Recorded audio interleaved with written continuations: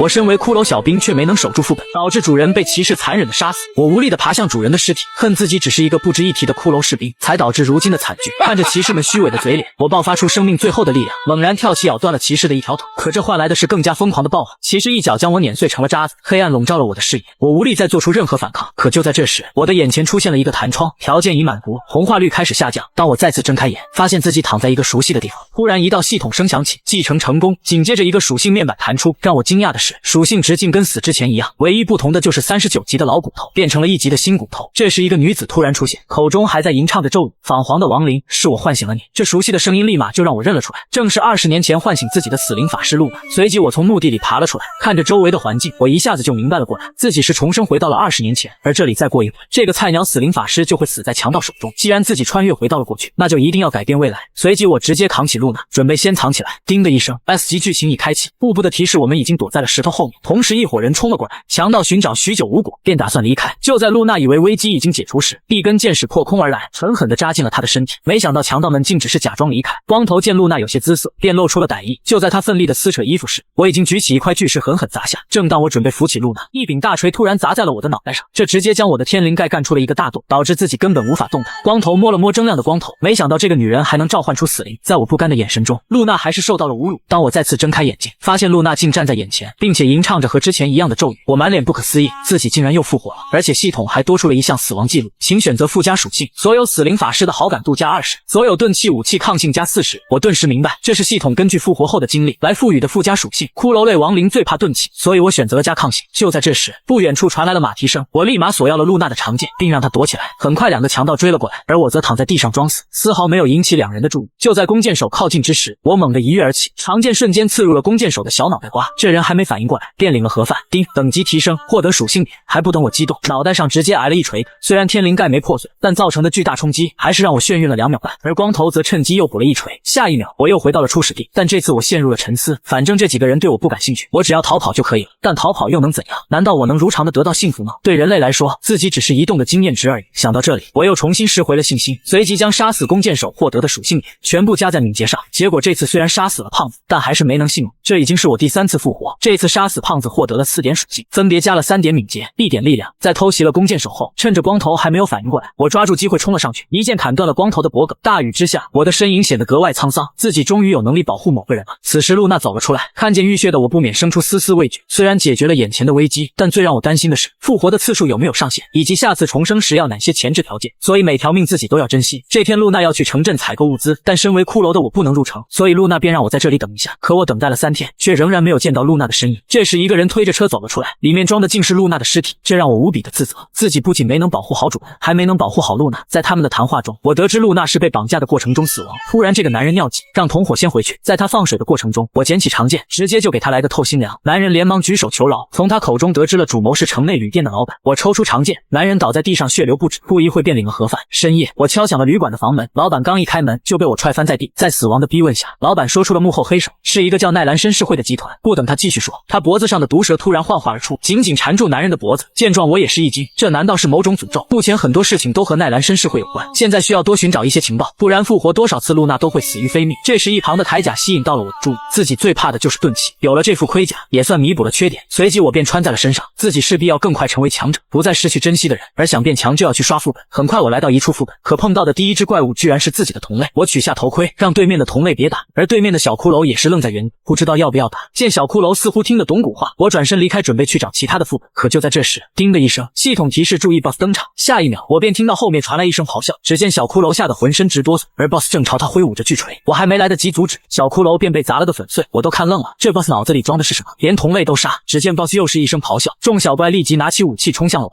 我很是无奈，本来不想跟同类动手，但这里的 BOSS 却非要送死。随即我摆好进攻姿势，仅仅一击就将2只小骷髅干得粉碎。没想到 BOSS 竟然不讲武德，抡起巨锤朝我发起了偷袭。堪堪躲过致命一击的我，直接朝着 BOSS 冲了过去。虽然 BOSS 的体型和力量庞大，但敏捷度却不够，他的攻击我都能够很轻松的躲开，并且还能够趁机砍他几刀。BOSS 被气得双目喷雾，举起巨锤朝我砸来，可依然被我轻松躲开，并且一跃而起跳到了他的小脑袋瓜上。曾多次被砸碎脑袋的我，对骷髅的弱点很是了解。随即我举起长剑，狠狠地刺入 BOSS 的天灵盖。随着 BOSS 的一声无能怒吼，我直接连升了5级，同时还触发了任务，请挥舞1万次剑，奖励1级剑术。见状我若有所思了起来，只要挥动1万次剑就能提高剑术，自己又不用吃饭和睡觉，岂不是很快快就能完成。就这样，我开始了挥剑之路，不知不觉就挥到了7528次。可就在这时，系统突然提示有人进入了副本，我立马转头看向入口，果不其然，有3道身影正在靠近。我直接走上前去，告诉他们这里我已经包圆了，你们从哪里来回哪里去。领头的小胖见我态度强硬，并且好像还比自己强，决定先溜为妙。随即他便转身尴尬的笑了笑：“小姐们，虽然有点可惜，但我们还是去打其他副本吧。”不料这个黄发妹子却故意挑衅，说我戴个头盔一点也不灵。随即又在小胖面前撒娇，让他去教训一下我。小胖为了不丢面子，硬着头皮让我摘下头盔。闻言我也不想和他们浪费时间，直接摘下了头盔，露出了性感的小骨头。而看到这一幕的小胖却哈哈大笑了起来，原来只是个区骷髅怪，还敢这么嚣张。话音刚落，他便拿起武器冲了过来。见状我不由叹了一口气，送死的还是第一次见。随即我一剑挥出，小胖的双手瞬间就离家出了腿，剧烈的疼痛让小胖跪倒在地颤抖不已。一旁的红发妹子吓得尿不湿都尿湿了，转身拔腿就跑。下一秒他就被一把利刃刺穿了身体，可我却懵逼了，因为出手的人是一旁的黄发妹子，他们不是组队的队友。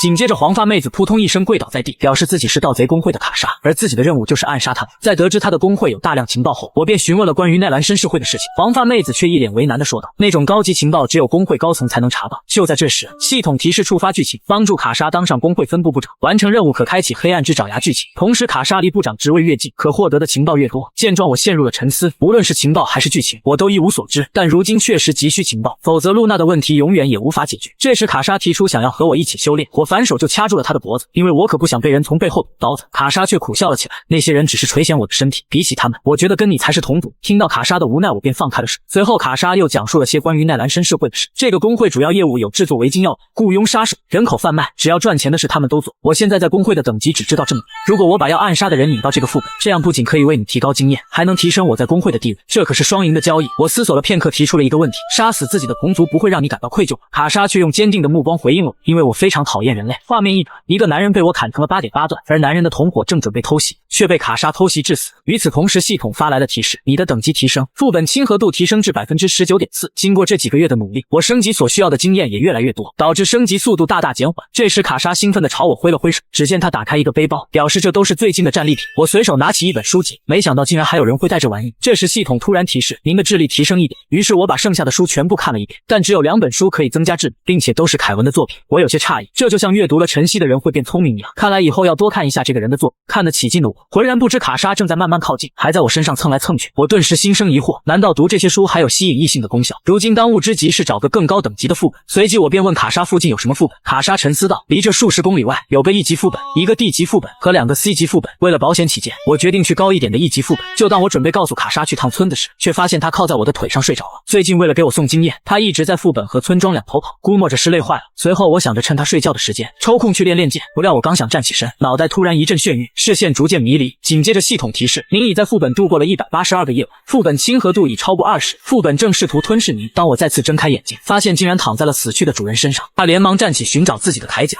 瑟西斯安抚小骷髅不用怕，说罢便拉他过去讲故事。当艾莎醒来却没发现小骷髅，于是他便打算去外面找找，但却恰巧发现了许多士兵。因为最近有很多人死在这个副本，所以蓝狮骑士团要进行讨伐。此时的小骷髅已经沉迷在梦境中无法自拔，他也怀疑过梦境的真实性，但看见瑟西斯大人安然无恙，他就无比满足。随后他将自己复活后的经历讲述给他听。这时系统提示副本闯入了入侵者，他又想起了瑟西斯在眼前倒下的场景，他握紧长剑，这次一定要守护好他。顿感不妙的艾莎正要通知小骷髅逃离，但小骷髅的意识还未清醒，他举起剑将艾莎当成了入侵者。这时骑士团的人马也发现了小骷髅，他们抬起弓弩朝着艾莎射去。此时路比突然出现在小骷髅梦境，两人将他围住，大声地斥责小骷髅为什么没有守护好自己。他抱头陷入了深深的自责中。艾莎见他不太正常，便掏出了绳索，而骑士团也拔刀冲了，可等待他们的却是快要爆炸的炸弹。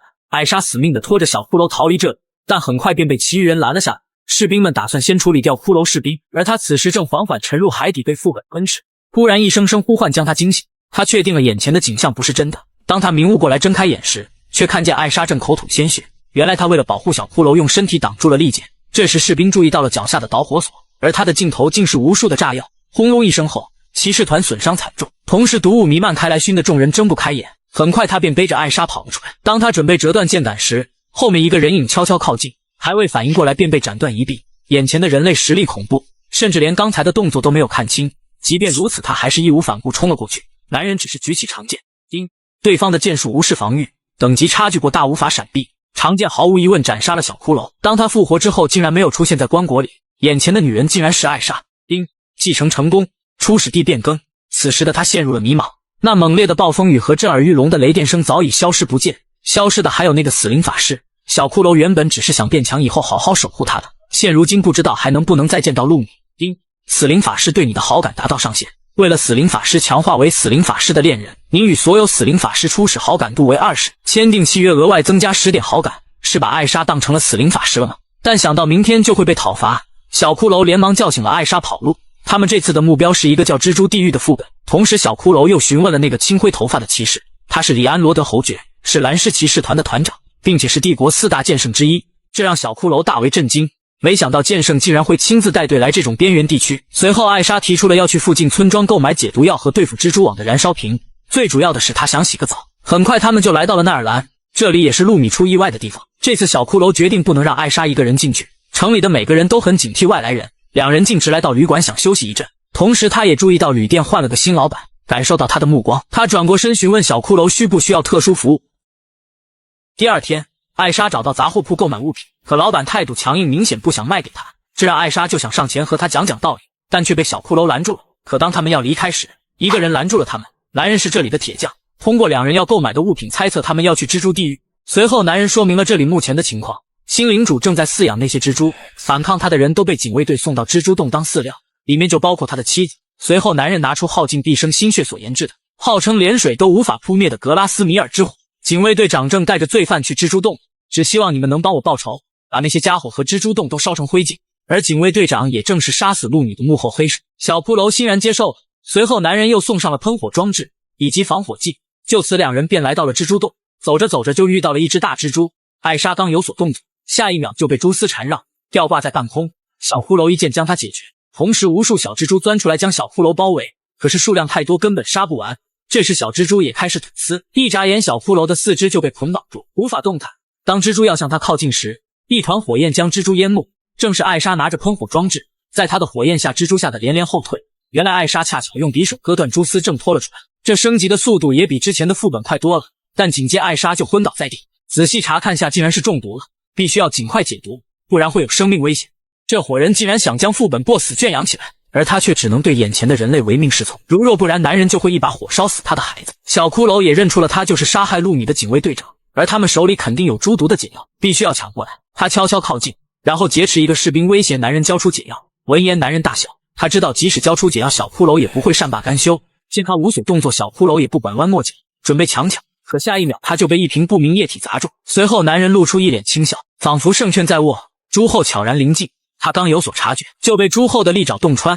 而小骷髅身上的液体其实是蜘蛛蛋液，朱后拥有极强的母性，他将小骷髅视作偷蛋贼，要把他吃掉。众人认为他必死无疑，正要离去之时，下一秒小骷髅的位置火光冲天，热浪席卷，而朱后浑身被火焰包裹，吱哇乱叫，众人更是惊出冷汗。他们没想到小骷髅竟然不是人，而他此时正往身上倒着防火剂。随后他将喷火器对准几人，男人反应迅速，立马闪躲，而他的小弟则全部被烧成人干。男人虽还活着，可任他如何拍打都无法熄灭这号称连水都无法扑灭的格拉斯米尔之火。而小骷髅已经站在他身前，他连忙跪地求饶，可杀害露米的真凶他根本无法原谅，毫不犹豫地扣动了扳机，直至将他烧成焦炭。同时小骷髅丝毫没有察觉自己正在融化，更诡异的是他的头颅不知不觉掉了下来。叮，继承成功，他又复活了。他明明使用了防火剂，也没感觉到热，这次究竟是死在哪里？他按照往常来到了内格兰，不同的是他主动找到了铁匠，铁匠按照往常拿出了格拉斯米尔之火以及防火剂，小骷髅却直接将防火剂打翻在铁匠身上，然后用喷火器对准他，想测试一下防火剂的功效。铁匠大惊，连忙让他住手。小骷髅也猜出来这药剂只能让人感觉不到热，但还是会被烧死。他逼问铁匠为什么要害自己，而铁匠竟然道出了小骷髅不是人类的秘密。你穿的铠甲是我造的，里面是个什么东西我一眼便知。这也让他一惊，但随后小骷髅便盯上了一旁的宝剑，他用剑抵住铁匠的脖子，这就当做你想害我的赔偿了吧。很快他们又来到了蜘蛛洞，可小骷髅想起了艾莎不幸中毒的事情，他悄悄靠近艾莎，以几手刀将她打晕。小骷髅不想因为自己让艾莎陷入危险，你先休息一会儿，我马上就回来。女孩是一位死灵法师，这天他将小骷髅唤醒了，女孩把他当作家人，小骷髅也打算守护女孩，可善良的女孩却被这群畜生残忍地杀害了。为了报仇，他提前来到副本清理蜘蛛。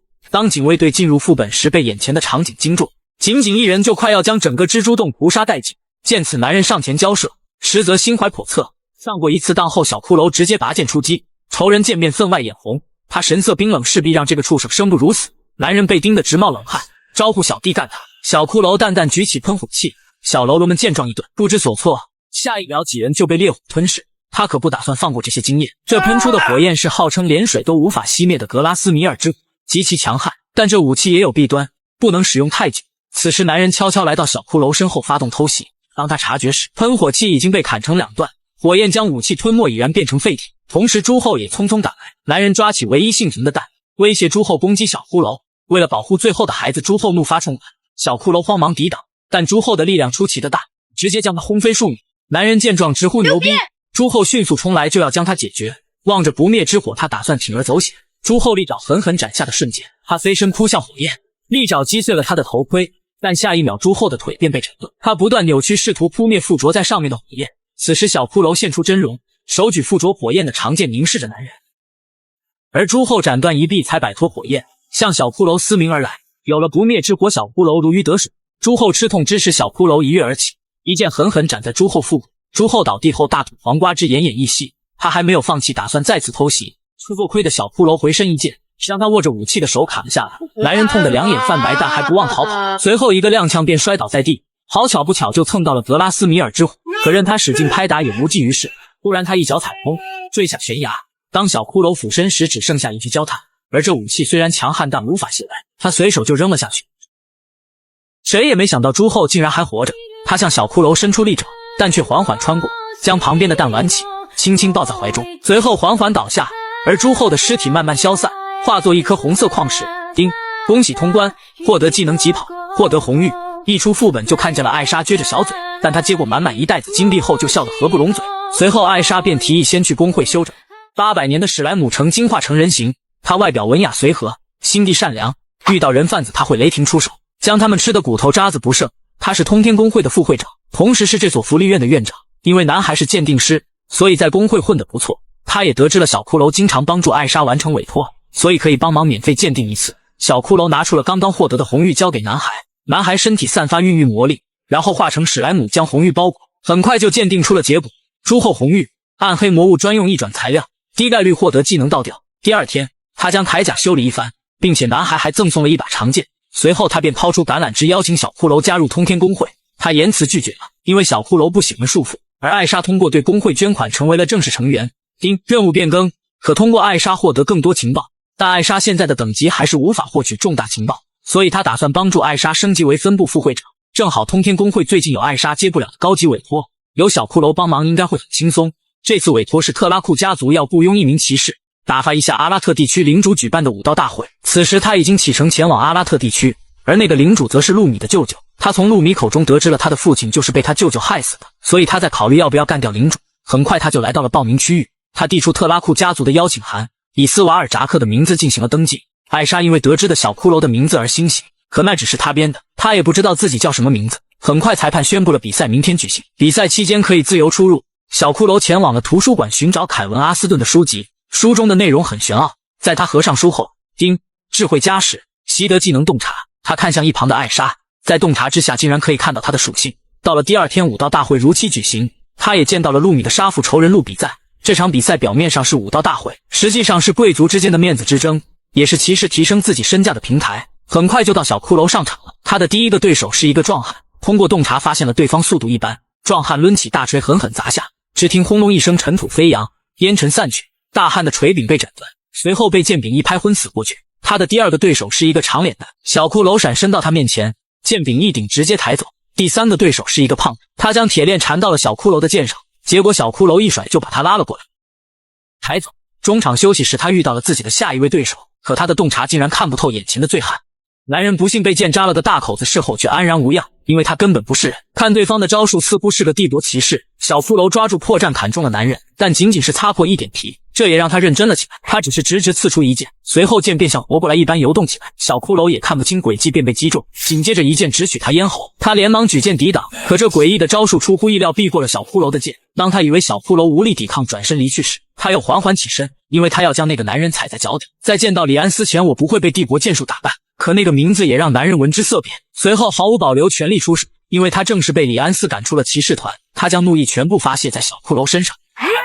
最后一剑更是直接将铠甲击穿，但他却转身选择了弃权。男人临走前告诉了小骷髅，必须拥有剑气你才能打败李安斯。他希望小骷髅未来能将那个男人拉下神坛，而前4名可以和领主共进晚餐，其余几位选手都能被洞察看穿，但却无法看穿领主旁边的侍卫，这也打消了杀死领主的想法。小骷髅第5场的对手是号称怪力魔的布莱德，同时也发现了他的武器极其巨大，就算防御住了也会受伤。比赛开始，他将剑刺入地面，激起的烟尘阻碍了小骷髅的视线。突然布莱德举起大剑猛地窜出，小骷髅迅速转身勉强挡住，出浑身气力将剑撇向一旁，这力道之大根本扛不住第2下，但继续闪躲肯定无法获胜。他决定主动出击，他速度之快砍得怪力魔连连败退。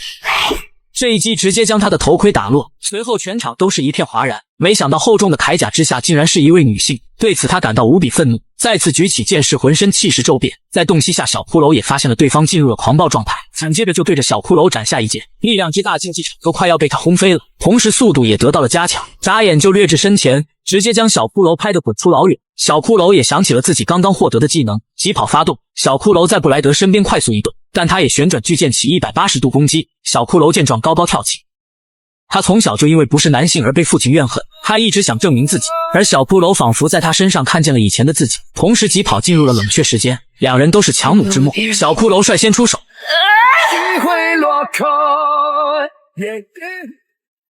胜利者是怪力魔布莱德。虽然比赛输了，但好在完成了委托，而布莱德急忙追上两人，他看出了小骷髅放手，所以想再比试一场，但小骷髅却极力反对，表示自己太心急，没有计算好距离，最后被你的剑砍到而已。这里的哥布林被人类所奴役，开采矿石，时不时就会受到殴打，但他们却不敢反抗，因为他们的首领被囚禁了起来，而这也是小骷髅此次接受的委托，将这里恢复原状。在这之前，小骷髅遇到了2个巡逻的小嘎嘎，两人看到小骷髅身上的红色斗，将他错认成了新上任的检察官。见两人脖子上都有奈兰绅士会的印记，小骷髅便顺水推舟答应下来，打算调查一下。于是两人带他去了腹部，一路上见到的都是哥布林的尸体，这也使得哥布林对人类产生了憎恶和敌对，所以魔王降临后，他们才会成为魔王军的先锋。不一会他就见到了这里的管理者，但他却怀疑起了小骷髅的身份，要求小骷髅展示纳兰绅士会的印记。原本还以为顺利，可一下子就变得剑拔弩张。小骷髅急跑发动，流光一闪就干掉几个小喽啰，随后直接硬扛剑矢将剩下的弓箭手解决。而在武道大会之后的几个月里，他穿过了布满毒藤的枯萎迷宫，攻略了半人马的领地染血沙漠，也被藏尸洞的食尸鬼追捕。现在的他已经今非昔比，而他之所以无惧剑矢，是因为在枯萎迷宫获得的征服者技能。见小骷髅如此强悍，几人纷纷跪地求饶，小骷髅则是让他们带自己去看看其他哥布林。画面一转，一个士兵正在拿哥布林练习剑术，而那个挣扎的哥布林是哥布林中的王族，拥有强大的再生能力。士兵连忙向长官介绍着小骷髅检察官的身份，而他却打量起了小骷髅身上的痕迹，伸手便要摘下小骷髅的头盔。小骷髅一把抓住他的手，疼得他哭爹喊娘，同时也注意到了旁边下属的疯狂暗示，他也明白了过来，先向小骷髅示弱，随后掏出准备2年半的匕首，狠狠捅进了小骷髅的眼窝。他一脸得意地询问下属发生了什么事情。正交谈之时，小骷髅突然起身，男人刚有所察觉，然后便领了盒饭。几个不开眼的还想反抗，结果没有活过3秒，而懂事的早就已经开溜了。可下一秒他竟被一条绳索缠住了脚，随后就被吊了起来。幕后黑手是一个哥布林，可得知了小骷髅不是坏人后，便又将他放下。他给哥布林勇士松绑的时候，小骷髅发动了洞察，没想到这家伙竟然是 F 级的副本过死。可他看到小骷髅的武器后，躲得远远的，被吓得浑身颤抖。小骷髅也得知了人类用哥布林首领的生命威胁他们当奴隶的事。当他以为委托完成要离去时，却被真正的检察官拦住。小哥布林知道这个人会再次把他们奴役，于是上前就要把他解决。没想到这个人不讲武德，小哥布林被一箭射倒。哥布林首领见到这一幕崩溃，彻底陷入了疯狂。丁，隐藏 BOSS 狂化的哥布林出现，他一把打飞对着自己的武器，随后带着无边怒意的一爪刺来，瞬间就把幕后黑手洞穿。丁，隐藏 BOSS 狂化的哥布林出现，属性提升，战意全无或者血量耗尽前会一直战斗。丁，隐藏任务，让愤怒的哥布林勇士冷静下来。此时他也注意到了小骷髅，他的眼里充满了仇恨，二话不说就发起了进攻。小骷髅猛然闪身到他身后，一脚把他踹倒，接着把剑架在他脖子上，但他却落入了2个抉择之间，究竟是杀死隐藏 BOSS 获得奖励，还是完成隐藏任务？但是看见周围哥布林无助可怜的样子，他犹豫起来。这时哥布林勇士眼神变为原本的模样，他丝毫不清楚刚刚发生了什么。丁，隐藏任务完成，获得救死扶伤称号，可以和哥布林种族进行交易。小骷髅拿走了检察官的证件，临走时却被哥布林勇士叫停，他要告诉小骷髅一个关于哥布林种族中唯一的魔法师的秘密。无法抵挡金钱诱惑的莫拉克决定要把世界上所有的金币收入囊中。他经过无数次实验，终于制作了一件物品，可以无限装下金币的莫拉克口袋。而莫拉克住在东部山脉的雪山地区，只要到了那里大喊暗号就会出现。之后他便回到了工会提交委托，而副会长看着小骷髅残破的铠甲，决定帮他修理一份。这几个月来艾莎的贡献已经达标，但想成为分会副会长还需要一个测试，就是把小骷髅带到指定的地步。艾莎认为这事情不对劲，打算拒绝，但小骷髅却同意了，他需要更多情报，所以艾莎必须成为副会长。同时他也想知道完成剧情任务后会发生什么。很快两人便来到了约定的地，这里是一个人为搭建的神殿，好像是个用来献祭的地，而神殿上方有着一个象牙，正是某个魔王的象征，骑着黑熊，有着狮子一样头颅的普鲁森。小骷髅也知道了这是一个崇拜恶魔的组织，同时也联想到了内兰绅士会的印记，可能也是代表某位魔王。忽然神殿的洞口走出数人，而中心的老者显得格外尊贵，他是帝国第3分会的会长阿萨姆，而四周的人都是通天工会的干部。老者觉得小骷髅成长的速度极快，随后邀请小骷髅与他们一起毁灭人类，创造新世纪。小骷髅不解提出疑问，人类对其他种族犯下的罪行你在哥布林之地也看到，话罢他便解开了头上的布条，露出头顶2只断裂的角。人类不断切割我们种族的犄角当作药材，我们对人类深深的憎恶你也明白。这也让小骷髅想起了被人类杀害的路比和瑟西斯，双手不由得开始紧握，心中燃起怒火。面对老者的洗脑，骷髅大人并没有陷入其中，开口问道：你们到底想干什么？老者仿佛传销组织成员一般，继续描绘着宏伟蓝图。世界将会陷入混沌，需要掀起战争，用战士的鲜血献祭召唤我们的王，王会降临，然后用净化一切的业火毁灭全人类。老者慷慨激昂地讲述着，讲得我都心动了。骷髅大人指着雕像问：这就是你们的王吗？老者对他的识货显然很满意，你的眼光真不错。接着他又说出了王的名字，在场众人一片唏嘘，老者更欣赏他了。骷髅大人和爱丽丝相看无言，他们表示血祭都准备好了，当王降临时，人类就会灭亡。这疯魔一般的语言早已深入他们每一个人的内心，他们都是普鲁森最忠实的信徒。骷髅士兵看着老者，想起前世发生的事情，问到：战争是你们引发的吗？老者表示，引起战争的是皇室，他们只是让战争变得更持久，通过妨碍休战和树立战争英雄，从而增加两国的矛盾。骷髅士兵听完那老者陷入疯魔的话语，依旧沉默，因为他知道他们的目的只能成功一半。普鲁森确实通过献祭降临，也会蹂躏人类，但最后会被人类勇士打败。骷髅士兵继续打探相关情报，帝国会先向哪个城市下手？老者答道：我们工会总部的琥珀城，他们做了应对措施，但都失败了。帝国准备发动战争的动作快得惊人。措施失败？难道是你们？老者听完哈哈大笑起来，周围的人也跟着笑了起来，仿佛听到了天大的笑话一样。可不是我们这小角色能干预的。那是谁？老者摊着手说道：没有任何人，就是失败了而已，命运的安排吧。老天都在帮助我们，万事俱备，快加入我们成为王的忠实信徒吧。力量手到擒来，不只是工会权限，还会有更多，会给予你真正的力量。就看此时的老者在做着什么仪式，双手张开，无形的力量环绕着他，四周的成员也发生了变化，慢慢的转化成了怪物。爱丽丝见状大吃一惊，那老者周身的气势发生变化，断裂的犄角开始疯狂生长，接着一声低吼，他的身体开始变异，庞大的身躯撑破了衣衫。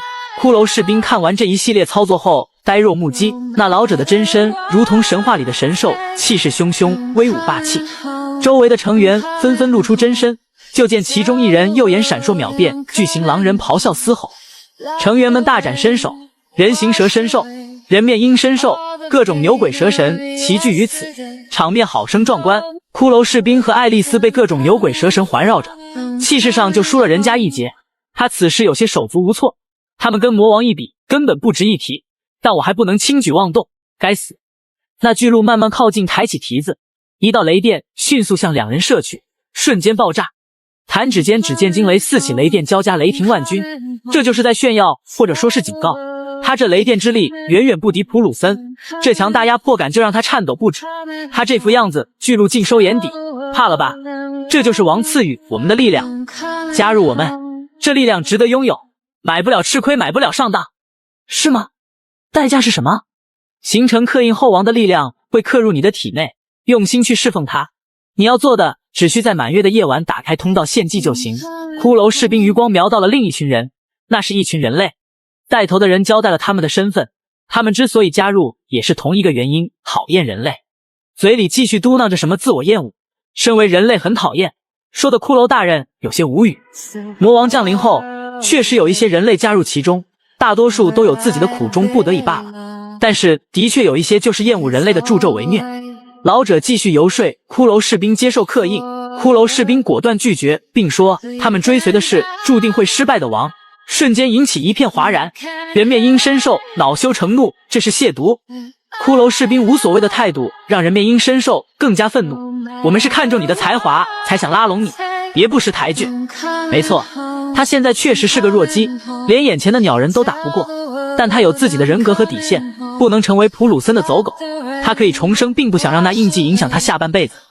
骷髅士兵扭头询问爱丽丝的意见，爱丽丝更想知道骷髅大人的想法。加入他们也就能快活10年，但那之后就会被毁灭，失去所有力量。爱丽丝打趣着：“您是预言家吧？明知故问吧，只要能跟您在一起，就算今天就玩完，我也不后悔。”老者对他无理的言论没有过多计较，又开始新一轮的洗脑言论。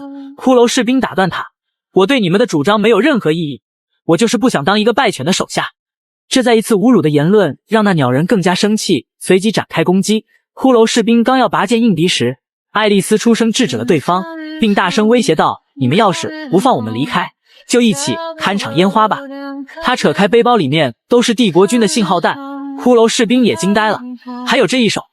爱丽丝沉着冷静地开始提条件，让他们离开。鸟人气急败坏做事，开始进攻，战争一触即发。这时有人出声阻止，就见那巨鹿前蹄踏地呵斥一声：“跪下！”但此时的局面依旧剑拔弩张，别说是逃走，能否活下来都很难。就在这时，那个狼人突然跳到两人身后，开始自我介绍，表示就算人类军团来，他也不惧。骷髅士兵见状，心里也没底。狼人冲着满身戒备的两人吼叫着，巨鹿出声阻止，告诫他们离俩人远点，别让王降临的地方引起别人太多的注意，决定要放二人离去。骷髅士兵心里还打着鼓，就这么简单放他们走？他带着爱丽丝大步流星的离开，但巨鹿真的会让知道他们许多秘密的两人轻易离开吗？要知道，只有死人的嘴才能保守秘密。就见那巨鹿低头开始蓄力凝聚雷电，一记麻痹术打得两人措手不及，瞬间命中。骷髅士兵手持佩剑动弹不得，那狡猾的巨鹿胸有成竹地看着两人，控制住了爱丽丝，他就没有了忌惮，防止夜长梦多。你俩就留下吧。巨鹿还想给骷髅士兵最后一个机会，要么加入，要么去死。骷髅士兵明白了，印记不能强行刻印，他借此不过是想拖延时间，顺便再套出更多的情报。出声问到蛇形纹身的秘密，巨鹿看他也是难逃一死，也不怕他泄密，就说了出来。那条蛇生性多疑，只把力量给了祭司长，再由祭司长控制信徒，那些人应该都是祭司长杀的。好了，不说废话，该送你们上路了。此时突然一阵火光冲天，照亮了巨鹿的脸庞，信号弹在空炸开。骷髅士兵和爱丽丝也是一惊，巨鹿眉头紧皱，面色不愉，看向空中。只见一个蒙眼女子上前与巨鹿小声嘀咕一番，巨鹿一声令下，散开。所有怪物开始飞快的四处逃窜，巨鹿则化为了人形，离去时还不忘看他俩最后一眼。剩下了蒙眼女他们三人，蒙眼女嘴角带着似曾相识的微笑，她的留下就是为了解决他俩，以绝后患。他上前抚摸爱丽丝的脸庞，就见她的双手突然变成绿色的粘液，要将爱丽丝吞噬。看到熟悉的粘液，两人恍然大悟，这个人竟然是孤儿院长罗恩。绿色粘液喷薄而出，涌向骷髅士兵。他用仅剩的一点力气问道：“你不是喜欢人类的孩子吗？如果发生战争，那又怎样？人类必须灭亡。”他加大力度，很快骷髅士兵的头盔掉落，视线开始模糊，逐渐失去意识。最后映入眼帘的是爱丽丝正在融化的身躯，他大呼不要，可是却发不出任何声音了。他没有守住这一次的爱丽丝，随后意识消散，一切都化为了尘土。不出意外，骷髅士兵再次重生，随着轰隆一声巨响，骷髅士兵猛然惊醒，回到了熟悉的山洞。爱丽丝依旧躺在他的腿上熟睡。这一次真的是经历了太多，虽然通过软泥怪的帮助打通了许多副本，但是 T 与 T 工会太过危险，无异于与虎谋皮。为了爱丽丝的安全，他决定单独行动，跟爱丽丝分手。一番感慨后，面前弹出了一个窗口，显示了他的属性及特征，接着自动选择了增加死灵法师好感度的特点。随后他看了眼熟睡的爱丽丝，发现其状态栏描述的更加详细了。随着叮铃一响，显示同化率的窗口弹出，接着同化率开始下降，一阵眩晕袭来。过了这么久，他依旧搞不懂这意味着什么。爱丽丝醒了过来，他心神不宁地看着骷髅大人，他说自己做了一个奇怪的梦，却什么都不记得了。说完，他把真实的怀表交给了骷髅大人。见过很多次的他当然知道这是信物，曾经的爱丽丝几次都想交给他，这回终于如愿以偿了。他收下了，戴在了脖子上，然后跟爱丽丝说了分手。这对于没有曾经记忆的爱丽丝来说无疑是个打击，也搞得她一头雾水。趁她没有反应过来，骷髅大人匆忙地交代了一些事情后转身离开，临走前说了句不会再见了，心中默默地说了声对不起。虽然有些无情，至少爱丽丝还能活下来。他独自走在漆黑的森林里，想着接下来要去哪。他想到爱丽丝曾经说过的一级副本地下荒坟，他决定去那碰碰运气。黑夜褪去，日出雾露余，轻松如高木。骷髅士兵很快就要到了目的地，他走到一个岔路口，正当他思索往哪边走时，身后却传来了马蹄声。一队骑兵凶狠狠地赶路，骷髅士兵连忙闪身躲进草丛。他们如果搜寻到自己保不齐盘问自己的身份，到时候会有麻烦，怎么办？先下手杀了他们。正当他思考要不要动手时，却出现了意外。一个流浪武士打扮的男子大摇大摆地出现在道路中间，大步流星地走向那群骑兵。骑兵在寻找奸细，连忙拦住他，询问他的身份。在宽大安全的道路上找奸细？我看你们是想抢钱。我就是奸细，你们想动手啊？骑兵们愤怒地冲上去，却见那武士拔剑迎战，随即使出一刀流斩断了骑兵的武器。没了武器的骑兵在原地有些不知所措。我只开个玩笑，一群白痴。我是格拉斯米尔家的查特勒男爵。那些骑兵态度大变，连忙拍着马屁。查特勒对于他们的吹捧颇为享受，让他们跟他一起去选几件武器。骷髅士兵对男子的身份有些好奇，不过他的出现显然帮他避免一些麻烦。随即起身正要继续赶路，躲在暗处的女人却露出一抹耐人寻味的笑意。她的话语如同魔咒一般在骷髅士兵的脑海中响起。你好呀。他立马觉得自己意识模糊，四肢无力。我要死了吗？为什么？这到底是怎么回事？在失去意识的最后一刻，弹出了一个窗口，他却是看不到。陷入昏迷的骷髅士兵猛然惊醒，一连串窗口弹出，本来不用睡觉的骷髅却睡着了。到底是怎么回事？还在思考着的他，眼前继续弹出好几个窗口。他仔细读了其中的内容，算是勉强明白自己目前的处境。他被一个强大的人用结界困住了，在这里的他全部属性都下降了，视野也减少了，连一根手指都动不了。如此虚弱的他，连一只蚂蚁都碾不死。他通过水滴声勉强推断出这是一个洞穴，接着又一个窗口弹出，他挣扎着起身，他的属性和视野恢复了一点，能动了之后起身探路。因为视野受限的缘故，骷髅士兵能见到的只有一片黑暗。突然一个熟悉的身影出现在他的眼前，一个弱鸡一般的骷髅怪。他举起拳头像慢镜头一般，骷髅士兵不屑地看着对方的动作，而下一秒他被一拳击中面部，被打飞出去，破防了家人们。他艰难起身，有些踉跄，对方没等他站稳，又一拳击中他的腮帮子，再一次将他打倒。他的脑袋瓜被打出了一道裂痕，出现裂痕的同样还有他的尊严。曾经只有他虐别人的份，而如今自己竟然被一个弱鸡打的这副鬼样子。眼睁睁地看拳头再一次飞过来，竟然都躲不开，他又被打倒了。这一拳把骷髅士兵打开窍了，结界限制了他的能力。而此时红色窗口弹出，提醒着他的血量开始下降。正是因为骷髅怪的最后一拳，骷髅士兵读懂了对方出拳的套路，找出破绽后随即先对方一步，打出一拳回击了对方，击中其眼眶，将对方打倒在地。他上前踩在对方的身上，疯狂踩踏着，就见对方的骨头一根根断裂，彻底散架子了。打这种废物竟然花了这么长时间，就算受结界影响，自己也很不爽。就在这时，那断裂的骨头竟然自己拼接起来。那个骷髅怪站了起来，这下让骷髅士兵暗叫不好。而复活的骷髅怪连看都没看他一眼，转身离去了。他自己的伤势竟然自动愈合了，很快就恢复如常了。骷髅士兵更加疑惑了。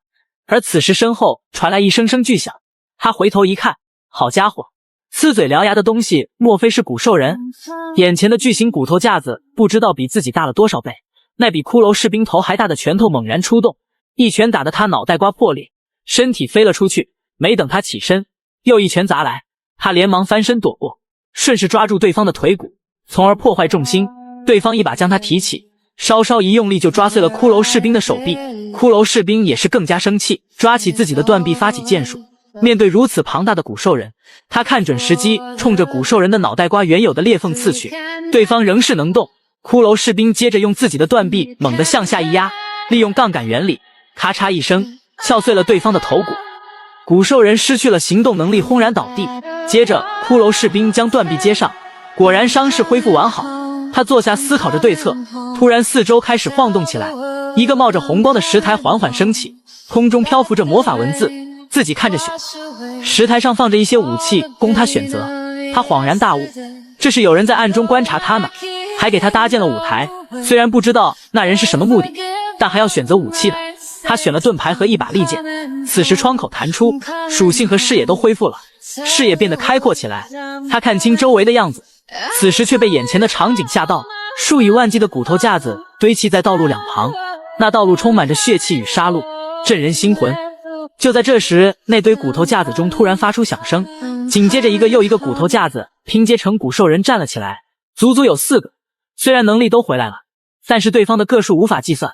在击碎了不知道多少个骨头架子后，他感觉到有些吃力，这车轮战谁能受得了？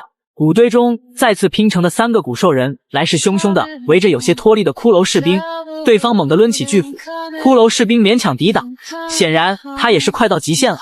到现在依旧搞不清那个神秘人到底要做什么，终究是有些吃力，盾牌被打掉了。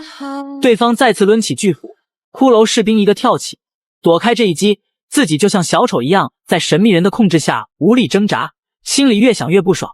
他岂是任人摆布的玩具？随即去拿盾牌，准备接着战斗，结果盾牌被对方一脚踢开，这下可是芭比 Q 了。接着对方钳制住他，将他按在地上摩擦，却没有下死手。看来幕后之人没有打算取他性命。这时一阵高跟鞋的声音传来，一个女人缓缓走来，骷髅士兵只能看见一个模糊的身影，被按住脑袋的他无法看清女人的样貌。他挣扎着抬起头，想看清究竟是谁。真是个奇特的孩子，你还有什么事情瞒着我？搞得骷髅士兵摸不着头脑。叫回古兽人后，他也不见了踪影。接着一阵凄厉的叫声传来，这是鬼妖。鬼妖如同幽灵一般徘徊在骷髅士兵的身边，来回游荡，从他的骨头架子中穿梭，试图窥探他的内心。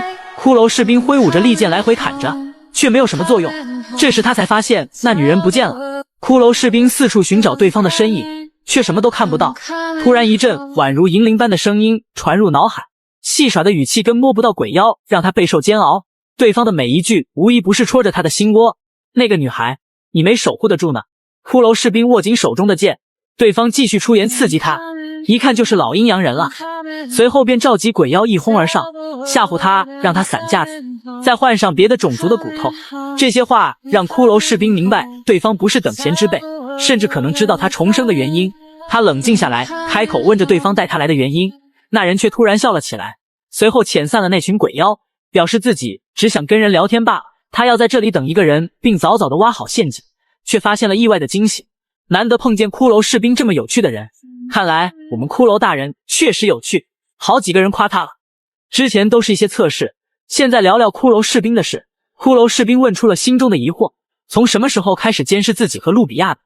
我能读懂每个骷髅心中最强烈的执念，不过也就能看到一些画面。接下来该我问了，你苏醒多久了？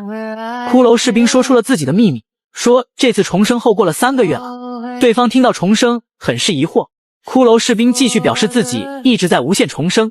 那人以为他在开玩笑，脑子不清醒，讽刺了他一番。骷髅士兵白期待了有人能知道他的境遇，气得把手中的剑扔在地上。该死，不信你还问什么？我已经重生9次了，我明明都死了8次了，却还是没有守护好任何人，哪怕现在还是一样无力挣扎。正当他沮丧时，那个在脑中响起的声音在他耳边响起。他扭头看去，那女子缓缓走来，那人正是名声大振的半人半骨的死灵巫师吉斯蒂拉伊。那女人上前，双手搭在骷髅士兵的肩膀上，仔细打量了一番，表面看起来就是一个普通的骨头架子，但是为什么会散发出独特的气息呢？正是这简单的触碰后，让骷髅士兵接2连的升级。对方到底是有多强大？吉斯对骷髅士兵重生的事情来了兴趣，让他细细讲述。骷髅士兵希望对方能给他提供一些情报。吉斯还是有些不信，这个骷髅疯了吧？与此同时，窗口弹出，好感度增加。看来特点还是有些好处的。吉斯激动地抓住骷髅士兵，决定好好研究。他无力反抗，吉斯轻而易举地让他陷入昏迷。随后他隐约觉得有雨声，一阵轰隆巨响，那熟悉的场景映入眼帘。这是又回到原点了吗？骷髅士兵猛然惊醒，大喊着路比亚，结果并没有回到那个坟地，雷雨声也消失了。看来自己没有死。吉斯看到他醒了过来，上前说道：“我给你换了一个脑袋瓜，把我的头骨分了你一点，感觉还不错吧？该干正事了，练练手吧。”骷髅士兵听完有些警惕，谁知道眼前这人要做什么妖？暗处浮现一个熟悉的身影，竟然是格拉斯米尔家的少爷查特勒。骷髅士兵看向此人，觉得有些不对劲，好像被人操控的傀儡一般，毫无生机。吉斯把剑塞到骷髅士兵的手里，让他开始表演。骷髅士兵觉得对方只是拿他寻开心，但又想验证一下自己的实力进步了多少。既然无法逃避，就假装配合一下。人在屋檐下不得不低头。查特勒挥着剑冲向骷髅士兵，其速度非常之快，实力也毫不逊色。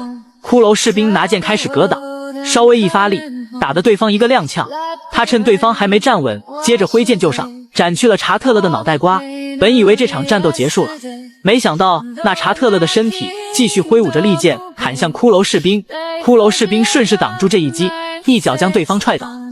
接着骷髅士兵一剑刺入其心脏，查特勒彻底倒下了。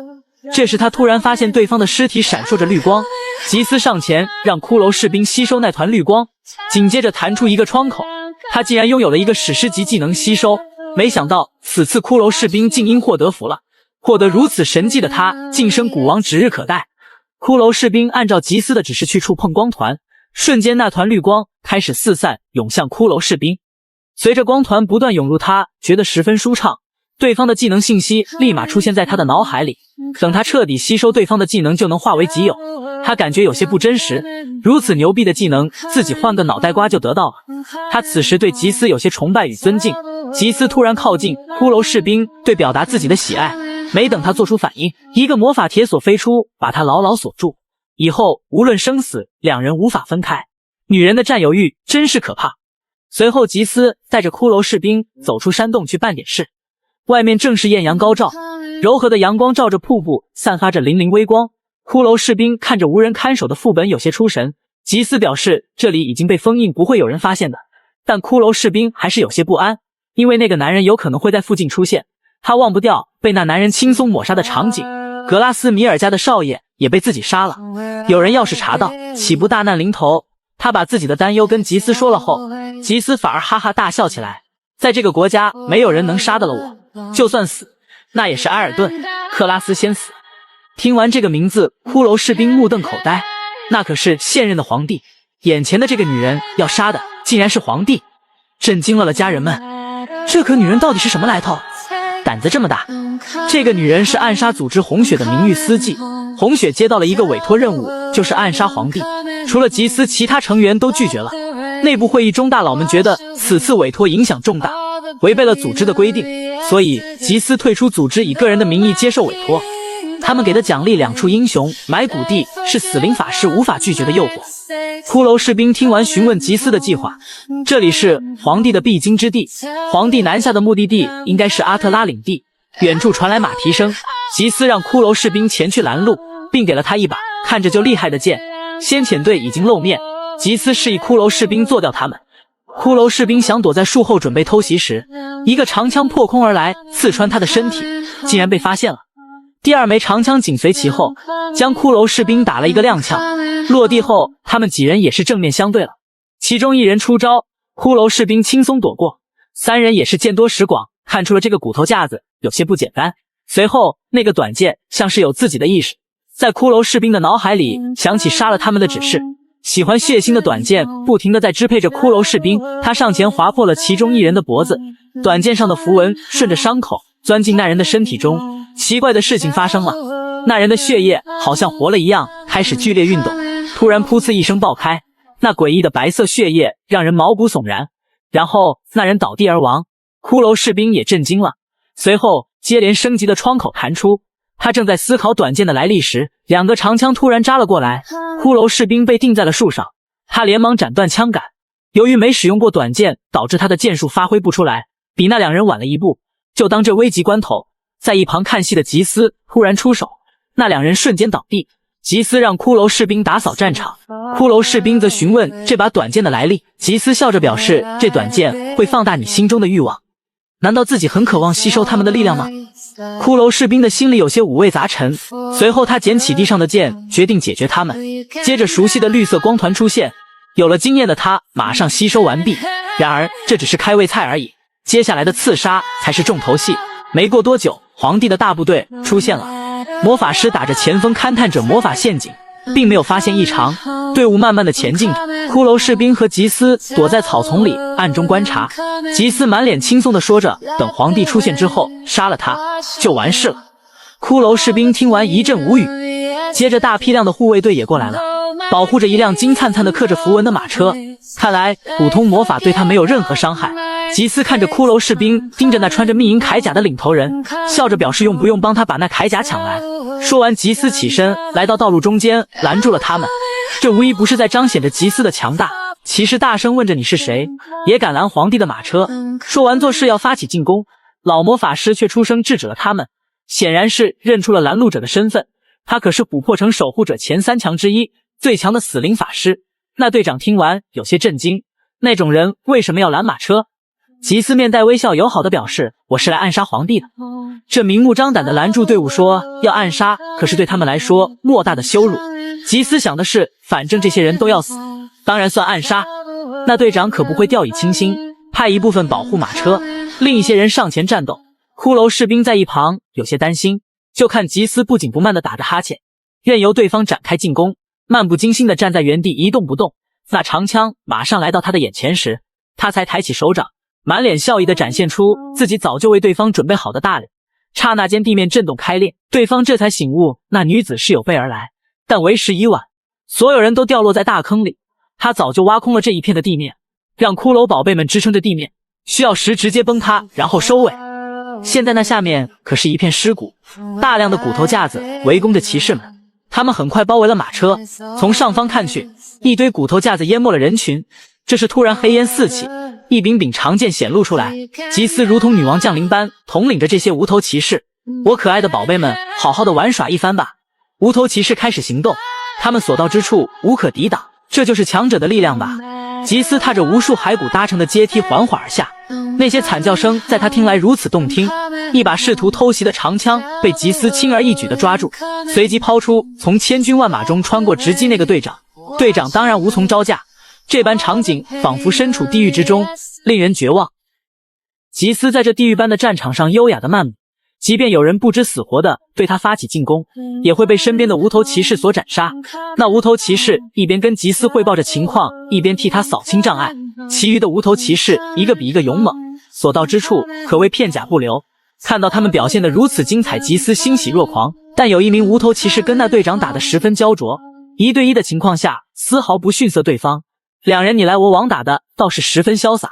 吉斯想着速战速决，既然一个不行，那就再来一个。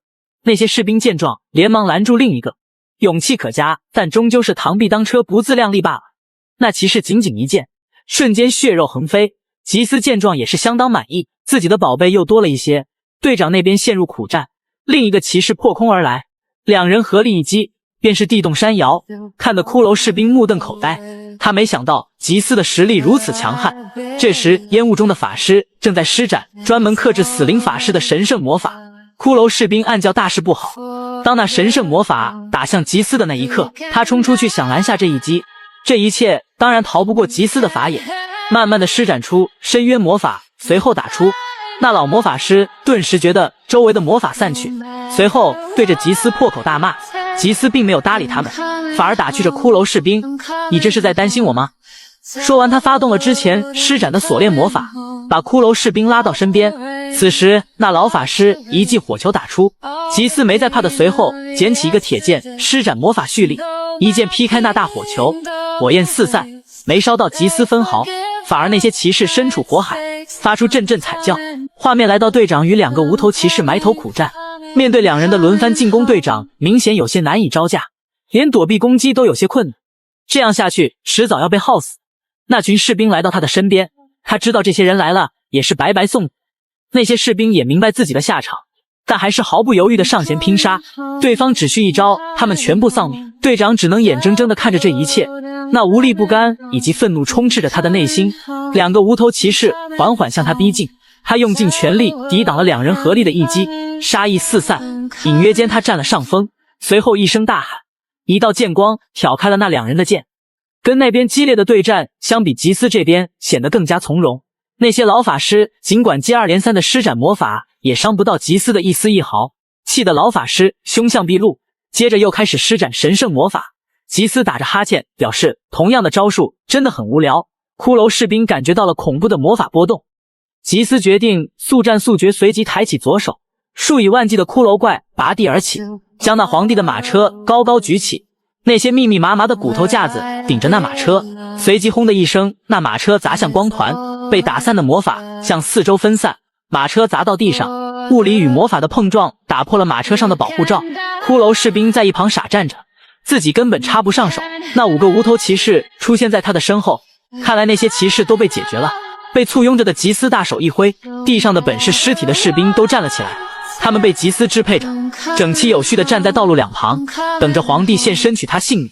皇帝狼狈地从车里爬出，吉斯一手握着针管，另一只手抓起皇帝，一针扎向其脖颈，抽取血液，确认了那人是皇帝后，没有废话，果断的一刀割喉，血液四溅。那一言不发的皇帝在临死前最后用尽所有力气说了4个字：陛下万岁。那人说完之后，如同一枚炸弹在吉斯脑海里炸开，这家伙难道是个假的？有些令人难以置信，眼前这人的长相和血液都对得上啊，还戴着皇帝的戒指，这究竟是怎么回事？不等吉斯想明白事情的原因，异变突生，一个黑色的漩涡突然出现，越来越大，散发着连他都感觉恐惧的气息。他对着大家下了最后一道命令：快逃！吉斯立马发动身上的骨鞭，全部刺向黑洞，试图阻止那人现身。随着一阵阵声响，那骨鞭节断裂。吉斯看情况不妙，下令让他们快走。那漩涡散发的威压感让骷髅士兵迈不开腿。看着吉斯处于劣势，那5个无头士兵违背了他的命令，没有逃走。哪怕吉斯一次又一次的呵斥，他们依旧没动。那漩涡突然裂开了，骷髅士兵简单的以为吉斯解决眼前的危机，可吉斯看着那碎片咬牙切齿。接着那些碎片聚集在一起，形成了一个空间裂痕，一柄漆黑巨剑自裂缝中缓缓而出，不断切割放大裂缝。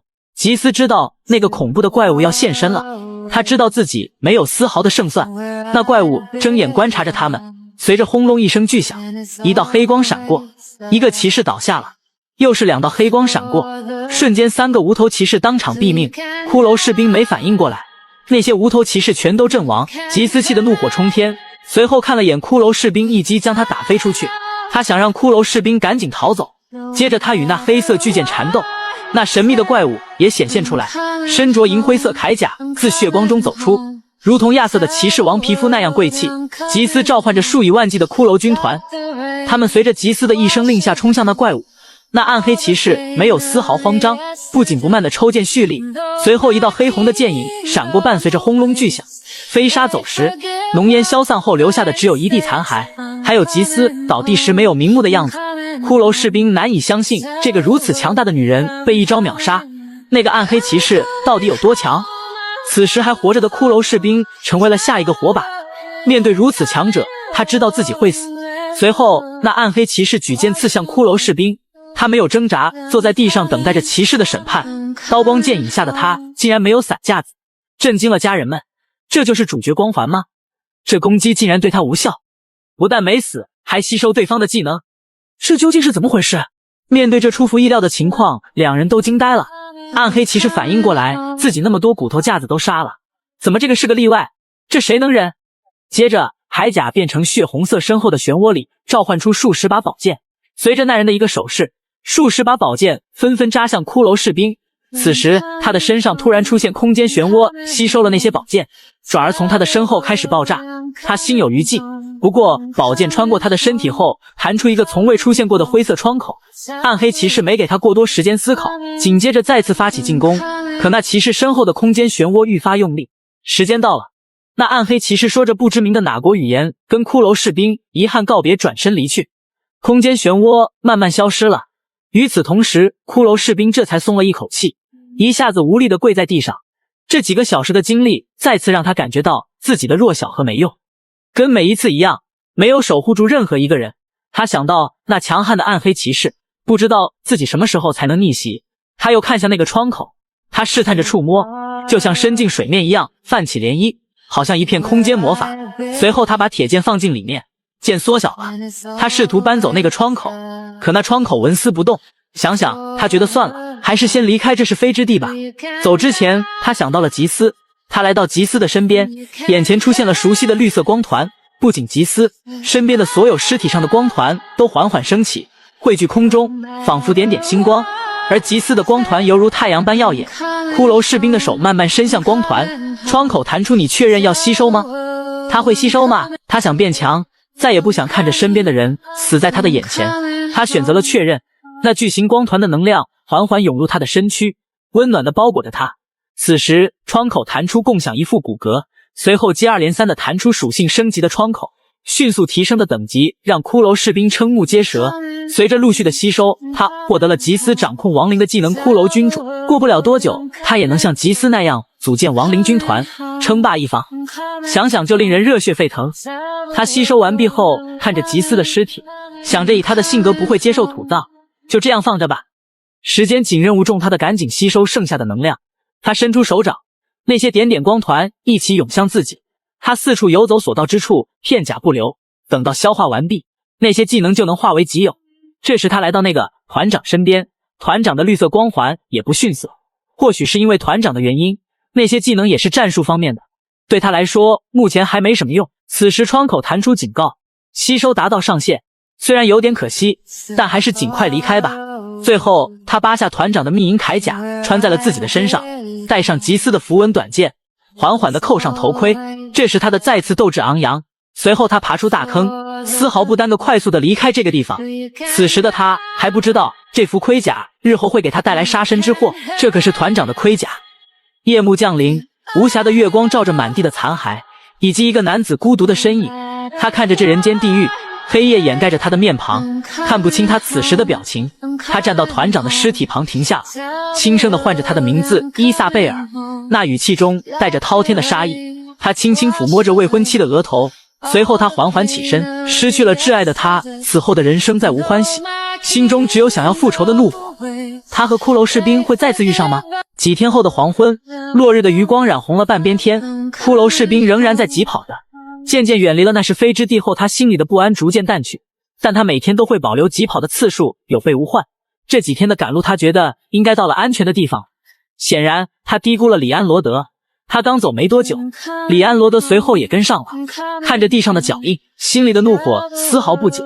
骷髅士兵并没有感到身后的危机重重，只觉得这里有些熟悉，开始在草丛中寻找。果然是那猎人布置陷阱的地方，看来那狼崽子没能逃脱，化为了骸骨。等一下，他应该能复活他。随后他掰开铁夹，施展魔法，只见那个骨头架子动了起来。骷髅士兵有些不敢相信，他虽然醒了，但他还没有掌握控制狼崽子的方法。为了掩人耳目，他扯了一块布包裹住了狼崽子。伙伴们，这难道是狼外婆的前身？黑夜笼罩着森林，里安罗德手里拿着罗盘，追踪着骷髅士兵。罗盘发光的同时，盔甲也在发光，那光芒没等骷髅士兵来得及观察就消失。他心中有所疑惑，但也没当回事，继续前进。那小狼在一个废弃的木屋外停下，随后他俩进入屋内，骷髅士兵跟着小狼上了2楼。那木桶里竟然散发着熟悉的绿光，他上前一看，是一只刚死不久的年幼的巨人。接着他吸收了快要消散的能量，他有点看不上这次吸收的技能，看来是得意忘形了。我飘了，家人们。里安罗德沿着蛛丝马迹来到了木屋外，复仇者的脚步声越来越近，危险也是步步紧逼。发着光的盔甲在黑暗中异常明显。骷髅士兵看着桶中的巨人，又瞄了一眼小狼，自己是不是也能复活这巨人？接着他开始实验，然而这次没有成功。唤醒巨人需要35点统治力，让他无能为力。他又想到吉斯唤醒的亡灵军团没有数十万的统治力，根本做不到，觉得自己前路艰难。突然小狼感觉到了危险，开始吼叫。然而骷髅士兵根本无法理解他的意思，急得小狼就差开口说话了。他只觉得自己的统治力不够，转而他被一本书吸引了。他拿起书开始查看，作者的名字让他有些惊喜，海文·阿斯顿。书里大概讲的是猎杀巨人的教学，但那语句有些晦涩难懂，还有一些诡异，他看得有些吃力。有一行奇怪的文字吸引了他的目光，这时之前吸收的语言技能自动开启，还没有等他看清楚内容，那熟悉的眩晕感再次出现，接着他感觉天旋地转，书也掉落在地。这简单的一句话让他的同化率又下降了。他缓过来后捡起书，终于看清了那句话，请接触碎片吧。提升智慧的窗口弹出，他在思考这句话的意思。与此同时，木屋的门悄悄地开了，小狼感觉到危险来临，不停地吼叫着。骷髅士兵很是嫌弃，死神的脚步声越来越近，他依旧沉浸于知识的海洋，无法自拔。小狼转头跑下了楼，还在不停地叫着。骷髅士兵两耳不闻，直到警告窗口弹出，与小狼的链接被强行切断，他才感觉大事不妙，随即熄灭油灯，拔剑戒备。那小狼已经被人解决了，自己到底是怎么暴露行踪的呢？此时盔甲却发出亮光，在漆黑的屋子里格外显眼。骷髅士兵终于明白自己拿走这套盔甲是多么愚蠢的决定，现如今只能硬着头皮奋战到底。他正准备拔剑时，那黑暗中的人影一把按住了他的剑柄。骷髅士兵怎么使劲都无法拔剑。当他看清楚对方的样貌时，瞬间觉得浑身血液凝固。里安罗德那冰冷的眼神看着骷髅士兵，仿佛在看死人一样。他立马抽出符文短剑，直刺过去。只要能划伤一次，他就能化险为夷。里安罗德岂能让他轻易得逞？随即加大力道，把骷髅士兵震倒在地。他本以为自己实力有所进步，就能与眼前这男人抗衡，但依旧相差悬殊。果不其然，骷髅士兵很快就难以招架，武器和盔甲都被卸下，被里安罗德死死踩在脚下，动弹不得。不知为何，他什么都没问。随即里安罗德缓缓举起手中的剑，骷髅士兵眼前一黑，便失去意识。不知过了多久，他被狐狸的叫声惊醒。眼前的场景让他有些吃惊，他被绳子困住了手脚，原来自己没有死。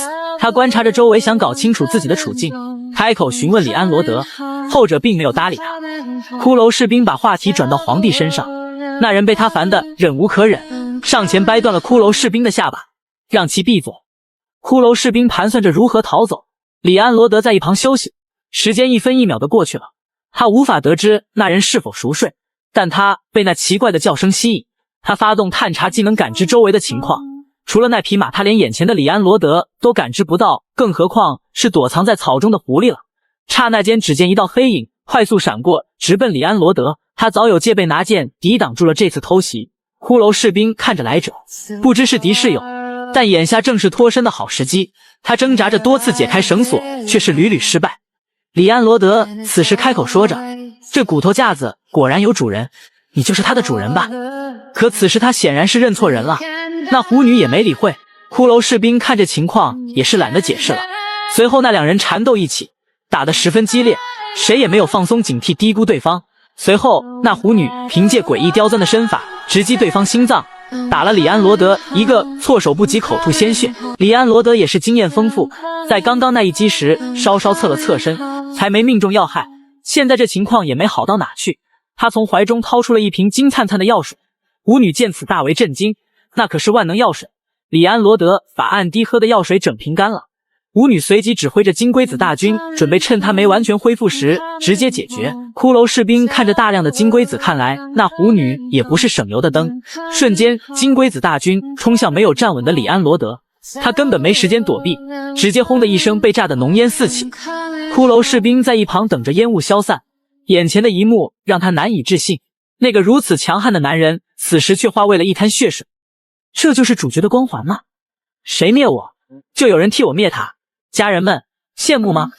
还没等他上前查看，就被狐女带走了。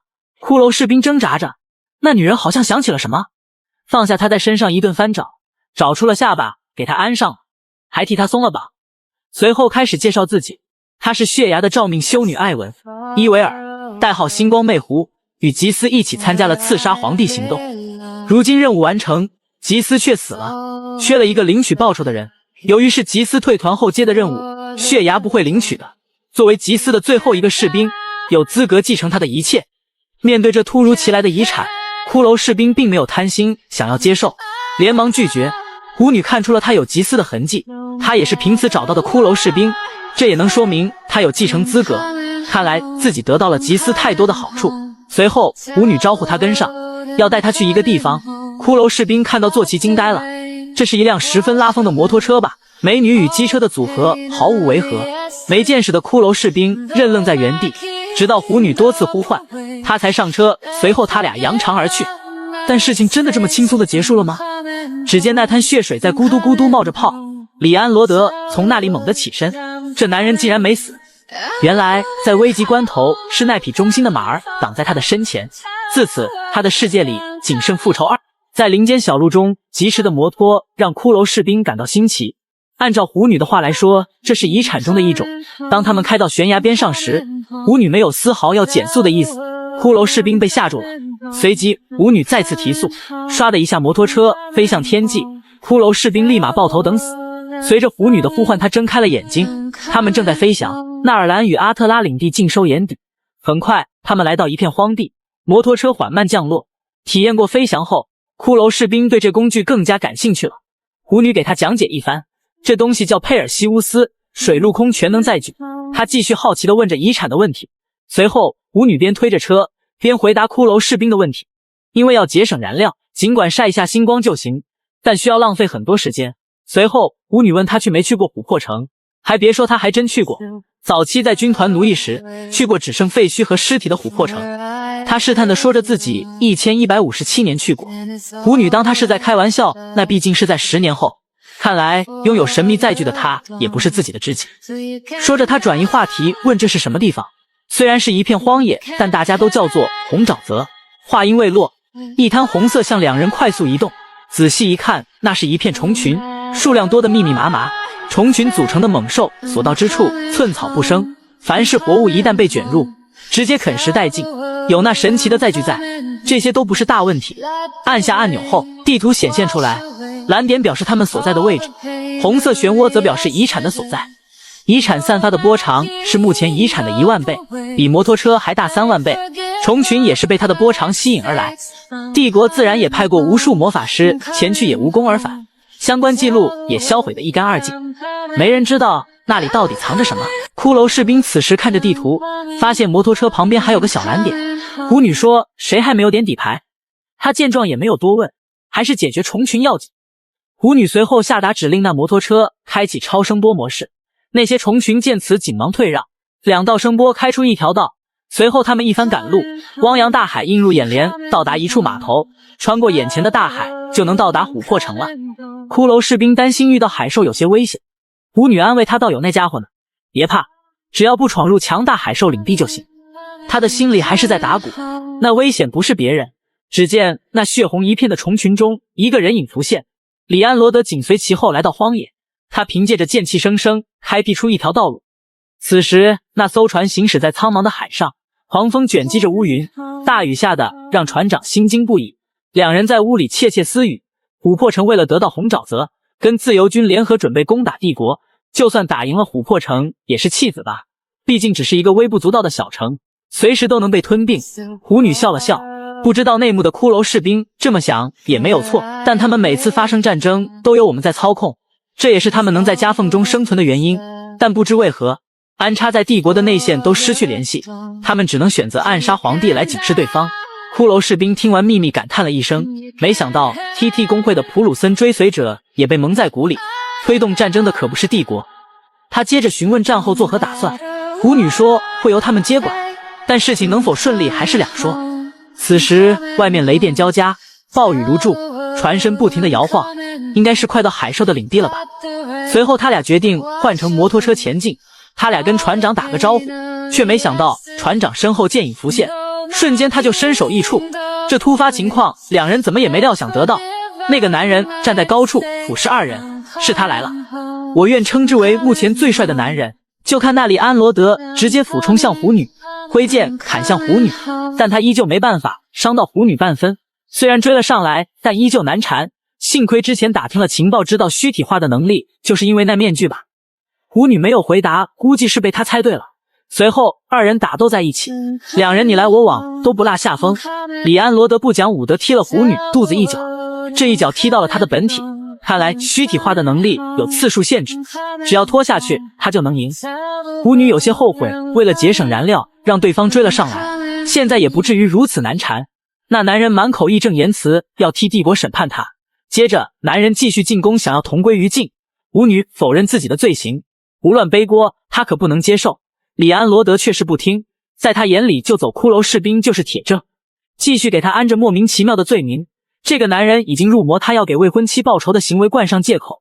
舞女加快进攻节奏，想要快些结束。里安罗德哪能让他如愿，继续不依不饶。舞女让骷髅士兵保护好摩托车，如果连这都保不住的话，他俩就要葬身大海了。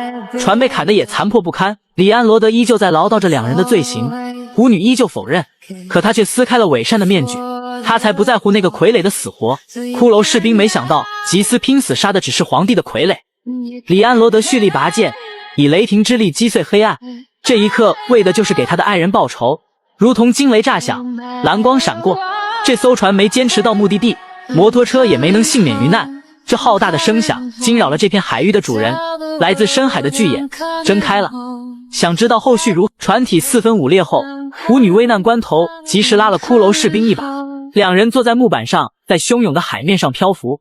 更令人陷入绝望的是，身后有着数百米长触手的深海怪物，每一次蠕动都能掀起滔天巨浪。深海巨妖克拉肯带来的是死亡般的恐惧，但是有个疯子偏偏不信命。只见他浑身环绕着剑气，蓄力一击，斩断了巨妖的几根触手。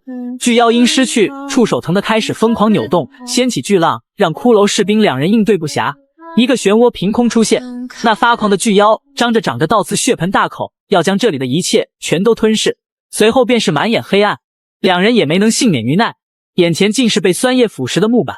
舞女用着所剩电量不多的面具带来了些许光亮，如果不是舞女及时使用了投影，那他俩早就被酸液腐蚀得一干二净。随后两人坐在地上盘算着目前的情况，看来情报有误，那个男人一直在隐藏实力，骷髅士兵则在一旁暗自后悔，如果没有拿走那件盔甲，后面的事情也不会发生。两人掉到胃里应该能躲避一阵吧，那个男人再怎么厉害也不能追到。话音刚落，不远处的脚步声让他俩紧张起来。找到你们了，这个疯子竟然追来了。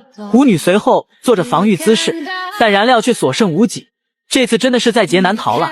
随后两人打斗起来，舞女的燃料越来越少，剑气在胃里横冲直撞，两人没了落脚点后急速下降。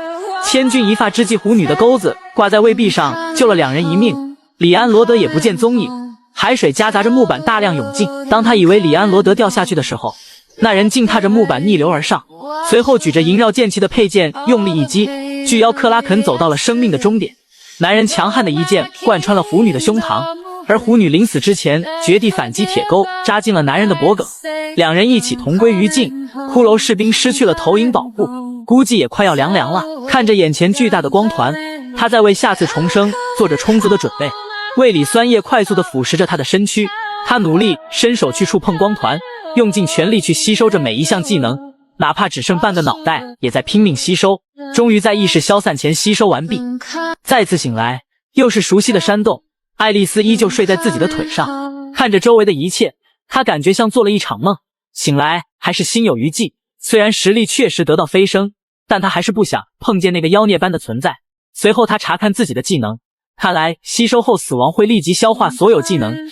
她想尝试使用一下剑气，却被告知适用的前提需要领悟技能。怪不得那个酒鬼也没有得到剑气，这个东西还挺复杂，但自己有了，吸收可就小菜一碟了。那么现在试一下自己到底有多强吧。他把剑准备施展里安罗德的剑术，别说这个举剑的姿势，家人们觉得像的话，评论告诉我。然后他把从克拉肯那里获得的酸性技能跟剑术叠加一起，那酸液威力极强，能把自己瞬间腐蚀。只见那佩剑上附着着一些酸液，骷髅士兵蓄力一剑劈出，面对这一击的效果，他着实满意。岩石滚落，酸液腐蚀后留下了阵阵浓烟，墙壁被劈出数米长的裂口。不会吧，不会吧，家人们，我竟然这么强了！他感叹着吸收技能的逆天效果。他离进击鼓王又近了一步，他的未来必将不可限量走向辉煌。但他更想知道自己还能不能守住这些个红颜知己。现在要守护的人越来越多，支撑他继续前进的信念是他要变强，守护得住所有人。就在这时，早已醒来的爱丽丝站在一旁，被吓了一跳的骷髅士兵还未出声询问，爱丽丝便一把抓住他的手，十分激动地叫着师傅，请求对方收他当弟子。望着突然改变的剧情，让他目瞪口呆。骷髅士兵看着不像开玩笑的爱丽丝，他应该是看见了自己施展的剑术，台下决定的。爱丽丝没有否认，认真的语气和态度让骷髅士兵有些惊讶。他看着如此低姿态的爱丽丝，有些不得劲，就算有些难受，还是答应下来了。显然现在不是教导他的时候。随后他找个借口让爱丽丝去各个副本打基础，然后在格拉斯米尔会合。现在他要快速前进救吉斯。很快他来到了熟悉的地方，老熟人查特勒看见如此快速的身法，忍不住与他较量一番。骷髅士兵不想跟他浪费时间，忽悠他去参加武道大会。查特勒同意了他的要求，挥手告别，打发他走，也算救了他一命。事不宜迟，正事要紧。还不等他有所行动，那熟悉的骨爪勾住他的脚踝，随后将他吊起。这与之前的相遇有所不同，让他有些惊讶。吉斯手指一勾，仔细端详着，看着他一脸坏笑。骷髅士兵知道肯定没打好主意，自己得说些什么引起他的注意。接着他说出了吉斯难以拒绝的2个英雄目的。吉斯连忙收起笑意，他又讲述任务的报酬以及细节。吉斯以为他是组织派来的，骷髅士兵否认道，并表示星光魅狐过几天也会来。接着他又指向有陷阱的空地，详细描述了吉斯的暗杀计划。面对吉斯的质疑，他说出自己能重生，上一世吉斯就是如此做的，然后死在他的眼前。显然吉斯不信，执意要继续行动，怎会因初次见面的人3言2语就放弃行动呢？他知道自己没办法劝说对方，只能思考对策。一切都按剧情走势发展，一样的人间地狱，一样的杀死皇帝，一样的空间漩涡。看见漩涡后，吉斯才相信他的话。他对骷髅士兵说，来世请对另一个我说，目标已丢失，千万别放弃追寻与灵虫之日平行的梦。听到这句话，我肯定会被你说服。跟上一世的死法相同，吉斯没能逃过那一剑。骷髅士兵驾轻就熟的吸收光团，吸收完吉斯的光团后，他的上限得以提升，也能立即消化。马车旁的光团吸引他的注意，那些应该是老魔法师的，上一世没能吸收的，现在也不晚。光团进入体内，他也获得了大量的魔法技能。可惜的是，释放魔法需要放在心脏的魔轴，身为骷髅的他连心脏都没有，怎么放置魔轴呢？这是一个冥想技能，吸引了他的目光。冥想时可以极低的概率获得领悟技能。他环视四周，看着那骑士团长望而却步，他可不想再沾染上那个疯子了。他又看见那个透明窗口，依旧摸不着头脑，放弃了。简单搜刮后，他发动疾跑，消失在这人间地狱中。他重走一遍行程，确认里安罗德是否还会追踪，来到了那个木屋，开始学习知识。小狼在一旁守候，书里出现了不一样的地方，碎片收集进度，可他却不知道什么时候收集了其中一个。随后他进入了冥想状态，他感悟一番后，起身拔剑随意挥舞，但他境界胡乱挥着貌似没什么用，只有模仿那些剑术强者，练习剑术，每一式的挥出都得到了不少的收获。他不知疲倦地练习着，仿佛周围只有他和剑，哪怕用力过度减少了体力属性，他也未曾放弃。一阵光芒从剑尖处散发，接着剑气飘忽而出，经过他不懈的努力，这剑气终于是囊中之物了。get 了剑气技能后，骷髅士兵又等了1个星期，里安罗德没有出现。他决定去格拉斯米尔找爱丽丝会合，但入城的时候可能会被盘问，被要求摘下头盔，可怎么办？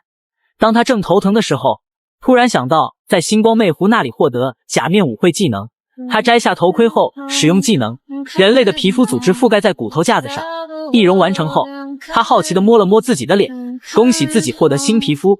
随后他拔剑看了眼自己的模样后大吃一惊，那蓝发蓝瞳不就是那个疯子里安罗德吗？根据技能显示，他会易容成近期印象最深刻的人。接着他开始出发，没过多久便到了目的地。城外的喧哗声传了过来，一群商贩叫嚷着要购买武器，守门将领油盐不进地劝他们回去。这些谈话声骷髅士兵听得一清二楚。正因为这样，一个商人跟骷髅士兵搭话，两人聊得还挺投机。格拉斯米尔的武器炙手可热，冶铁技术可是恶魔传授的。曾有个支配南部地区的咒术师，召集大量的铁匠为自己的坟墓打造魔像，这些人在这里定居，格拉斯米尔就变成了鼎鼎大名的武器城。骷髅士兵便想起了其中可能跟魔王有联系。随后商人介绍了自己的身份，他竟然是特拉库家族的家主，这可是上一世的老熟人，没想到竟然在这碰面。他递给骷髅士兵一个名片，告知他集齐5张可以成为他们商会的会员。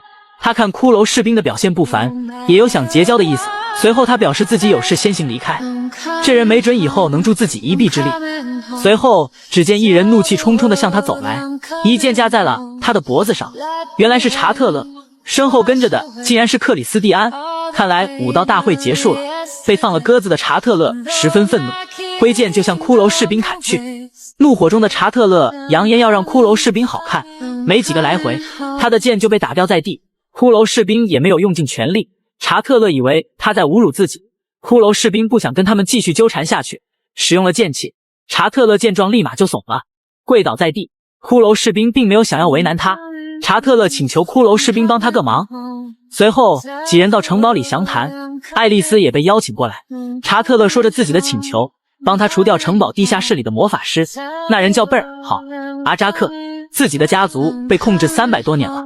查特勒痛苦地表示自己20多年来都在做同一个梦，世界迎来了末世人类被撕咬，一只身上镶嵌宝石的乌鸦来拯救他们了。那乌鸦正是魔王马尔帕斯的象征。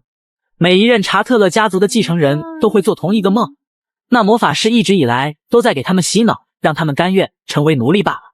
25岁以后，他们就要将自己的生命力献给那魔法师，直至死去。这件事不能让别人知道，否则他们一族将会被取而代之。幸运的是，碰见了如此强大而又独行的骷髅大人。由于情报太少，爱丽丝追问底下的详细信息。查特勒表示有一群魔像守护，图纸上介绍了魔像的详情。骷髅士兵发动技能研究了起来，很快发现了其弱点所在。驱动魔像的魔核液吸引了2人的目光，那东西可以代替魔轴，没准自己可以靠它使用魔法了。2人各有所思，爱丽丝表示单独跟骷髅大人商量。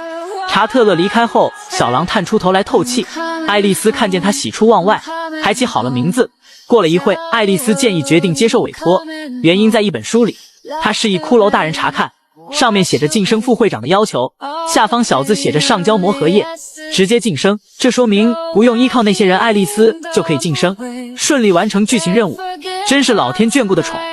查特勒对于接受委托的2人非常感谢，他决定带2人去堆满格拉斯米尔铁匠们数百年心血的先祖殿堂，挑选称心武器。这里都是品质较高的武器，让人看得眼花缭乱。骷髅士兵还看见了熟悉的喷火枪。查特勒称有一件特别的武器要介绍给骷髅大人，一把插在墙里朴实无华的铁剑映入众人眼帘。这可是连查特勒的家主都拔不出来的武器，它是属于有缘人的，凭借蛮力根本拔不出，而这个有缘人就是你骑士大人。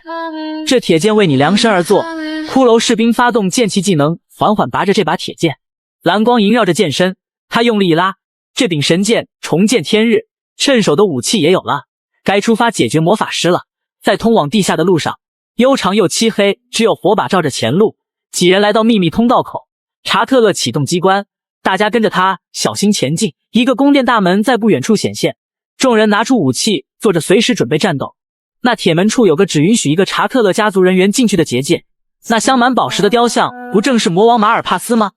爱丽丝也感觉到这雕像有些晦气，接着她说到自己在蛛网地狱的密室里的蜘蛛雕像上感受到同样的气息。此番话引起了骷髅士兵的回忆，当年自己就是魔王巴利旗下的炮灰。查特勒出声将他的思绪拉了回来，接触结界的方法就是划破自己的手掌，让鲜血滴落在雕像口中。祭品被接受了，大门缓缓打开，众人看清里面后感叹像神殿一样。这时窗口弹出提示副本开始，上面显示只能1人入内，让他琢磨不透。紧接着魔像突然发出光芒，在魔核液的驱动下他们动了，众人立马拿出武器开始戒备。随后一阵机械质感的声音响起，祭坛只允许一个线上祭品，其余不洁之物不准进入，只适合1个人攻略。原来是这个意思啊，要么让查特勒1个人进去，要不就打碎魔像后大家一起进去。显然不能让查特勒这只小绵羊去送死，很明显他们选择了后者。随即骷髅士兵让他们1人解决1个，自己对付剩余的。骷髅士兵这边应对自如，其余的3人打得极其吃力，克里斯蒂安也敌不过这力量强大的魔像，被一击打到吐血。就别说爱丽丝跟查特勒，查特勒一个不留神让那魔像压制得死死的，爱丽丝凭借敏捷的身法勉强躲过，他们只能寄希望于骷髅士兵了。爱丽丝看向他，这一看可是吓一跳，1打3还放倒1个。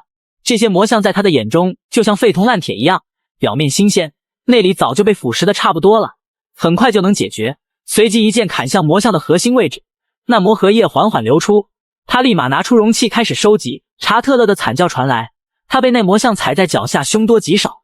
骷髅士兵见状开始速战速决，他发动剑气的同时又使用酸液覆盖剑身，这一剑极其容易地击倒一个魔像，解救了查特勒。他转身来到爱丽丝身边，将魔核液交给他保管后，一剑将其劈成两半。克里斯发动了狂暴技能，挥剑砍了上去，牵制住了魔像。骷髅士兵紧忙出手，解决了最后一个。这一战让查特勒看到了解决家族诅咒的希望。事情真的会如他们所愿吗？家人们预测一下，这里发生的一切都没逃出魔法师的法眼。在神殿的最深处，一道好似来自地狱的恶魔低语从蛋形棺材里传来。呵，真是有趣。画面拉回到魔像这边，他们四零八落的散在地上，骷髅士兵轻而易举地把他们解决了，剩下的就是魔法师。查特勒在前面领路，带着他们前往神殿深处。查特勒看到骷髅士兵刚才的表现十分勇敢，不由得轻松起来，但爱丽丝却是感到不安。女人的第六感向来很准，这一切太顺利了吧，事出反常必有妖。骷髅士兵劝爱丽丝先出去，爱丽丝跟之前一样表示就算死也要死在一起。尽管没有那些记忆，她对骷髅士兵的心从未变过。没过多久，他们就到了棺材旁，眼前的场景简直太过诡异。克里斯准备一剑劈开那棺材，被骷髅士兵拦了下来，转头问查特勒，格拉斯米尔之火真的能烧毁一切吗？他愣了一下，立马明白骷髅大人的意图。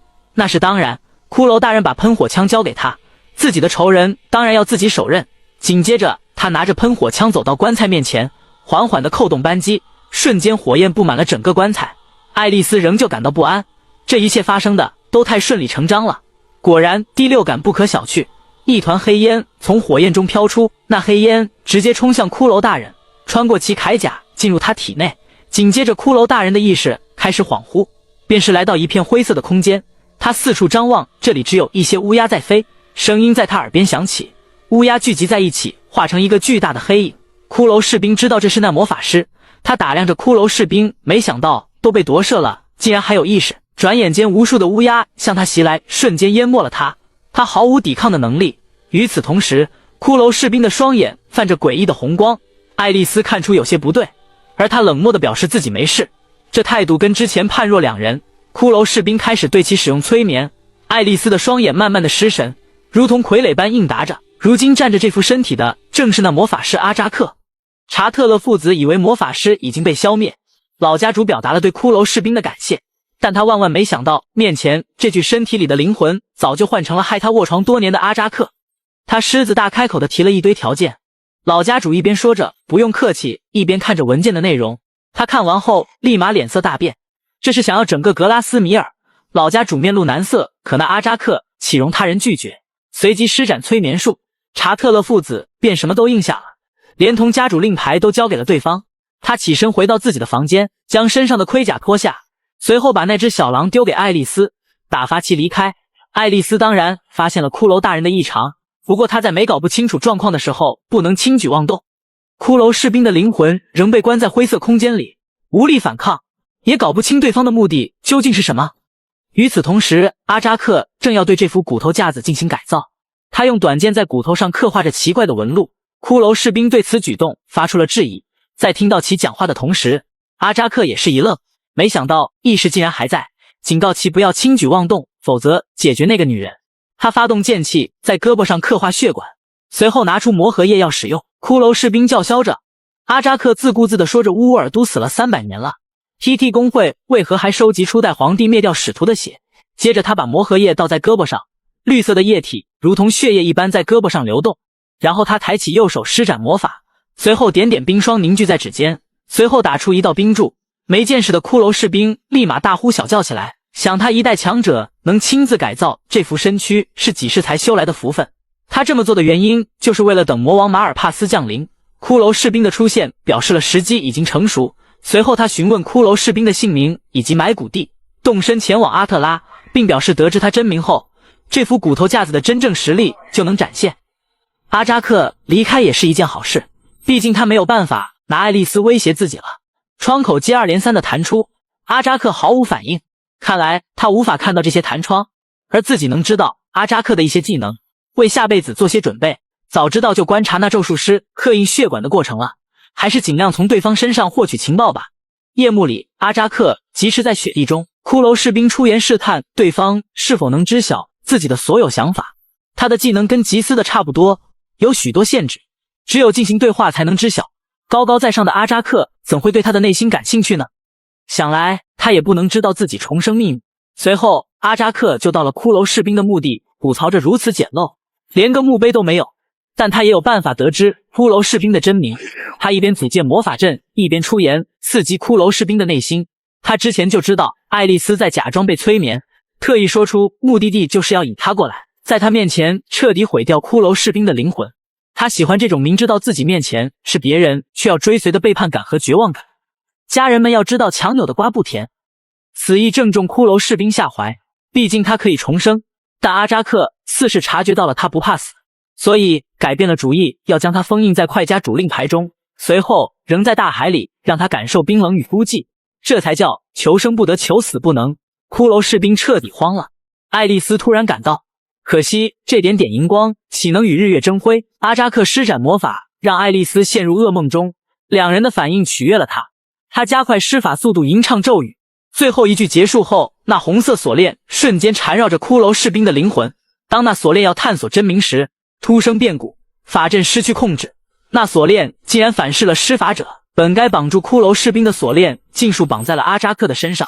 他奋力反抗，但那魔法阵光芒愈加强盛，两股力量碰撞后发生剧烈爆炸，瞬间火光四现，浓烟滚滚。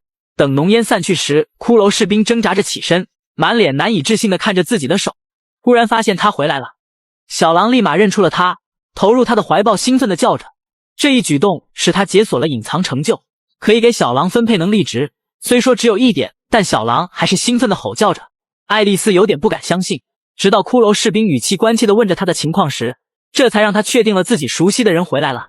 眼前的坟地被炸毁，墓碑却被显现出来。墓碑上除了人为划痕，根本没有刻字，应该是有人想故意隐瞒事实，年代又太过久远，真名估计无从得知了。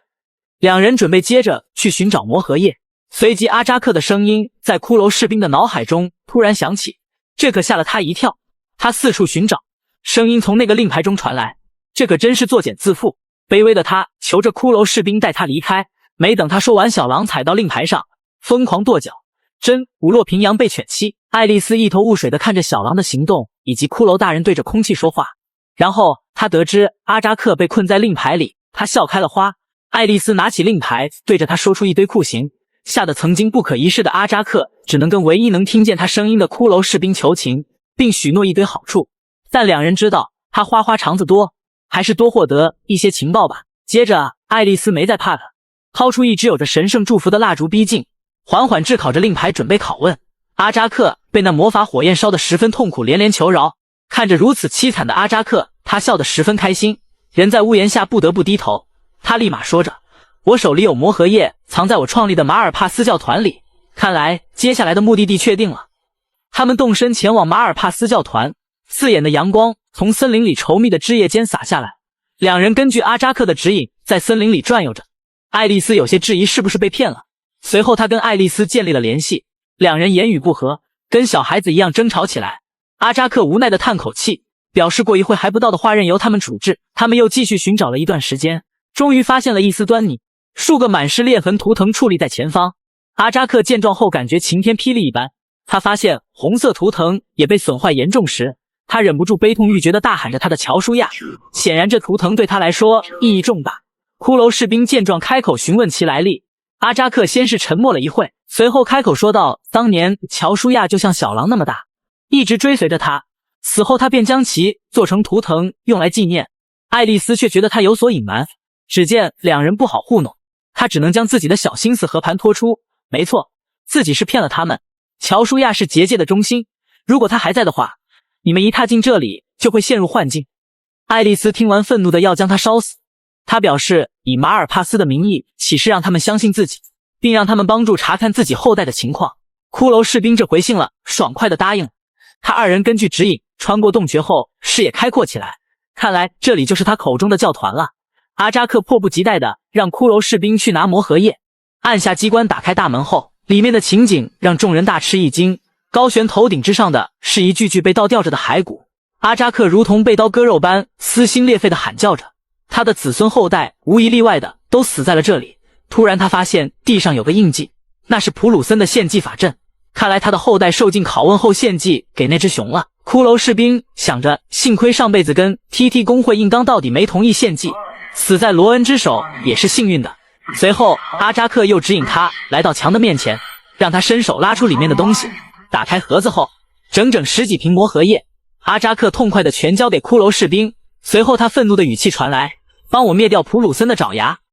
时间来到几个月后，月光照着漆黑深邃的峡谷中，充斥着喊打喊杀的声音。只见骷髅士兵两人在拼命逃跑，身后数量惊人的追兵都是普鲁森的爪牙，一边追一边喊着马尔帕斯的异教徒拿命来。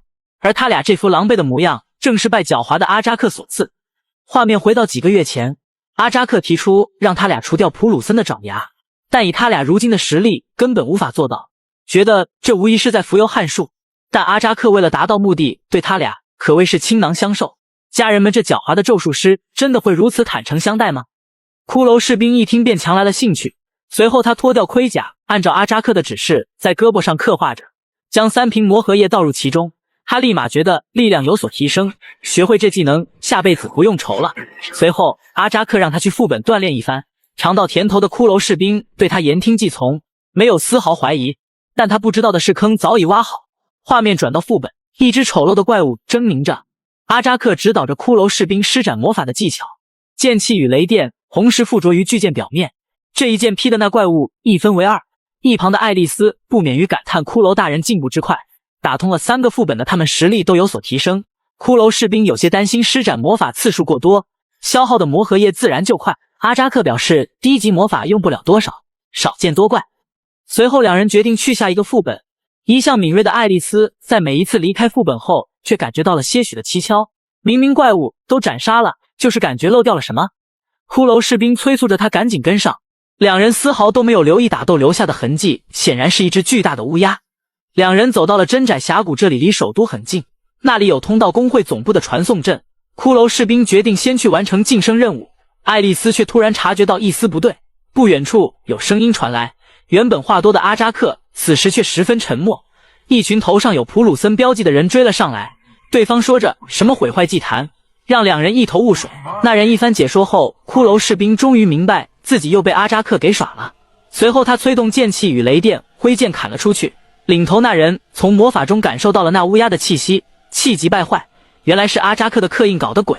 眼下群狼环4大战一触即发，却在这剑拔弩张的关头，有人在暗中观察这一切。大战开始，爱丽丝身姿轻盈，动作灵敏，骷髅士兵一记发动酸性液体的攻击向人群砍去。对方的实力也不容小觑，人多不说，还有抵抗魔法的盾牌，他俩这回可是碰到硬茬子了。地形狭隘，不便于逃跑。就在这危难重重时刻，一记枪声响彻峡谷，子弹穿过了领头那人的脑袋瓜。这突发的变故让他们方寸大乱。就见那黑袍人脚踏墙壁顺势而下，手持狙击枪疯狂射击。这人到底是谁？接着他发起进攻，如同杀神一般，无人能敌。逼退了一些普通人后，他趁机叫上2人逃跑。爱丽丝却十分清醒地问着眼前这人的身份，身份不明的人不能轻易相信。那人笑着把兜帽摘下，说出了自己的身份，他就是特拉佛·乌尔。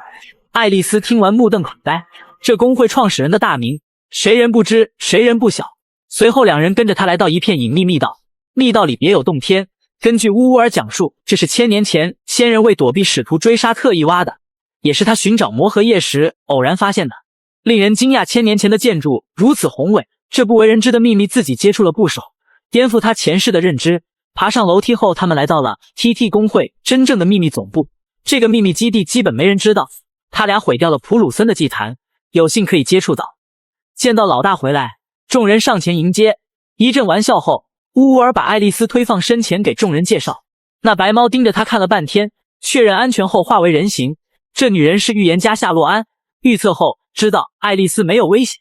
爱丽丝却是满腹疑问，乌尔让黑发女给她解惑。她叫佩尔萨，是现役工会会长，这里的成员都是追随乌尔的。令他最好奇的是乌尔本人了，怎么看都不像是能活300年，比起嘴上说，还是亲眼所见为妙。他划破手指，那指尖流淌出的血液竟然不是红色的，而是带着荧光的银色液体。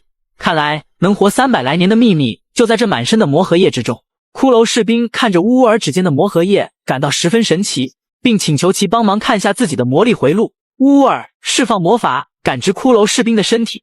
如此精细的回路是阿扎克，他还没死。阿扎克看着自己就这么被卖了，他把令牌拿了出来，简述了一下来龙去脉。那魔法师表示其没有说谎，是强大的魔咒师才可以做到，并想研究一番。爱丽丝听到魔法师想要查看令牌的请求后，笑嘻嘻的应承了，并把蜡烛一并交给他。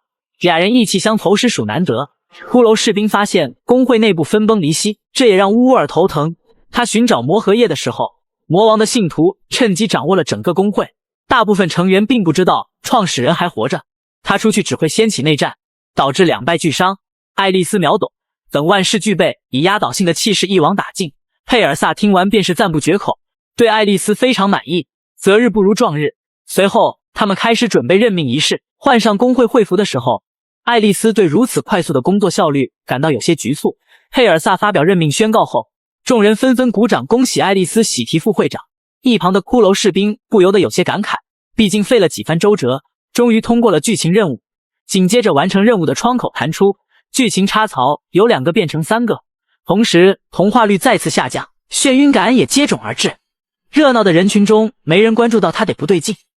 窗口弹出完成了剧情改变了现有的历程，骷髅士兵隐约间只能听见众人在跟爱丽丝交谈，而那个满眼都是他的女孩一眼就看到不是的他，关心地问着。随后乌尔走了过来，表示上交的魔核液足够多，邀请他也入会。他却犹豫了。爱丽丝仿佛明白了什么，随后表示想单独跟骷髅大人交谈。爱丽丝落寞地问着是不是要离开我了。骷髅士兵知道自己瞒不住眼前这个女孩，他知道大人是想把她安排在这后能放心的离开。他更想知道的是，明明没认识多久，他为什么要对自己这么好。骷髅士兵知道这一别或许就是永远了，想起了之前的种种，他不能再留下遗憾了，决定跟眼前的这个女孩坦白。于是讲起来自己的离奇重生经历，从第一次相见到被副本同化，再到蛛网地狱以及武道大会和被罗恩杀死，这一路经历过的一切。爱丽丝听完叹了口气，终于明白为何自己会做的那些怪梦了。明明没有经历过，却仿佛身临其境一般。然后爱丽丝开始讲述自己不幸的童年，从她看见母亲上吊的那一刻，不幸就开始了。为了保护妹妹10岁的自己第一次杀人，到最后厌烦整个人类，姐妹俩就这样在泥潭中苦苦挣扎着，直到遇见骑士大人。她不由得感慨，看着眼前乐观的女孩竟然还有这番经历，并表示只要她想，自己就留下。爱丽丝觉得没必要，他俩迟早还会相见的，即使这辈子不见，还会有下辈子、下下辈子。随后他把自己最珍视的信物交给了骷髅大人。几次轮回，爱丽丝的选择都没变过，后者无比郑重地戴在脖子上。随后信物的属性窗口弹出，完成剧情后信物提升等级，不仅能让他加快技能熟练度，更 get 了爱丽丝的敏锐度。骷髅士兵在基地待了一段时间后，准备去帮爱丽丝做一件事。如他所说，罗恩是普鲁森教徒那边的，爱丽丝担心自己的妹妹在孤儿院会有危险，骷髅士兵把此事揽下来了。他跳跃在屋顶之间，街上人来人往，侍卫数量不少，此时逃出去有些困难。侍卫掩面而泣，说着什么葬礼。骷髅士兵抓住时机，等葬礼开始后趁乱溜走。他蹲在屋顶上，看着万家灯火把皇宫映照得如白昼。一声猫叫打断他的思绪，一只黑猫在与他对视，随后突然凭空消失，留下了一张报纸。他过来捡起报纸开始阅读，那吸引人注目的爆炸性新闻竟是里安罗德为爱殉葬。不可能吧，为了爱追人到地狱的人怎么可能会自杀？肯定是假新闻。打算丢掉报纸的他忽然发现作者竟然是凯文·阿斯顿。他再次翻看起来，其内容无非是花边新闻，但窗口弹出智慧提升了。话说这作者怎么总写一些奇怪的书籍？从一开的王者之墓到现在屋顶报纸，似乎在哪都有这个作者的影子。对方是想靠这种方法接近自己。毫无头绪的他自然不好意思询问拒绝了的乌尔。突然他想起了脖子上的信物，根据设定遇到危险的时候才能开启，虽然自己能改设定，但冷却时间过长，还是算了吧。一阵喧闹声传来，浩浩荡荡的送葬队伍缓缓走着。正当他想趁乱溜走时，一个蓝发男子冲着棺材叫嚷着：里安罗德团长，不要离开我们！什么？死的真是里安罗德吗？没想到那个八卦新闻是真的。那可以吸收一下他的能量啊。那个叫鲁尔的男子被人拖走了，他们也不能接受团长离去的事实。骷髅士兵悄悄靠近棺材，却没有感受到巨大的能量。看来里安罗德是因为有不可告人的原因假死，还是已经死了，棺材里没有尸体罢了。不会是被人杀死，伪装成自杀的吧？他暗自猜测着，丝毫没有感觉背后有人向他靠近。就见那人猛然薅住他的脖领子，将他拽倒。鲁尔审问着他到底是谁，冲他鬼祟的行为和刚才的言论肯定被解决。他思索着对策，他突然摘下头盔，化成了里安罗德的脸，并声称自己是其表失散多年的亲戚。他也知道这临时编造的话术漏洞百出，心里也是上下打鼓。鲁尔也是不信，随后让他拔剑展示里安罗德的剑术。他想着什么推辞拒绝此人的要求。我应该会侯爵的剑术啊，毕竟6级以上的剑术都是吸收他的，展示2招应该就能打消他的疑虑。随后他拿着自己的巨剑要比划一番，鲁尔却说用大剑很难判断，还是用我的吧。此时易容时间还有4分钟，他抓紧时间挥舞招式，易容时间所剩无几，他的内心焦躁起来。仅剩数10秒时，鲁尔终于松口承认了他的身份，一时间变得友好了。骷髅士兵却没心思跟他唠嗑，急忙把头盔戴上，悬着的心放松了。当他正想离开时，鲁尔提议他去见里安罗德最后一面。他想也行，还可以吸收一下能量。骷髅士兵还不忘套取一下情报。他得知鲁尔明明知道棺材里没有尸体，却还敢闹事，是想看看有没有同伴。结果显而易见，他之所以笃定团长不是自杀，是因为他知道幕后黑手是皇室。他发现团长有些不对，心里就开始不安。当团长进入皇宫后，便再也没出来过。直到昨天凌晨，一伙人鬼鬼祟祟抬着木棺往皇宫的饲养区走去，团长没准已经成为饲料了。骷髅士兵听罢，双手紧握，得赶紧找到尸体才行。说罢，两人一同前往那饲养场一探究竟。两人躲在草丛中低调前进，饲养场一看就有些古怪。两人交谈之际，蛇群突然爬过，吓得两人一动不动。骷髅士兵打听黑蛇的来历，鲁尔听就知道他才来不久，也没过多解释，只是叮嘱跟蛇有关的一切都要小心。难道跟绅士会有关？随后两人进入其中，血腥味弥漫着整个饲养场。那能量溢出的门后，应该就是里安罗德尸体所在。鲁尔看见两旁的饲养栏愣住了，顿时胃里一阵翻江倒海，蠕虫大快朵颐地吞噬着尸体，整个场景引起极度舒适感。大家自行脑补。鲁尔见到的眼前的画面忍不住了，跑出去呕吐。我也是强忍着不是继续码字。大家且看且珍惜。不是人类的骷髅士兵没有那么娇气，走向那个能量肆意的大门，破门而入，一阵冷气扑面而来。冷藏室里吊着的众多尸体中，他一眼就发现了散发强光的里安罗德的尸体。他的心脏与脖颈处被生生刺穿，虽说有些好奇这背后缘由，但眼下还是吸收要紧。随着能量不断涌入，他的技能和属性都大大提高，同时又获得增强战斗力和感知能力的2个特点。完事以后，鲁尔踉跄着进来了，看到团长的死状更是悲痛欲绝。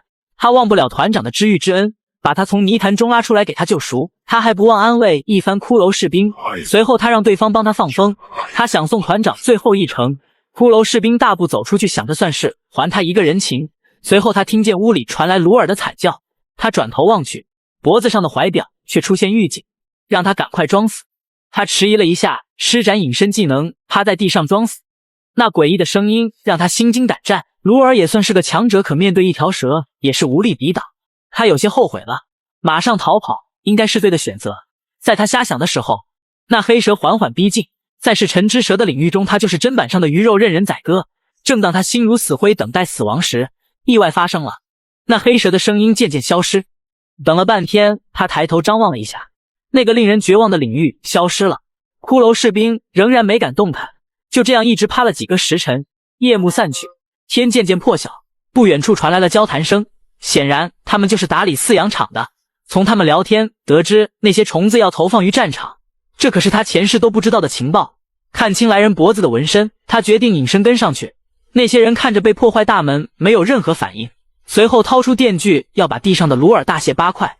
骷髅士兵瞬间打晕了这3人，不能任由他们侮辱鲁尔的遗体。虽然有些愧疚，但他还是吸收了能量，因此他获得了一个隐匿的特点。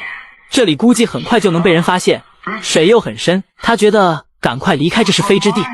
一阵赶路后，骷髅士兵来到了罗恩的孤儿院。使用感知后，他知道只有爱丽丝的妹妹一个人不开心的在院子里。她上前搭话，自称是爱丽丝的朋友，并交给妹妹一封写了暗语的信，这样能获得对方的信任。海莉却拒绝了跟骷髅士兵走，搞得她一头雾水。海莉嚎啕大哭起来，埋怨姐姐一直都没来看过她，如今凭借一封信想把她带走。见过大风大浪的骷髅士兵却被一个哭泣的小女孩搞得手足无措，所学的技能里也没有关于哄孩子的呀，这下让他犯了难。左思右想，还是实话实说吧。爱丽丝没来看你，都是因为我的缘故，我霸占了爱丽丝。这一番言论让海莉误认为这是姐姐的男朋友，你姐姐倒是想让他成为男朋友。骷髅士兵连忙否认，说自己有事要做，直到死也没办法陪伴爱丽丝了，需要海莉替他去陪伴。海莉还是想念姐姐的，随后答应了他的请求。随后骷髅士兵抱着海莉发动疾跑上路，前往格拉斯米尔。爱丽丝必须在乌尔身边锻炼，自己又不会带孩子，只能送去查特勒那里帮忙照看。过了不久便到了格拉斯米尔城外，这里的氛围更加紧张了，信使增加不少。查特勒正在跟一个老兵交谈，显然此番对话很不愉快。当他听见骷髅士兵熟悉的声音后，随后热情地喊着恩公，随后两人寒暄了一阵。旁边的老兵开口询问其身份，查特勒向那个名叫拉托伯格男爵解释一番后，他把骷髅士兵迎进城中。只见那男爵面色阴沉地看着众人的离去，画面来到查特勒这边，他询问着骷髅大人不告而别的理由。当他得知被阿扎克夺舍后，不由得大为震惊，知道了恩公为自己家族受了苦后，更为尊敬了。骷髅士兵想到了那时签订的条约都不是他本人要的，让查特勒别放心上。查特勒报恩心切，执意要做出补偿，随即提出让查特勒帮忙照顾一下怀中的小女孩。查特勒笑着答应了，顺嘴提了那男爵是皇室的人，放在他这里放心吧。骷髅大人愣住了，皇室的人？他刚逃离是非之地，难道又要卷入那场阴谋之中吗？城堡里，骷髅士兵与查特勒闲聊，得知恩公还会停留几日，便邀请他参观。骷髅大人留下是想要搞清那男爵到底有什么企图。然后两人聊到了在训练新兵的克里斯蒂安。这时一阵敲门声响起，那男爵推门而入，说着皇室的新命令，一旦开战，格拉斯米尔的铁匠必须入伍，跟随前线军队为其修补武器。这是胡闹吧？都是手无缚鸡之力的百姓，皇室让他们去送死。那男爵一副无关紧要的态度，强调这是皇室的命令。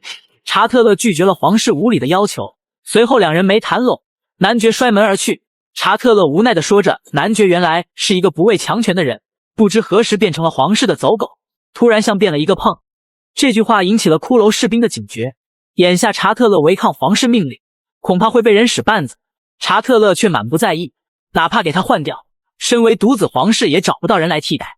骷髅士兵想想也是，路比亚父亲没了，还有个没用的弟弟可以扶持，反观查特勒应该不会轻易被换掉。但皇室真的会乖乖收手吗？帝国剑圣都能轻易被抹杀，还有早就勾结在一起的奈兰绅士会，查特勒这种角色在他们眼里就是蝼蚁，又不能跟他说太多，还是告诫查特勒自己多加小心吧。夜幕降临，骷髅士兵飞身屋顶之上，男爵独自一人离开城堡，早已等候多时的他跟了上去。男爵绕了一圈走向一顶帐篷，他看着他的背影觉得有些违和，那人进入帐篷后便没了气息。骷髅士兵发动一堆技能也没能探查到，目前不知道他到底有什么阴谋，贸然行动怕是正中下怀，还是先回去找查特勒沟通一番。城堡门外守卫们尽数躺在血泊之中，推开大门后城堡内也是一片死寂，侍从们也没放过。克里斯也被钉在墙壁上，毫无生机。旁边虚掩着的门内，一只巨大的蠕虫正在咀嚼着查特勒，眼前这噩梦般的景象让骷髅士兵身体一僵，终于知道自己为何上辈子没听过这种虫子了，原来它能变成自己吞噬的人类模样。随后他斩杀了一只，觉得并没有那么厉害。他如今已经知道皇室的手段，像查特勒这样的没有继任者就会被虫子取而代之，男爵估计也是一样。可查特勒、克里斯这样的身手不应该毫无还手之力。就在这时，一支冷箭射来，他提剑格挡，丝毫没有感知到任何人，看来者不善。但那冷箭上带着冰冻魔法，他显然中招了。随后他发动燃烧魔法破解，对方9人个个实力非凡，他决定溜之大吉，无路可退时他也能收割几个人头。对方死咬着不放，骷髅士兵发动剑气叠加燃烧，蓄力一击，随后跑向宫殿深处。对方边追边谈论不能让那位知道。骷髅士兵到了阿扎克棺材，便无退路，自己早已透支魔力，血管里的魔核液也所剩无几。他想到海莉怕是已经惨遭毒手了吧，后悔带了他离开。如今千钧一发，只能殊死一拼。随后他催动剩余的魔核液，施展各种魔法技能附加剑气，一剑劈出，再次掀起剧烈爆炸，却也难以扭转战局。正当他们的视线受阻时，骷髅大人消失了。谁也没想到，他触发了暗门，暂时逃过一劫。当他施展魔法时触发了暗门，自己能进入密室，归功于阿扎克的刻印。眼前的宫殿引起了他的注意，黑金打造的雕像，以及把不远处的那扇门，门上刻着七彩的神秘字符。以他的智商，自然看不懂。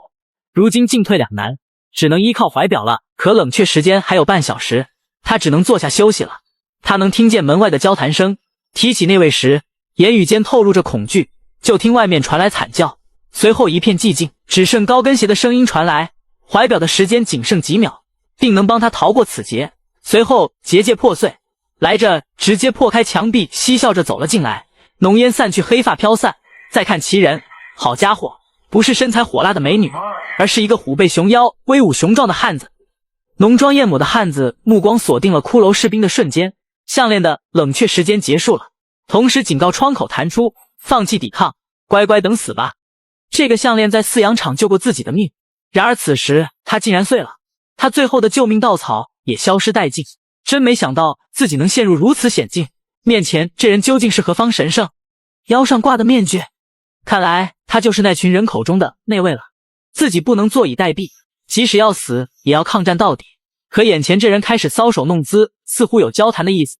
他不能放弃任何能得到情报的机会。那美女说出了自己的情报，她身上有5层结界，第一个结界屏蔽气息，就是让人感受不到她的气息。她的结界可比那些杀手的隐蔽环效果好着惊人。第二个结界就是他定下的事，绝不会改变心意。简单来说就是极其自恋，剩下的就卖个关子。随后他走向那道神秘的大门，蓄力一击砸出，大门丝毫未损。这时他露出真面目，转头询问骷髅士兵开门方法。骷髅士兵哪里知道如何开门，寻思找个理由搪塞一下。公爵见此来到他的身边，在他耳边低语，强调别骗他，他可是皇室情报机关的首领。第三个结界便是判断真伪。骷髅士兵惊叹此人如此快的来到自己身边，他看骷髅士兵半天憋不出一个屁来，留着他自然就没用了。就见那人抬起一根手指，指尖萦绕着缕缕剑气。再看那形状，他想到李安罗德的死状，杀死李安罗德的难道是此人？那人动作一停，开口道没办法，毕竟是自己一手提携的侯爵，忍痛也要割爱。骷髅士兵震惊了，能够提携侯爵的只有公爵了，难道此人就是3个公爵中的其一？就见那美女此时沉浸于往事无法自拔，她本是想要跟侯爵长长久久的一起征服世界，转瞬间她就咬牙切齿，勃然大怒。他李安罗德居然为了一个普普通通的臭女人误了我们的大事。那公爵四散的杀气压得骷髅士兵喘不过气来，看来这一世自己没拿伊萨贝尔的盔甲。李安罗德报复对象由自己转向了皇室，然后被眼前的公爵亲手解决，而公爵此时在为爱而伤，执念于那个男人为什么不爱他。骷髅士兵被公爵的气势吓得后退一步，他觉得自己太不像话了，如此懦弱怎么保护别人？他到底还要逃避多久？结果无非是重复体验死亡，过着毫无意义的生活罢了。随后他的内心被激发出战意，横竖都是死，那就宁愿站着死也不跪着降。公爵一脸不屑地看着他，随后他发动了所有技能，凝聚于巨剑之上，接着他高高跳起，猛地向公爵劈去。后者一脸笑意，随意挥出一拳迎了上去。刹那间轰的一声巨响，振聋发聩。这一击声势浩大，打得骷髅士兵的半边盔甲化为粉末散去，扑通倒地。站不起来的他只能眼睁睁地看着公爵走了过来，他那高高在上的神情狠狠刺痛了骷髅士兵内心深处的伤口。难道自己只能任人蹂躏，连反抗都没资格吗？不，他不同意。他挣扎起身，说着我还会回来的，孤注一掷地举起巨剑砍向自己的脑袋瓜。哪怕现在跟那些魔王勇士有巨大的差距，但总有一天他定将把他们踩到脚下，睥睨众生。在意识的一片恍惚中，骷髅士兵等待回到那熟悉的洞穴时，耳边响起的却是阵阵雷雨声。一道雷电在空中炸响，他望着许久未见的阴霾天空愣住了，直到熟悉的声音响起，彷徨的王者，我叫路比亚，是我唤醒了你。龙争虎斗彼岸花，路比亚给你一个家，欢迎来到梦开始的地方。电闪雷鸣，骷髅士兵任由冷冷的冰雨在他脑袋瓜上胡乱的拍。百思不得其解的是，明明上次重生还是跟爱丽丝在山洞里，这次竟然遇见了路比亚，身边窗口相继弹出什么专职封印等信息，他也无暇顾及。他还没理清思绪，呆呆地看着路比亚，直到女人问着真的是他召唤而来的时候，他才缓缓点头。想到他可以挽回路比亚悲惨的命运时，不由得有些欣慰。接着窗口弹出主仆系统，让他疑惑不解，之前从未出现过。再看路比亚的属性较之前也有所提高，而接下来弹出的窗口更让他大惊失色，世界线再次发生改变，是自己之前的经历累积到了这一世。看来自己的生死轮回超越了本身的意义，难道可以改变世界？想到这里，不由想起这个世界的爱丽丝跟塞西斯是否也改变了呢？路比亚淋雨太久，打了个喷嚏，将他拉回现实。他赶忙启动个火焰术给路比亚取暖。他怎么也没想到自己能召唤出释放魔法的骷髅，看来只有魔核液跟刻印保留下来了。即使这样，也不能轻易使用魔法，保不齐被普鲁森的爪牙再次追杀。现在不用魔法也能解决眼前的这几个喽啰。随后他上去3下5除2，快速解决了。随后等级提升窗口相继弹出，果然重生初期升级较快。然后他思考转职和封印，难道他能从骷髅士兵转化成别的？封印又是怎么接触呢？难道目的仅仅是想让他停留在骷髅士兵阶段？然而怕他想起什么，特意封住他的记忆。突然之间，他好像想起什么，头痛欲裂，身体一阵恶寒。此时提示同化率再次下降的窗口弹出，他才缓过神来。他再次感知整个世界，觉得有些不同，但到底是哪里不同，他不得而知。还是先解决眼前的事吧。他换了数声陷入思考的路比亚，后者陡然清醒，再三确认骷髅士兵真的是他召唤出来的吗？随后他请求骷髅士兵帮他一个忙，哪怕不惜出卖灵魂，他想重新夺回阿特拉。路比亚向骷髅士兵讲述了事情的前因后果，虽然他早就知道，但还是静静地听着。他这次也是担心百姓和已经帮他逃出来的忠臣的安危，只能要将他们从库克的魔爪下解救出来，当不当领主无所谓。如今的他想要除掉库克，可谓是一鱼反掌。真担心的是他背后的皇室，要是那群幽灵再次出现，事情可就变得棘手了。看来不能让路比亚违抗皇室，既然有新的任务，那就帮他一起夺回阿特拉领地吧，让他大胆的一路前行就好，并表示自己能帮他扫清一路障碍。夜幕降临，两人来到城外。路比亚担心他这副样子无法见人，骷髅士兵表示都是小事。随后施展在鲁尔那里得到的隐身技能消失在他的眼前，接着他又解除技能出现在路比亚面前，看着对方神出鬼没的技能，觉得不可思议。正是这种看法，通过主仆系统提高了他的隐身能力。他表示自己通过隐身帮助对方完成计划。路比亚来到城门口，守卫士兵认出了他，表示里面太危险，自己不会上报，劝他离开。骷髅士兵施展威慑，路比亚成功进入。百姓们见到他回来议论纷纷，语气中不免带着担忧。库克带人拦住了路比亚，给他展示刑场上的忠臣，他们喊着小姐快逃。库克见状放声大笑，口吐恶言，刺激着路比亚。而泥人也有3分性子，他勃然大怒。他父亲希望能感化库克，可他却恩将仇报。库克听完，扬言要替他的父亲教训一番。骷髅士兵知道此时该出手了，士兵们挥剑冲向路比亚，他随手扔出石子，将他们逐个击杀。库克看着士兵一个接一个的倒下，顿时大惊失色，叫嚷着到底是谁？路比亚面不改色，但内心还是恐惧的。而这也通过主仆系统使他的能力再次加强。随着路比亚的不断逼近，库克跌坐在地，浑身颤抖，他那双散发着杀意的眼睛冷漠地看着懦弱的库克。那城门的守卫带着护卫队急匆匆地赶来，他们本来是想保护路比亚的，结果到了一看，只剩库克自己坐在地上瑟瑟发抖。库克仿佛抓住了救命稻草一般，吩咐着警卫队拿下路比亚。他嚷了半天也没人听从。路比亚此时也犯了嘀咕，他们到底是哪一边的？与此同时，骷髅士兵面前弹出窗口，路比亚迫切想知道骷髅士兵的想法。通过主仆系统，他喜提心灵相吸技能，难道是路比亚死灵法师造诣太高？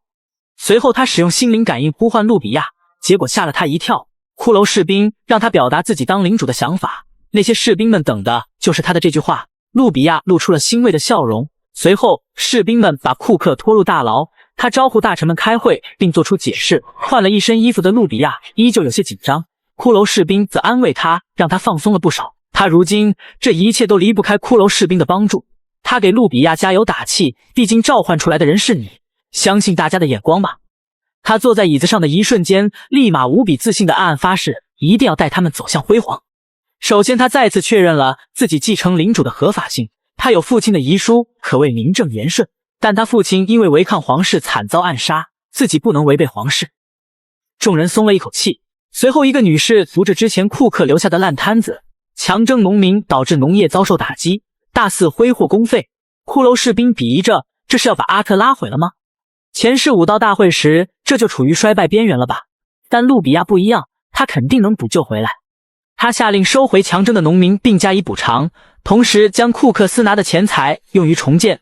路比亚有条不紊地处理各种事宜，大臣们倍感欣慰，也甘愿臣服。暗处的骷髅士兵也十分开心。从今天起，路比亚就正式成为阿特拉地区的领主了。处理库克的事就由他来吧。大牢的库克如同疯狗般咆哮着，骷髅士兵想从他口中套出点有用的情报，可没等他开口，一支暗箭破空而来，库克当即毙命。骷髅士兵对此再熟悉不过，他转身望去，那群幽灵又出现了。看着面前来势汹汹的幽灵团队，骷髅士兵感觉来者不善，又发现了有些诡异。按理来说，像阿特拉这种穷乡僻壤根本不会引起皇室注意，这些人到底为谁而来？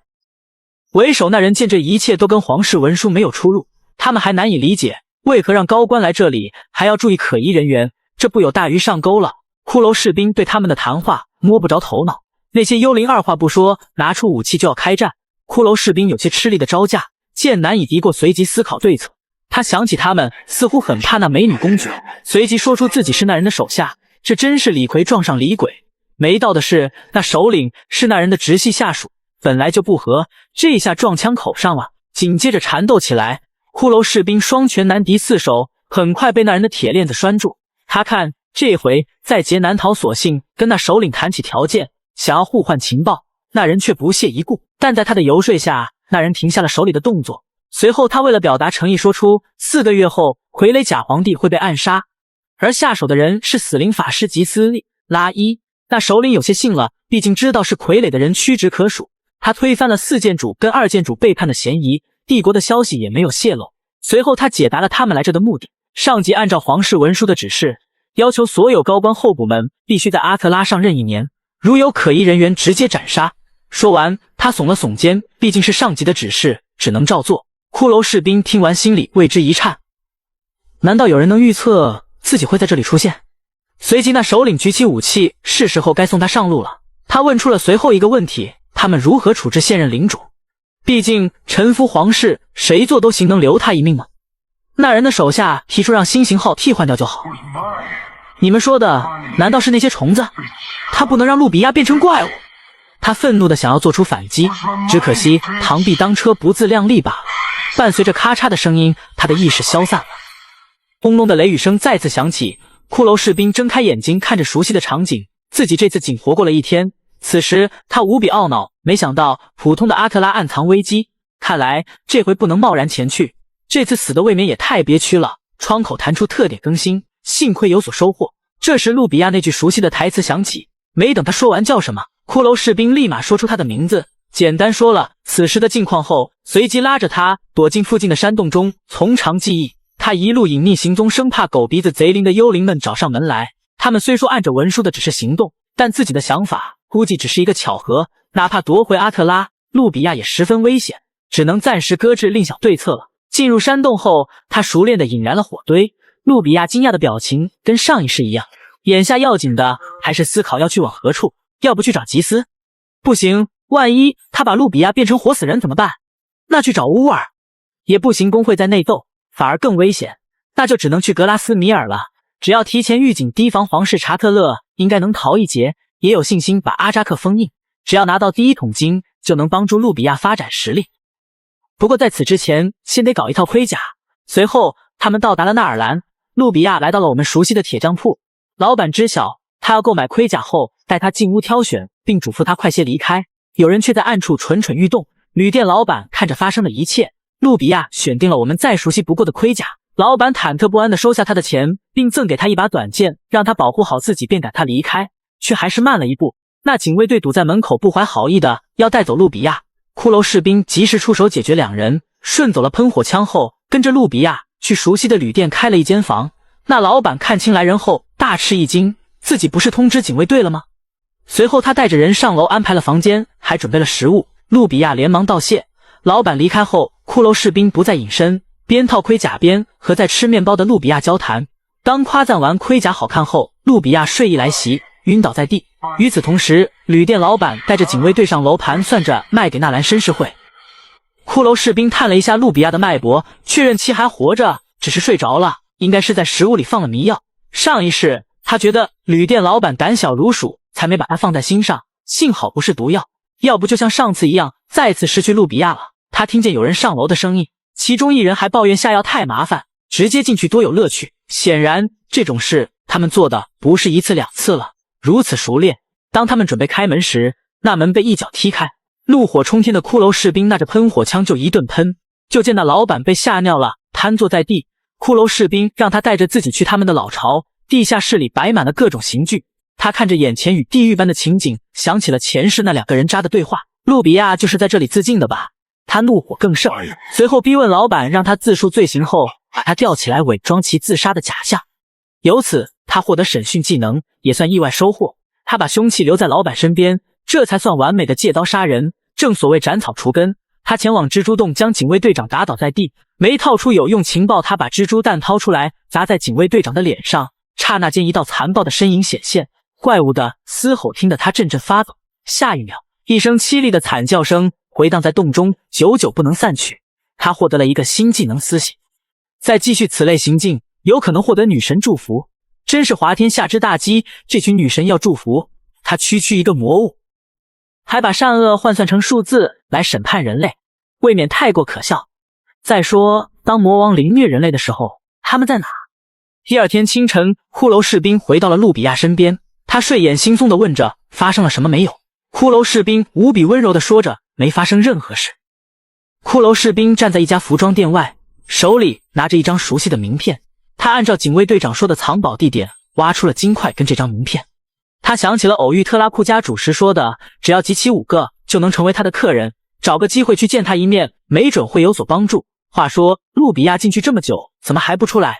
虽然当时是自己提议买衣服的，路比亚进去了半小时不见人影，他感到焦急。1小时后，他在门口来回晃悠，胡思乱想。2小时后，他瘫坐在地，以他的脑回路根本不知道女人买个衣服为啥要这么久，明明一切都在自己的掌握中，他还有些不放心。随后路比亚的声音响起，推门而出，料想中的大包小裹没有出现，路比亚只挑了一件利索的衣服，问着他感觉怎么样。榆木脑袋的骷髅士兵问着你2小时就买一件。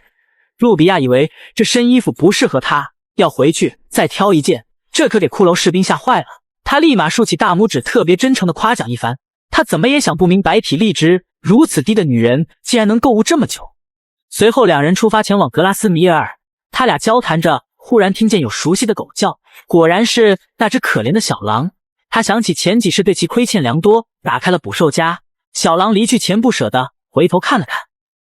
傍晚时分，2人在木屋中休息，骷髅士兵又一次读起了那本书。2人闲聊几句后，路比亚也喜欢这个作者阿斯顿，还有换笔名的习惯。史莱姆似乎也提到过，如果读阿斯顿其他笔名的作品能否提高智慧。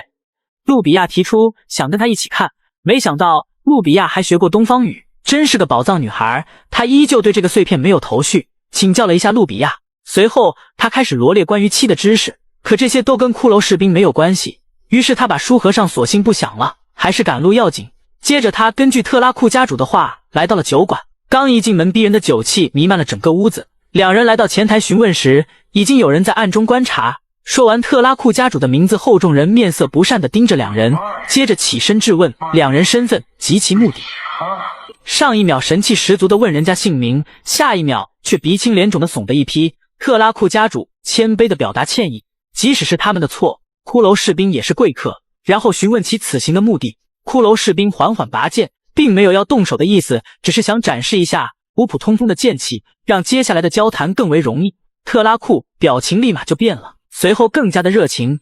骷髅士兵拿出金条，让其帮忙保护路比亚几天。特拉库没有收下金条，表示免费帮忙，显然这是为了示好卖个人情。同时他拿出了一张名片。博览群书的路比亚认出了这个标志，滔滔不绝地讲述着图案的含义。特拉库听他讲完后，知道了他前阿特拉领主长女的身份，他的父亲在商会购买过古书。随后他起身鞠躬表达哀悼。路比亚的神色略显悲伤，有如此高手陪伴左右，领主大人在天之灵也能倍感欣慰吧。路比亚听完由衷的笑了。接着骷髅士兵独自来到格拉斯米尔，让守城士兵通知领主马尔帕斯使者已到，解除诅咒。随后老领主接待了他，他把前世得知的一切和盘托出，取得了老领主的信任，随后施展了魔法。老领主更为震惊，接着任务强行激活。骷髅士兵拿了血液和武器后，来到了熟悉的地下宫殿，他熟练地打开大门。可能这次是一个人的原因，那些魔像没有发动攻击，十分顺畅地来到棺材面前，拿出喷火枪开始炙烤着那颗巨蛋。一股诡异的黑烟散出，显然他有些低估了阿扎克的手段。在乌鸦乱飞的精神世界里，阿扎克的黑影显现出来。你到底想干嘛？突然出现，被附身后还能泰然自若。骷髅士兵暗叫不好，魔力回路跟魔王印章又是怎回事？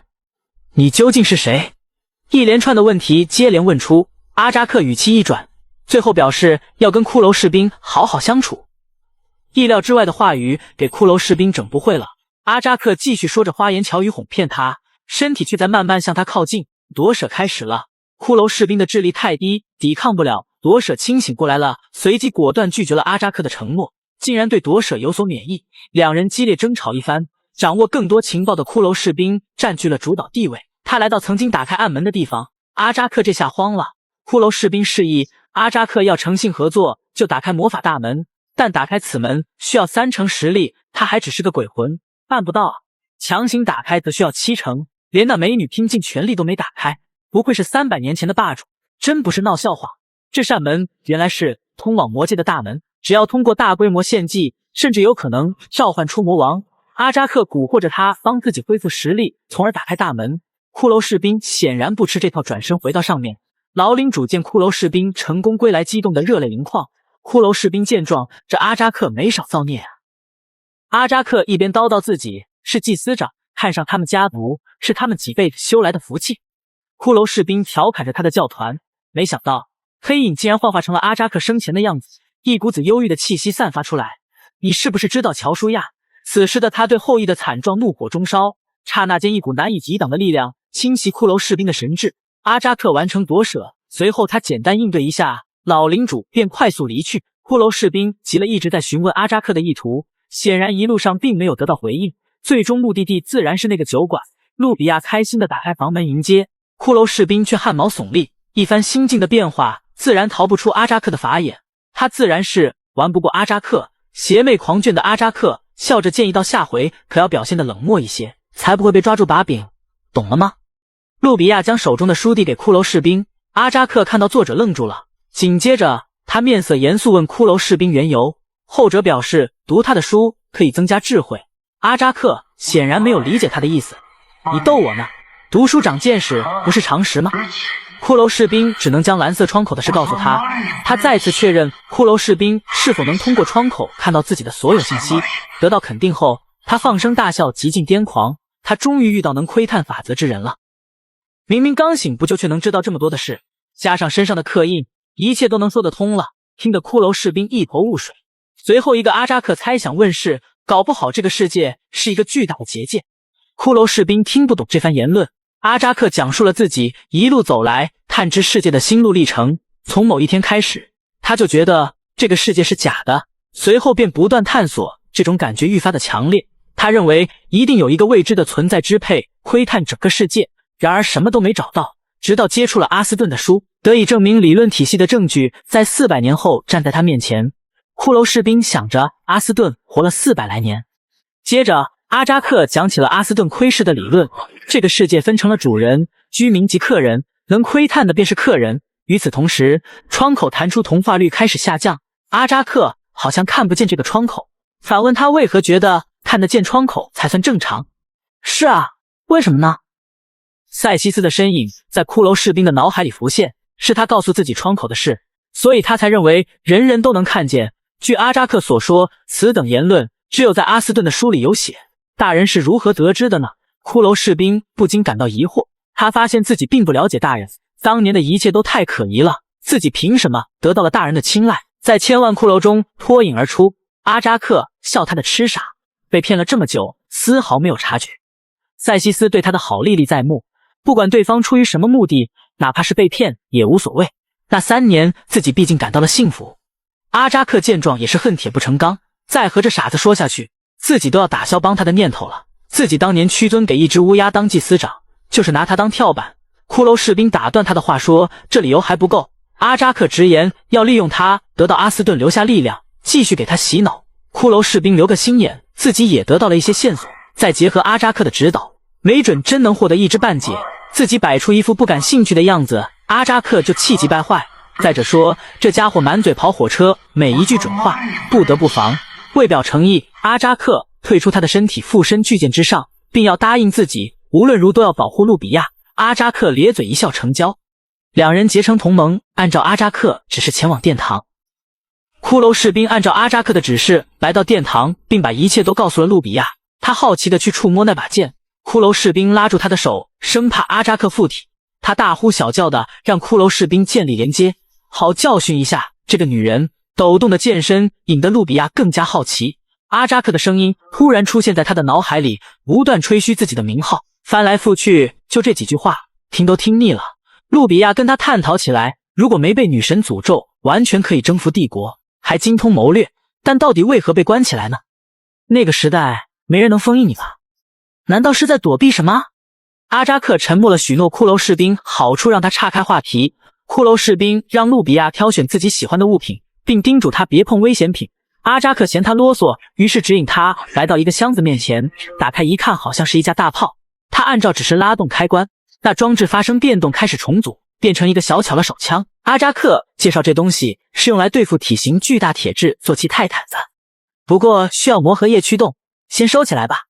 阿扎克自然不愿一直附身在剑上，又只是骷髅士兵打开另一个密室机关，一目了然的是一个乌鸦雕像。他按照指示发动魔法后，阿扎克的灵魂涌向雕像，一股极为恐怖的气息同那雕像一起苏醒，开始四散。阿扎克展翅大笑，大气势仿佛要毁天灭地，吓得骷髅士兵以为又被骗了。没过一会，阿扎克便耷拉膀子，气喘吁吁，耍帅有风险。此时的他瘫在柱子上，这不就是一只黑鸡吗？路比亚闻声赶来，好奇地打量阿扎克的新模样，接着向两人展示自己挑的项链。阿扎克一眼就看出了上面施加魔法，可以隐匿佩戴人的气息。骷髅士兵一顿直男式夸奖，阿扎克鄙夷地看着他，这家伙不仅没有脑子，情商还低。在他的助攻下，骷髅士兵帮路比亚戴上了项链，然后他给了路比亚2个选择，自己要出远门，可以一起同行，也可以。话音未落，路比亚抓住他的手，表示想一起去看看这个世界。商量好了的两人踏上旅途，阿扎克为爱奉献，甘愿当了两人的宠物。路比亚时不时地看阿扎克2眼，黑鸡被看得不耐烦了，问他到底想干啥。路比亚把自己的担心说了出来。阿扎克的灵魂已经有数次夺舍，每次夺舍会有损耗，这是每个法师都无法逃脱的基本法则。阿扎克则死鸭子嘴硬，不肯承认，借口飞出去放风了。骷髅士兵了然于心，自己不用担心被夺舍了。接着他拿出阿斯顿的书打发时间，翻开书后，他发现自己大字不识，路比亚却轻松地读出了书中内容。他表示这种是鲁尔语，早年读过几本，自然就略知一二了。骷髅士兵听完大为震惊，这就是平平无奇语言小天才吧，人类典范，家人们。接着他又说道，除了父亲，只有骷髅士兵知道他会这门禁忌语言，父亲叮嘱过不要随意告诉别人。骷髅士兵听完心里暖暖的，随后他邀请路比亚帮他读书。阿斯顿儿时的朋友捡到一个无头人偶，他想把自己头按上，没有必要吧，只要做一个完美的人偶，把自己灵魂灌注进去就行，之后便得到了最为纯粹的肉体。话音刚落，童话绿下降，眩晕感再次袭来。他适应后让路比亚继续往下读，接下来讲的是泰坦需要燃料催动的同时也消耗使用者的体力，有些有意识的泰坦可以通过共助为使用者提供自己的力量。两人对此有些疑惑，刚好归来的阿扎克咳了2声，示意自己可以紧迫，于是他开始讲起波动现象。如果使用者的灵魂波动得到泰坦认可，那么连小孩都能驾驭，100年难遇啊！这种情况，显然阿扎克不认为路比亚是天选之子。接着窗口弹出，不仅智慧提升过多，还学会了新技能。随后他他们到了目的地，骷髅士兵让阿扎克做好心理准备，眼前的惨烈景象还是让他撕心裂肺。路比亚看着他低落的样子，心生怜惜，安慰着他。想他堂堂风华绝代的咒术大师，竟然要被一个小丫头骗子安慰。接着他指引骷髅士兵拿取魔核液，可当骷髅士兵摸到容器时，明显感到不对劲，拿出一看，大为震惊。兄弟，这瓶子为啥是空的？不知去向的魔核液打了众人一个措手不及。阿扎克如同无头苍蝇乱撞，骷髅士兵陷入沉思。明明上一世还在，爱丽丝也凭此当上副会长，这是被人偷了吗？阿扎克反驳着不可能，没人动过。随后大家陷入各种猜想，焦头烂额。算了，还是等遇见爱丽丝再询问她吧。现在他想知道还有哪里藏着魔核液。明面上皇室拥有的魔核液最多，当年初代皇帝屠杀使徒，夺走了全部血液，其储备的量远比想象的惊人。皇室戒备森严，打他的主意可是虎口拔牙，他们肯定藏得十分隐秘。骷髅士兵听完想到幽灵的话，怪不得名不见经传的阿特拉会有重兵把守，估计那里藏着魔核液吧。如果能更改皇室的藏匿地点，路比亚也就安全了。想到这些，他不禁热血沸腾，想要搏上一搏，但这之前还是得变得更强才行。于是他接着打听有魔核液的其他地点。阿扎克建议可以去阿斯顿的遗迹探寻一番，依靠他的蓝色窗口，说定会有所收获。路比亚听到蓝色窗口，明显一惊。听完骷髅士兵的解释后，他惊讶地说着自己也能看见。两人都惊呆了。路比亚儿时就能看见法则，他向父亲展示，父亲则看不见，叮嘱他要保密。如今他碰见同样能看见窗口的人，也是松了一口气。阿扎克心里不是滋味，自己观察人间300余年，一个都没发现，如今却一起来了俩，绝非巧合。他俩之间应该有某种联系，跟着天选之子吃香喝辣。随后他们来到一处瀑布旁，阿斯顿遗迹就在这瀑布之下。骷髅士兵开窍一回，抱着路比亚跳下悬崖，阵阵血腥味传来，通往遗迹的道路上横尸遍野，死去的黑暗精灵无一不在彰显战斗的惨烈。然而这不是巧合，这里也是猎鸟者勒莱耶的禁地。阿扎克四处飞着寻找魔核液，他在棚顶发现了一滴银绿色的液体，一口吞下，转眼间变成了大乌鸦。与此同时，那些尸体动了眼眶中露出光亮。骷髅士兵看着这些亡灵步步紧逼，怀疑阿扎克是不是在搞他。阿扎克也是百口莫辩，他看出有人在背后操纵这些亡灵，嘱咐骷髅士兵多加小心。随后他们缠斗起来，看来有点棘手。他发动剑气扭转局势，收割着。又想起对付被支配的查特勒时有些费劲，现如今拥有更多技能的他却手拿把掐，但对方人数颇多，转而对路比亚下手。骷髅士兵喊着阿扎克保护好路比亚。路比亚安全后，骷髅士兵松了一口气，全身心投入战斗中。阿扎克在路比亚身边待的时间久了，他未免有些不放心。随后他施展各种技能，速战速决，不一会亡灵们就被杀光殆尽。正当他以为一切结束了时，半路杀出了程咬金，那最厉害的利刃才刚出鞘，一道身影凭空出现，手持利剑凌空一斩。骷髅士兵提剑格挡，显然这一击接的有些吃力。阿扎克紧忙出言提醒他脖子上戴的可是勒莱耶最强战士才能佩戴的项链。果然疾风骤雨般的攻势让骷髅士兵应接不暇，连连后退。随后他被逼至墙角，如今找不到对方破绽，可谓是凶多吉少。路比亚更是惶惶不安，这份担忧通过主仆系统提升了他的防御力。接着这力量如同及时雨一般缓解剑上的压力，让骷髅士兵有机可乘。紧接着施展技能解决了最后一个。战斗结束后，他也是收获不少，吸着技能等级提高，以及吸收了不少能量。但事情这么轻易的结束了吗？操纵亡灵的幕后黑手还没有现身，仍然危机四伏。阿扎克感觉到依旧有人在暗处盯着他们。骷髅士兵满是戒备的环顾四周，哼，真是太弱了。骷髅士兵毛发倒竖，一个脑袋从椅背上露出，随后爬到他们面前。阿扎克一眼认出这个看着像小孩的怪物正是缝合使徒。虽然当年自己称霸南部时经常狩猎这玩意儿，并不代表骷髅士兵能打得过他。话音未落，就见那小孩迅速变大，然后咧嘴一笑，让我们玩得尽兴。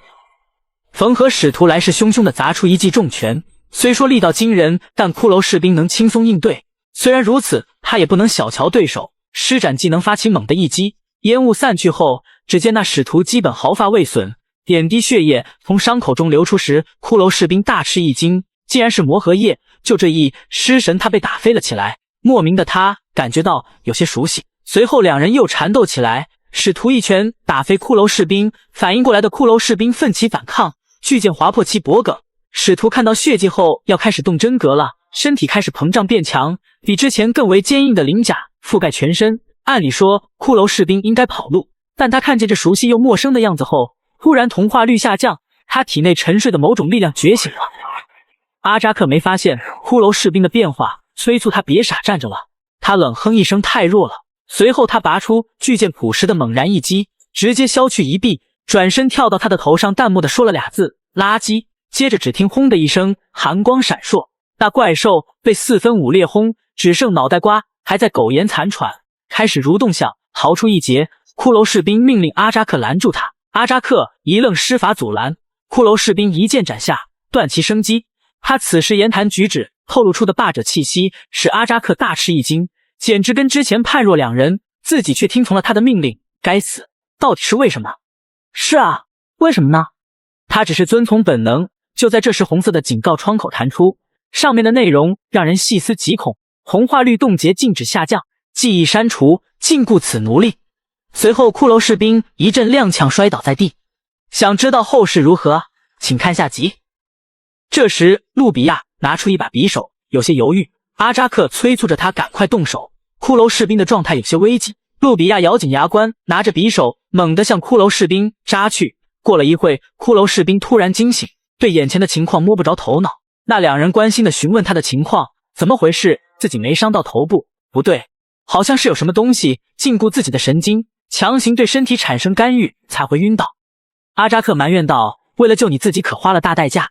他让路比亚在骷髅士兵的身体上刻满了魔力回路，大量的魔核液灌溉其身。路比亚胜在心灵手巧，不负所托。随后他准备试一下自己的新力量，催动剑气，附加着各种魔法，体内的魔核液有序的运转，消耗了这么多魔力，却一点不觉得累。这下可是脱胎换骨了。欣喜之余，不禁产生疑问：阿扎克为啥要帮他？阿扎克也坦言自己见到他斩杀使徒时迸发出的惊人力量，他想赌一把，觉得骷髅士兵拥有无限可能。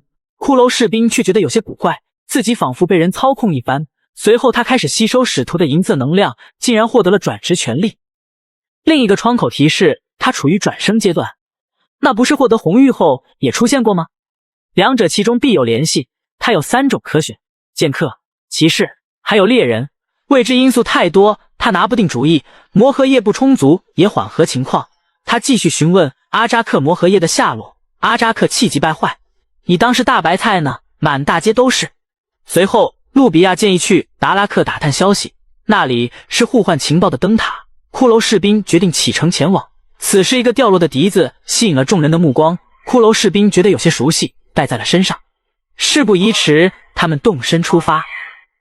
经过一段时间的跋涉，他们终于到了达拉克。严防死守的卫兵让骷髅士兵有些担心，在这种地方，以里安罗德的样貌，世人多有不妥，只能希望卫兵不会检查自己。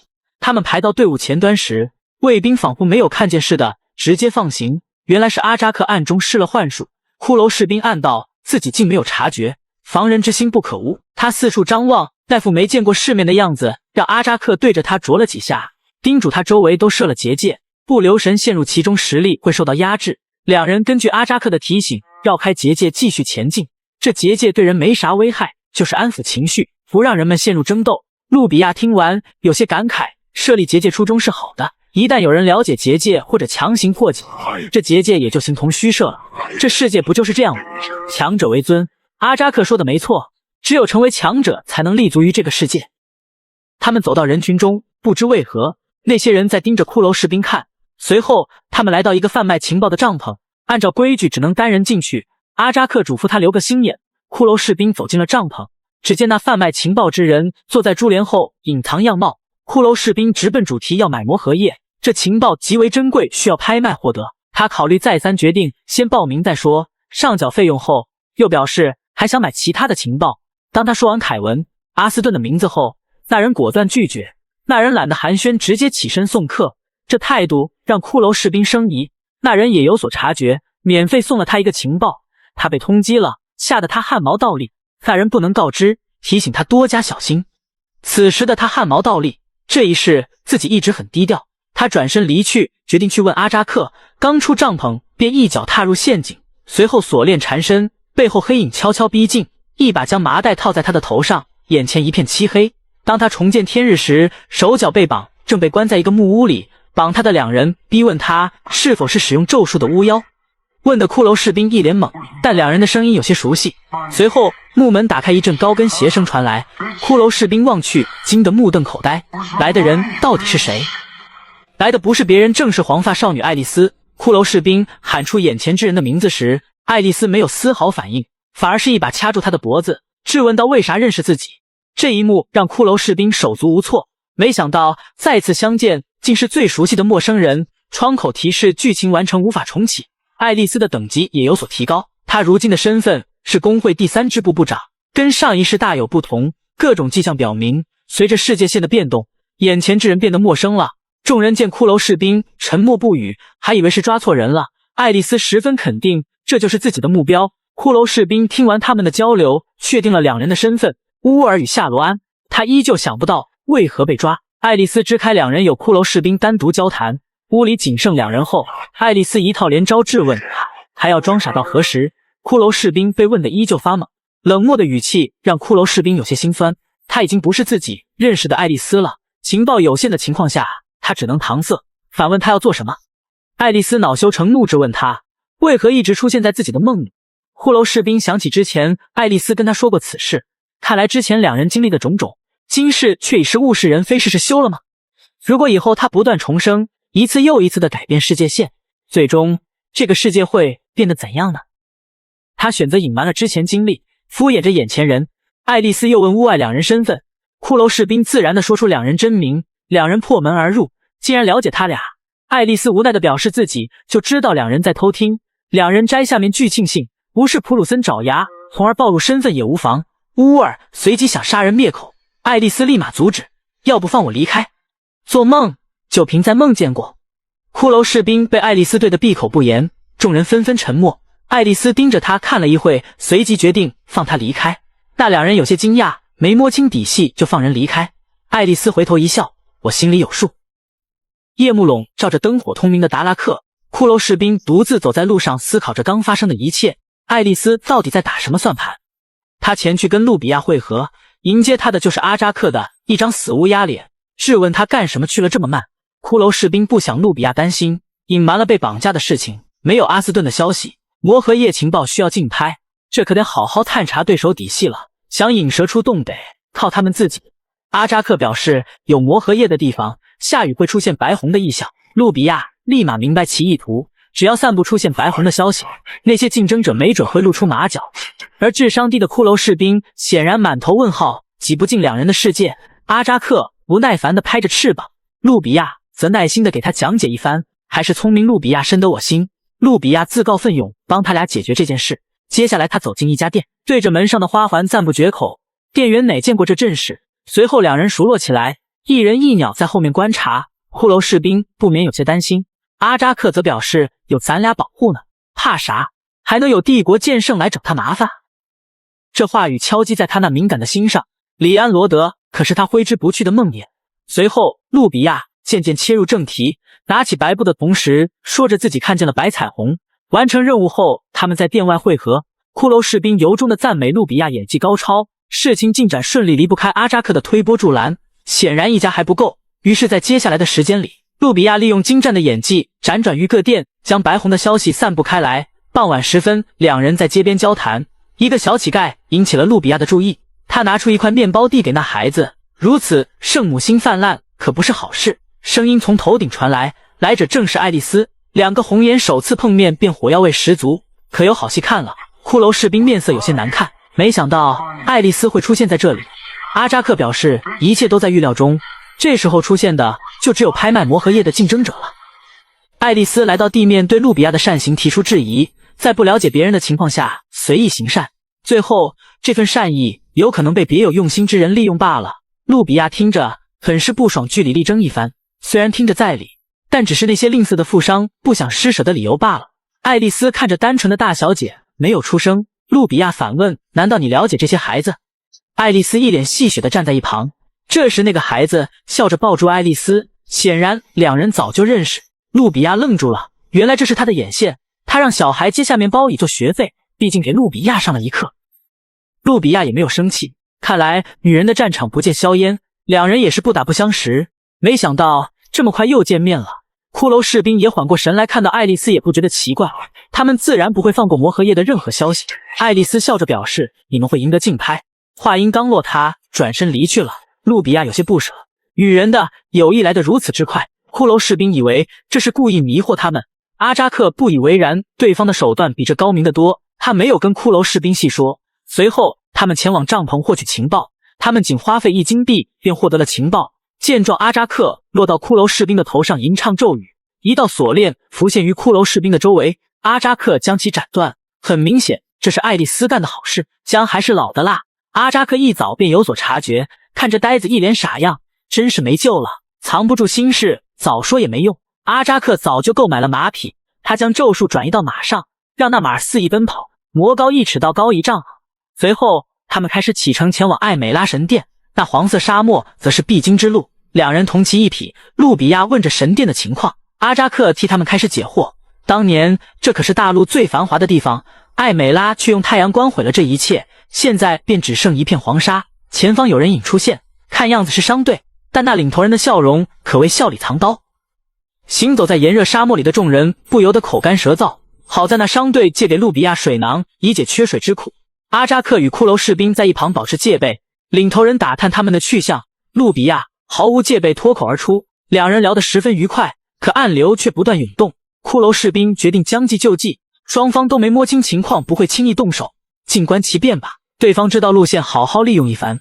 比起这些虾兵蟹将，身后的气息可是更令人在意。那人身穿斗篷，不见真容，丝丝黄发忽隐忽现，这人到底是谁呢？我猜不到啊。商队则继续套话，骷髅士兵这边随意敷衍着，这些家伙的意图昭然若揭。他正准备拔剑，只听远处有人大喊，此路是我开，要想从此过，留下买路钱。好戏登场了，土匪们迅速包围着商队。路比亚有些担心人多势众，慢半拍的骷髅士兵才反应过来，地图上的红叉指的是土匪。土匪头子走到前面向他们要钱，领头人拿出钱财奉承着，待头目数清钱数后勃然大怒，你带了这么多人，就给这点，打发要饭的呢？领头人十分干脆的把骷髅士兵给卖了，还要把路比亚献给土匪头子。那头目看见路比亚眼睛都直了，骷髅士兵则被当作赠品。阿扎克笑不活了，那些土匪调戏着路比亚，要他陪兄弟们好好玩玩。这烂大街台词让阿扎克笑得大声了，在一旁煽风点火。骷髅士兵见状，准备把剑解决他们，大战一触即发。这时一把刀突然飞向人群，只见刀光横扫土匪们的脖颈，只剩惨叫声不绝于耳。见那刀回到主人手中，一道模糊的身影从漫天黄沙中浮现。就见那道身影冲进人群，毫不手软，左右收割。来者正是爱丽丝。意料之外的救援让大家有些吃惊，到底是怎么追来的？骷髅士兵之前感受到了熟悉的气息，眼下还是解决正事要紧。骷髅士兵拔剑加入战斗，剑影闪过，血液四散。爱丽丝也不容小觑，刀刀毙命。骷髅士兵叮嘱阿扎克保护好路比亚后，又投身战场，手起刀落，片甲不留。那土匪头子看着杀人如麻的二人，冷汗直流。随后一道身影落下，那修罗缓缓走向两人。土匪头子吓得让旁边的人赶紧拿出杀手锏，那商人不得已拿出号角。爱丽丝见到此物，瞳孔一缩，显然知道这是什么。随后他让骷髅士兵赶快阻止，但为时已晚。号角声响起，召唤着他们口中的神。刹那间，整片沙漠地动山摇，沙子中有凸起之物在快速移动，所过之处人仰马翻。随后从货车下面破土而出一只身长数十米的蠕虫，张着流口水的血盆大口，冲着众人大声吼叫。登场的方式真是华丽。爱丽丝对这怪物十分忌惮，窗口弹出了怪物的信息：精英豹，沙漠之神。看来这是一群有后盾的土匪，但这后盾是商人呢，还是商级呢？土匪头子看着那沙漠之神，露出得意的笑容。当那沙神吞噬着自己人时，他笑不出来了。就见那沙神不分敌我一顿狂吃，他逼迫商人赶紧想办法，即使契约也拿捏不住。那沙神有啥办法？正逼问时，沙神悄然而至，侥幸逃脱的商人瘫坐在地。吃完人后，那蠕虫钻进沙土之中，消失殆尽，留下了遍地尸体。消失了吗？并没有，而是躲进了沙漠中。如今的危险仅剩那只藏于地下的蠕虫，骷髅士兵能感受到脚下有震感，却因对方体积过大，无法追踪具体位置。随后他发动各种探知技能追寻其位置，十分轻松找到蠕虫的方向。接着他催动剑气，一剑劈向地面。只见那蠕虫受伤现身，这一击并没有伤到要害。那蠕虫奋力反击，刹那间将骷髅士兵吞入口中。他提剑横在其口中，思考对策。爱丽丝出手扔出铁钩，用力一拉，骷髅士兵得以缓和。随即他施展各种技能，加上主仆系统的加持，猛地一劈，这一剑可谓毁天灭地。接着连劈数剑，那蠕虫四分五裂，散落一地。众人也是十分惊讶。硝烟散去，一连串陌生窗口弹出，像商城、积分等字眼，让他倍感疑惑。最令他不解的是，那句新手保护期已经结束。想起之前的种种惨死，这保护了个寂寞。面前又弹出了积分百分比以及商城的窗口，一番静心解读后，他总算是搞清楚，就是打怪赚积分，积分积攒到一定百分比后可以兑换道具。他只能定下一个目标，虽说积分越多奖励越好，但难度以及花费时间也会大幅度提高。更何况高于 10% 的奖品都不显示，现在的积分也是为数不多。诸多考虑后，他更倾向于前两个选项。就在他犹豫不决时，窗口却在慢慢消失。这下他有些慌了，鬼知道这东西以后还会不会出现，时间不等人。慌张之余，他随意点了最后一个选项，接着叮铃一声响起，窗口弹出，没有多余的介绍，只是简短又惊骇世俗的几个字：否定世界。否定世界这4个字确实让人浮想联翩，但这究竟代表着什么，他毫无头绪。不知所云的他有些后悔，选哪个不好，下次得慎重一些。已成定局了，还是先解决眼下的事吧。不远处传来的惨叫声引得骷髅士兵看过去，爱丽丝持刀正想结果那奸商，那奸商连连求饶。爱丽丝想了想，笑着说：“给你个机会。”爱丽丝拿出一个金币让他抛，只要出现数字就可以搏命。随后他用力一捏，数字那边永远不可能出现。那奸商脸都黑了，肯定是难逃一死了。爱丽丝随即一刀了结了奸商。骷髅士兵夸赞了一番他的好手段，随后好奇地问道：“是怎么追上的？”爱丽丝表示：“碰巧罢了。那两人的确追着马跑呢，自己担心他们误入沙漠追来提醒，担心我吗？”骷髅士兵耿直地问着。爱丽丝立马解释，她只是担心柔弱的小姐姐罢了。远处的路比亚听不清两人在讲什么。随后爱丽丝讲解了西部地区的局势，这商人明显就是帝国的一枚棋子。那号角原是艾美拉祭司长皈依主教格莱西的东西，这家伙就是个倒霉蛋。等他召唤出沙漠之神为祸四方时，皇帝便好师出有名，派军镇压西部的自由联盟。而里安罗德已经在西部展开狩猎活动了。骷髅士兵一想到那疯子在附近，自己又差点遇上，吓得冷汗直流。随后两人寒暄一番，不解风情的阿扎克催促骷髅士兵抓紧赶路。临走前，骷髅士兵邀请爱丽丝结伴而行，爱丽丝拒绝了，表示他们有更好的计划。接着他把那串项链再次送给骷髅士兵，这是邀请他入会的信物。随后爱丽丝乘马离去，挥手跟他告别。他看着手中兜兜转转又回来的项链，有些出神。随着世界线不断变化，项链的样子以及功能也会有所改变呀。看样子自己又亏欠他不少。夕阳西下，他们再次出发。阿扎克得知 TT 工会要有大动作后，认为有必要摸清他们的计划，估计他们打的是皇室的主意。乌尔那丫头对魔核液研究颇深，知道他们的计划对骷髅士兵来说百利无一害。提到皇室时，阿扎克不免有些忌惮。路比亚问道：“强大如他也没法与之抗衡吗？”阿扎克说着自己鼎盛时期还能与之较量一番，如今的他就是个弟弟。他被三大女神下了不同的诅咒，想要重回鼎盛必须解除诅咒。骷髅士兵疑惑道：“你这是造了什么孽？”他一脸坏笑，滔滔不绝地讲述着自己的光辉历史。当年他跑到女神殿，觉得毫无趣味，干脆把那里改成酒池肉林，供自己玩乐，花天酒地，好生快活。这家伙如今想起来还暗自窃喜呢。两人调侃起。阿扎克、路比亚有些担心他进入神殿有没有不妥。阿扎克表示山人自有妙计，见他这副样子，骷髅士兵恨不得将他炖了。阿扎克说着目的地就在眼前了，还是想想怎么进去吧。大漠孤烟，长河落日，乌鸦盘旋于天际，两人同乘一匹，好生浪漫。落日的余晖拉长了两人的影子，艾美拉神殿近在咫尺。这就是神殿。看着面前的山丘，骷髅士兵有些疑惑。阿扎克十分肯定，这不就是一个小土包吗？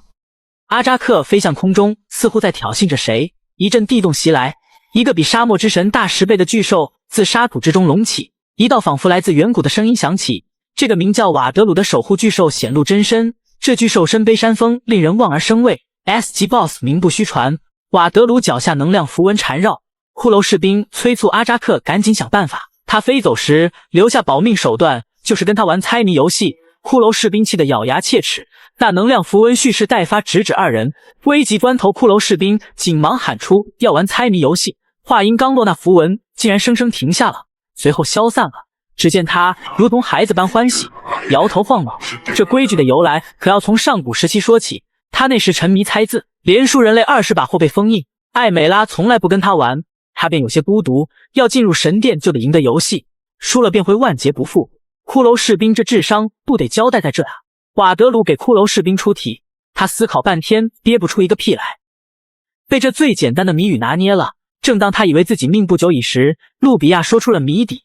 正当他以为进入神殿如此简单后，瓦德鲁脸色一变，警告他不要回答他人的问题，否则……刹那间，那符文将路比亚围住。路比亚果断地要求参加挑战，这可激起了瓦德鲁的胜负欲。一个个晦涩难懂的字谜接连抛出，路比亚应对自如，说对了一个又一个。骷髅士兵傻站在一旁，人类的悲喜果然无法相通。这场智商战，瓦德鲁打得酣畅淋漓，路比亚赞美之词也毫不吝啬，他激动地流下泪水。大概就是惺惺相惜吧。那个白痴骑士不配进入神殿，只允许他一人进去。他回头看着骷髅士兵，告诉瓦德鲁不想一个人进入。话音刚落，那巨兽瞬间变脸了。这个人类竟然忤逆他，这是在耍他吗？他勃然大怒。上一秒瓦德鲁勃然大怒嘶吼着，下一秒却双手抱头不停颤抖。如此变化让人一惊一乍，即使这样也不能让路比亚只身犯险。瓦德鲁凶狠地释放威压，路比亚承受不住跪倒在地。骷髅士兵思考着对策，路比亚迟早支撑不住。他发动技能抱起路比亚开溜，只能打消进入神殿的念头了。背后再次响起巨兽的声音，骷髅士兵本能停下。那巨兽命令他放下路比亚，否则将他变成口粮，只能就此妥协吗？就在这时，那黑色羽毛自空中落下，阿扎克终于来救场了。他吟唱着咒语砸向巨兽的腹部，瓦德鲁缓缓失去意识，轰然倒地陷入沉睡。骷髅士兵转头跟阿扎克算起账来，这是利用我们当诱饵啊，打得一手好算盘。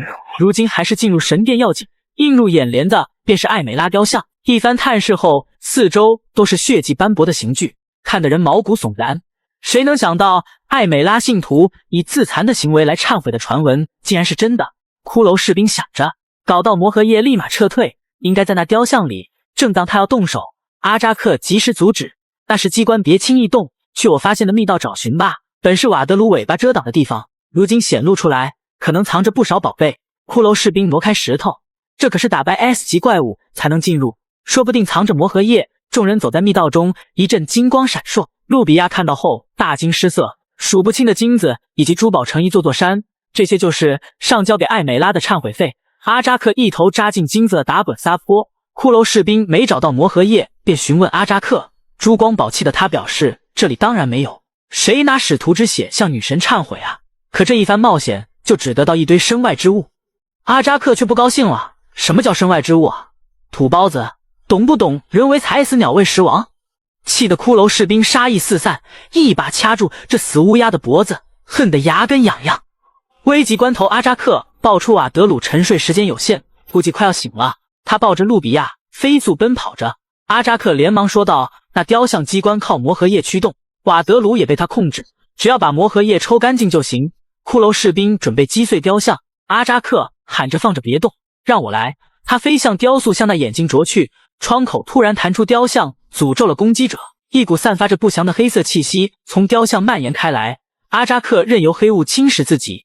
这时有两个沾着魔荷叶的眼珠子掉落在地，魔荷叶从眼眶中流淌而出。骷髅士兵上前吸收魔荷叶，吸收完毕后，大量窗口弹出，关于专职的信息比之前更为全面，各种职业的优劣尽收眼底。骷髅士兵仔细琢磨每种职业，思来想去，也就骑士更为妥当。那个能保护特定一个人的特点令他心动。他看向路比亚，想起两人的相识相知，这回可以好好保护他了。选择确定后，突然弹出魔荷叶不足，真是尴尬。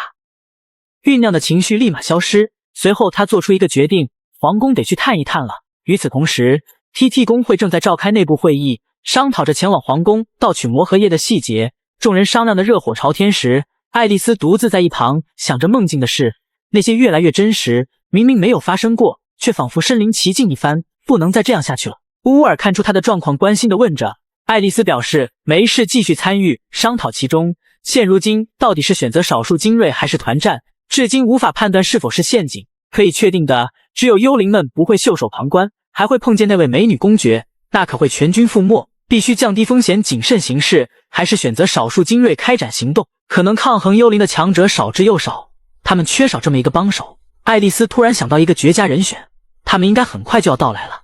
骷髅士兵一行人来到了首都门前，一张充满阴谋的大网笼罩着首都，山雨欲来风满楼。有阿扎克的帮助，再怎么森严的城门都畅通无阻。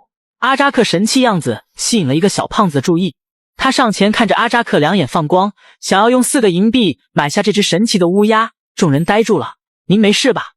老奸巨猾的阿扎克一眼就看出这小胖子的身份，这是一只受月光保护的纯种狼人，与自己相克，现在打不过他。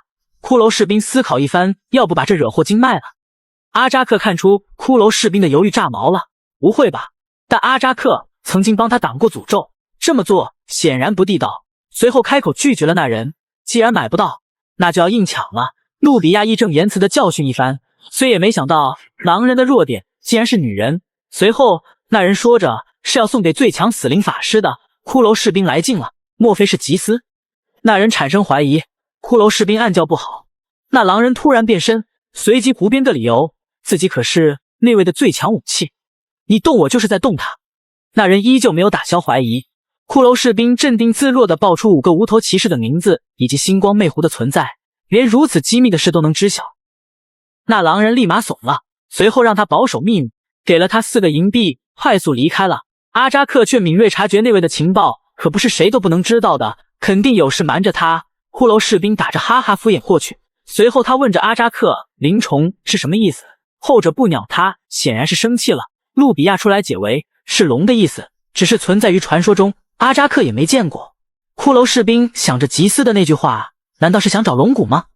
还是先找住的地方吧。土包子，这里可是首都，入住需要注册会员，咱们还是睡大马路吧。路比亚思索着，不远处的一家珠宝店吸引了他的目光。万万没想到，这家珠宝店让他们鸟枪换炮，住上了舒适无比的大套房。路比亚开心地倒在沙发上，四处奔波的劳累，在美美的泡个澡后都不值一提。没想到店家让他们免费入住，还给了一张名片。难道又有人相中了阿扎克，这回花了大价钱？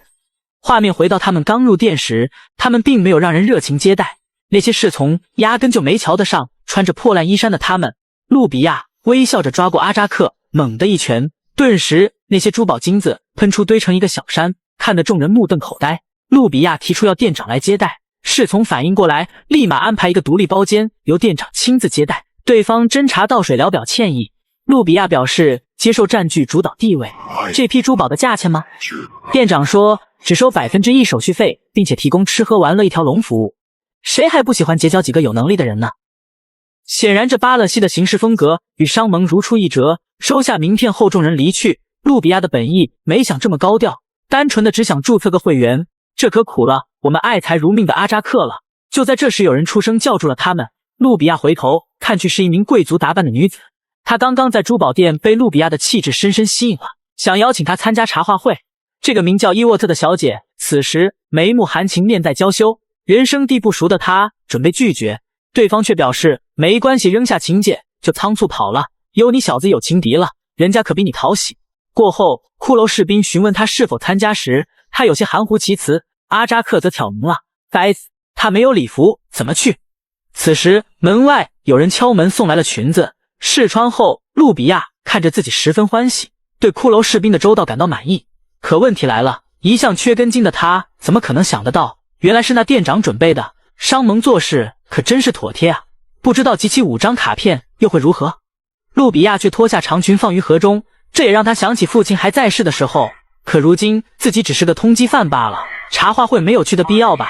骷髅士兵想到自己每一次重生都让路比亚受尽磨难，他从来都没抱怨过。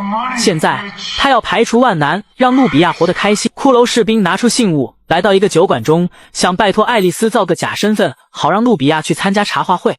那伙计示意他通过密道就能找到爱丽丝。骷髅士兵做了一番思想斗争后，推门而入。等候多时的爱丽丝开口说了句师傅，这两个在骷髅士兵的脑子里炸开了。你都想起了？他起身带着歉意地说着自己只是在试探一下，如此他能确定那些梦是真实的，梦里的点点滴滴不是咒术能做到的。那个月下之约，哪怕时间流转，我们终会相见。他坦然接受的梦境的存在，自己的直觉一向很准，加上各种蛛丝马迹也证明梦境的真实。骷髅士兵问出一直想知道的问题，这一世你过得怎么样？对方时的经历跟之前大致一样，姐妹二人流落街头时碰见了乌尔，便跟他离开了。那罗恩呢？现在只是敌人吧？骷髅士兵感慨万千，世界线的变动对个人的改变如此之大。随后爱丽丝拿出一份带有禁制的保密合同，一旦签字灵魂受到控制，绝不能泄露一点信息。签完后，一股能量钻入骷髅士兵体内，立马生效。爱丽丝开始讲述此次行动的计划。这底下的千年古道可通往皇室宝库，他们接到情报1周后，皇室将在那里运输魔核液。他们的计划就是拦路打劫，对此做好了周密的准备，选择了一处通风口动手，投掷睡眠弹，然后趁乱引爆炸地面，通过水道转移目标，然后将剩余的人全部除掉。重要的一点就是有人拖住运输队，争取时间爆破。这个艰难的任务就给了骷髅士兵，要想完成的顺利，就得知己知彼。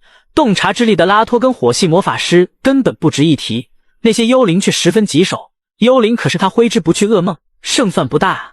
要是再遇上美女公爵，就直接玩完。好在他人不在首都，建主只守着通道口。骷髅士兵松了口气，项链没有反应，应该没啥大问题。接着爱丽丝拿出2个身份牌，骷髅士兵有些感动，这回露比亚可以去参加茶话会了。顿时爱丽丝气得火冒三丈，就是为了这个来找我的吧？而另一边，露比亚在等着骑士大人胜利的消息。庄园内的玫瑰在阳光照射下娇艳欲滴，贵族名媛们在喝着下午茶，谈论着茶话会的举办方阿伦萨家族。虽然被各方势力牵制，但作为开国功勋，地位依旧牢固。谈笑风生的背后却是暗流涌动。红发女子话题一转，暗戳戳到阿伦萨家族境况堪忧。众人听完纷纷议论，一道声音响起：“各位聊什么呢？”这么起劲，宴会的主人带着露比亚缓缓走来。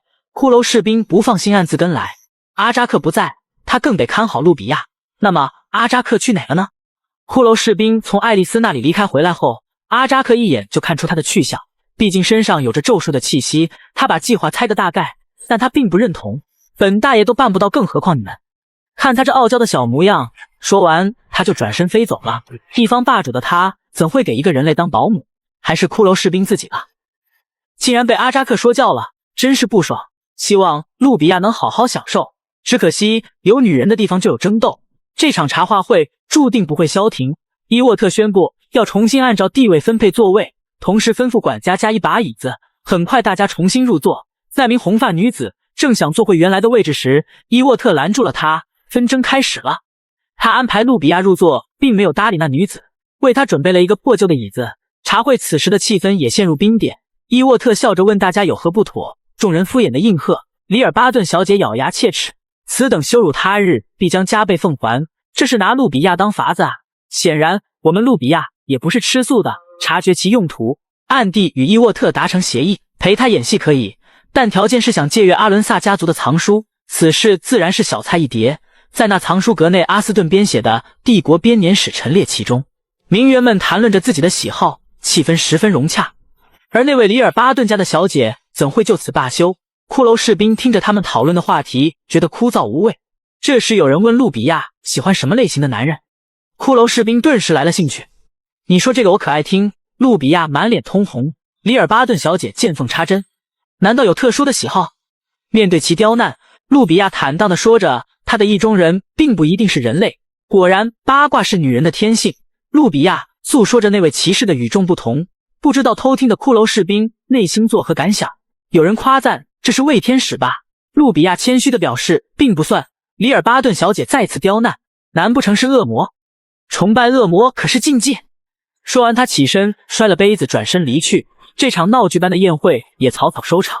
随后两人走在长廊内，伊沃特向路比亚请罪，表示自己利用他是有苦衷的，显然是家族之间芥蒂。阿伦萨家族主和，因此成为皇室的眼中钉，而里尔巴顿家族却是主战一派。如今深得军心风头正盛，于是他想借此宴会灭其气焰。路比亚不在乎这些，随后两人进入藏书阁。骷髅士兵以为路比亚视书如命才会提此要求，却没想到路比亚张口问了跟阿斯顿有关的书籍，他这才明白对方都是为了自己，心里顿时暖暖的。伊沃特爽快地命人将书籍送到其住处，这来一趟也是有所收获，又欠路比亚一个人情，这呆子不配拥有爱情。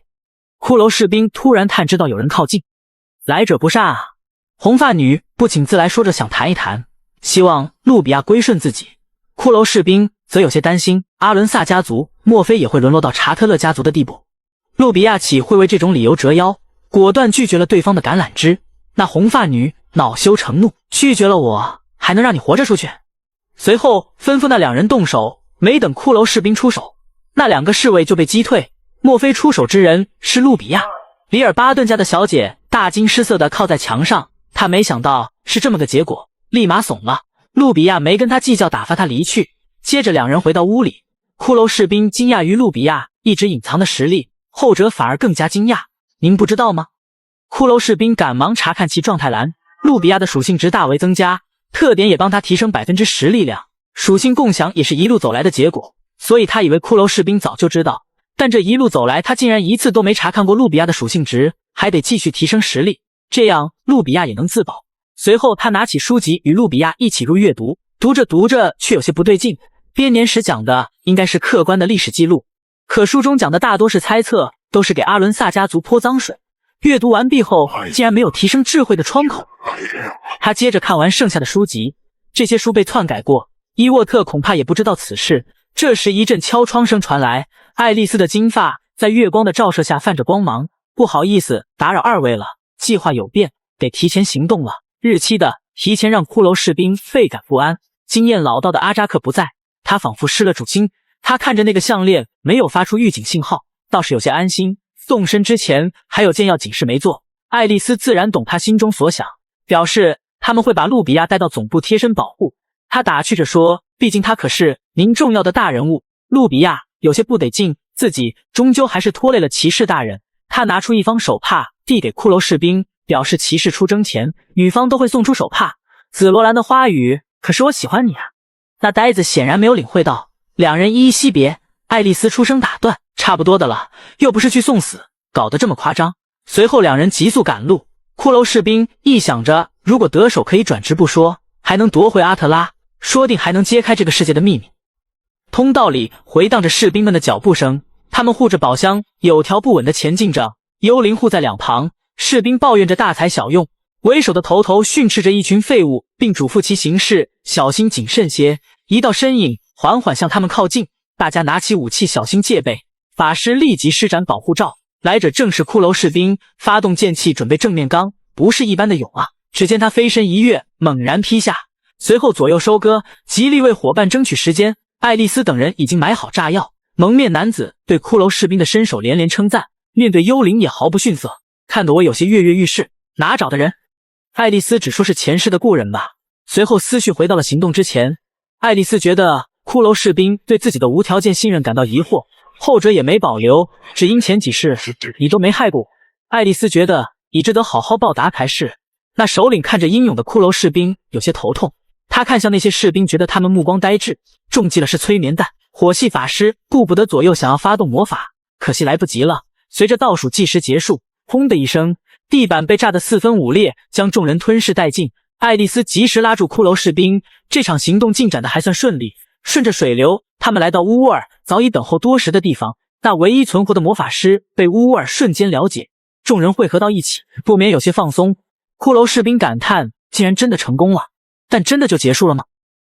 可惜终有一失，他看到了那个永生难忘的东西。眼前的空间黑洞再次出现，一股诡异的能量自那黑洞中散发，众人不由得惊恐。终于那个暗黑骑士现身了，是那老亚瑟，站立天花板华丽登场。看着那个黑暗骑士，骷髅士兵有些疑惑，这东西不就应该在皇帝御杀时才出现吗？他步步紧逼，骷髅士兵立马下令撤退。乌尔选择独自阻拦，一马当先冲向那骑士，可惜刚一近身就被对方一把抓住。就见那骑士张开血盆大口，乌尔变成了他的腹中餐。众人见状既愤怒又恐惧，斯蒂芬失去理智，冲向暗黑骑士，一拳接着一拳挥出，对方毫不在意。对于自己的无力，他一头撞在他的盔甲上。暗黑骑士一剑斩去斯蒂芬的头颅，结束了。又一名同伴的死让爱丽丝深受打击，骷髅士兵让爱丽丝快逃，但以爱丽丝的性格不会独活，骷髅士兵也料到了，一把将他甩了出去，自己提剑冲了上去。暗黑骑士的剑气碰到他时却没有任何伤害，赌对了他果然伤不到自己，随即施展出各种技能附加于剑上，一个大跳劈去，对方飞起身后，无数利剑出现，其大手一挥，万箭齐发。骷髅士兵笑了，这家伙的攻击对我无效。等等，他不敢置信地回头望去，他的目标是爱丽丝。可惜为时已晚，暗黑骑士手里一个黑球凝聚，随后打向骷髅士兵，就在接触的一瞬间，那光球变大，吞噬掉了他。骷髅士兵眼睁睁地看着爱丽丝被利剑贯穿，随即便陷入一片黑暗之中。不知过了多久，他醒了过来，到底是怎么回事？他被困在一个没有重力的结界中，此时他如同无头苍蝇一样乱走，看见了乌尔的尸体以及死不瞑目的爱丽丝，巨大的悲伤充斥着他的内心。他合上了爱丽丝的双眼，然后抱起喃喃道：又失败了。事情败露后，皇室开始清算叛徒。那个美女正哼着小曲，涂着口红，悠闲又自在。幽灵前来报告叛徒的事，后者显然对这种小事没兴趣，扔给里尔巴顿家族吧。与此同时，骷髅士兵仍然抱着爱丽丝，那个项链又救了自己一次。他看着众人身上浮现的能量，他上前一一吸收，又学会了一堆技能。他吸收完乌尔后，想继承他的武器，却是失败了。他思考着今后自己的何去何从。那宝箱估计被带走了， TT 工会势必遭受血洗，那路比亚岂不是更加危险？他心急如焚，想逃出此地。随后他拿出项链思考对策，可那项链却慢慢消散了，随之还有盔甲、手帕以及尸体。他赶忙去抱住爱丽丝，意图阻止，可最终他在自己的怀里也消失殆尽了。结界里的东西都会消失吗？那自己怎么没事？身上的回路也没有问题。随后他施展魔法技能，他要与这结界抗争到底。他发动各种技能攻击结界，不管怎样都要去救路比亚。一拳打出结界，毫无反应，就这样一拳接着一拳。不知过了多久，感知不到时间流失，他不免有些急躁。虽然技能在不断升级，但他不免有些灰心。但他又想到了临行前路比亚还在等他，他又重新燃起斗志，10拳100拳，不行就1000拳万拳。随即他又挥出一拳，忽然发生了转机，那结界竟然裂痕四起，咔嚓一声彻底碎裂。一个熟悉的身影自裂缝中飞来，是阿扎克。那身影却带着一身疲惫，也没有往日风采。别废话了，先出去再说。走出结界后，便是一片森林。原本羽毛华丽的阿扎克，此刻就像被拔了毛的鸡，满身伤痕。骷髅士兵问出了一连串问题：过去了多久？路比亚如何？阿扎克听完他的话后，更加落寞了。随后开口道：先回答第一个吧。你被困在这里2年了，这2年间发生了不少事情。审判庭内，里尔巴顿将崇拜恶魔等罪行一一按在路比亚的身上，本该判死刑的路比亚却改判监禁在奥萨拉苍白之塔。牢车运送他前往服刑。熟悉的黑雾出现了，阿扎克站在牢车上，但他的术法维持不了多久。路比亚希望阿扎克找到骷髅士兵，此时的他依旧微笑着。阿扎克按照他的意愿去解救骷髅士兵了。他打听暗黑骑士的消息，阿扎克也不能凭借简单的描述就能知道那是什么，但这结界如此之强，想来也不是简单的人物。这2年内估计吉斯已经惨死，查特勒也沦为幼虫，战争估计也开始了。那么路比亚究竟在哪？阿扎克将残酷的真相告知他，皇室下手狠辣， TT 工会据点被连根拔起，大部分人惨死，内应阿伦萨家族满门抄斩。而路比亚正在苍白之塔里当魔法师的实验体，获起那红发女子。他揭露其侍奉恶魔的罪名，可谓睚眦必报。路比亚虽然难逃一死，但这么长时间的折磨，估计再见就物是人非了。骷髅士兵质问阿扎克为何不救他，他也想过到底救谁。如果救路比亚，就会暴露在皇室眼皮下，力量也会消失大半。单是打破结界，就让阿扎克变成这副样子。骷髅士兵知道阿扎克选错了，但没办法责怪他，毕竟他不知道自己可以重生。他决定去苍白之塔营救路比亚，这种行为在阿扎克眼中无疑是去送死。他主们的实力超乎你想象，就算剑主也无法相提并论。执掌空间跟因果之力的他们，再来30个你也不是对手。骷髅士兵跟他说出自己可以吸收别人的技能为己用的秘密，这可能就是天道的漏洞。这练的可是修罗道，看来自己赌对了。他给天选之子提出了一个疯狂的提议，介入帝国战争，让那些亡灵成为你的踏脚石，助你重回巅峰。阿扎克提出的建议到底是真为骷髅士兵着想吗？家人们继续往下看，行动前还得做些准备。骷髅士兵按照阿扎克的指示在地上作画，此画用意竟然是要建造马尔帕斯教团。骷髅士兵犹豫了，他并不想卖身于魔王。阿扎克继续游说着，反正都是要杀人，那就顺便把祭品的作用发挥到极致，还能获得魔王的力量，岂不是一举两得？代价是什么？阿扎克反问帝国禁止信奉魔王的原因呢？代价太过沉重。恰恰相反，别犹豫了，魔王真的降世，任何问题都不是问题。魔王亲自把路比亚带回来也未尝不可。虽说魔王应该在8年后降世，咱俩只需尽力加快进程，信我包你赢。骷髅士兵思量着，给敌人招新的敌人，浑水摸鱼，给魔王卖命也不是不行，没准魔王提前降世，能改些结局呢。他决定接受阿扎克的提议，迈出第一步。清晨联盟的一支队伍在森林里探索，这些铁人是泰坦的低级版。薄雾中一道人影显现，他们以为是敌方人员，随即便要上前捉拿。靠近后，他们突然停下脚步，眼前的地狱般的场景让他们目瞪口呆，一地的断肢残骸。一个手持利剑的骷髅士兵站在中央，他猛地一回头，顷刻间这里又多了数十具尸体，他的等级又提升不少。泰坦里的魔核液实在太少，他吸收完能量后该进入正题了。阿扎克以虔诚的姿态落在骷髅士兵的头顶，这时周围的景象发生了改变，黑雨零落飘散，雷电交加，一只巨型乌鸦出现，双翼抚摸骷髅士兵的脸颊，一道熟悉的身影显现，他伸手发出邀请，骷髅士兵与他执手相望。阿扎克牵引着骷髅士兵跟随黑鸦翱翔于天地间，骷髅士兵仅需向马尔帕斯表达自己的忠心，与魔王的契约签订完毕，接连弹出窗口，他成为了马尔帕斯的一员。骷髅士兵回到现实世界，阿扎克耗力虚脱，身体仿佛被掏空一般躺在地上。突然他眼放金光，身上红光乍现，本大爷恢复力量了。看着狂笑不止的阿扎克，骷髅士兵一头黑线，索性研究起从马尔帕斯那里获得的力量。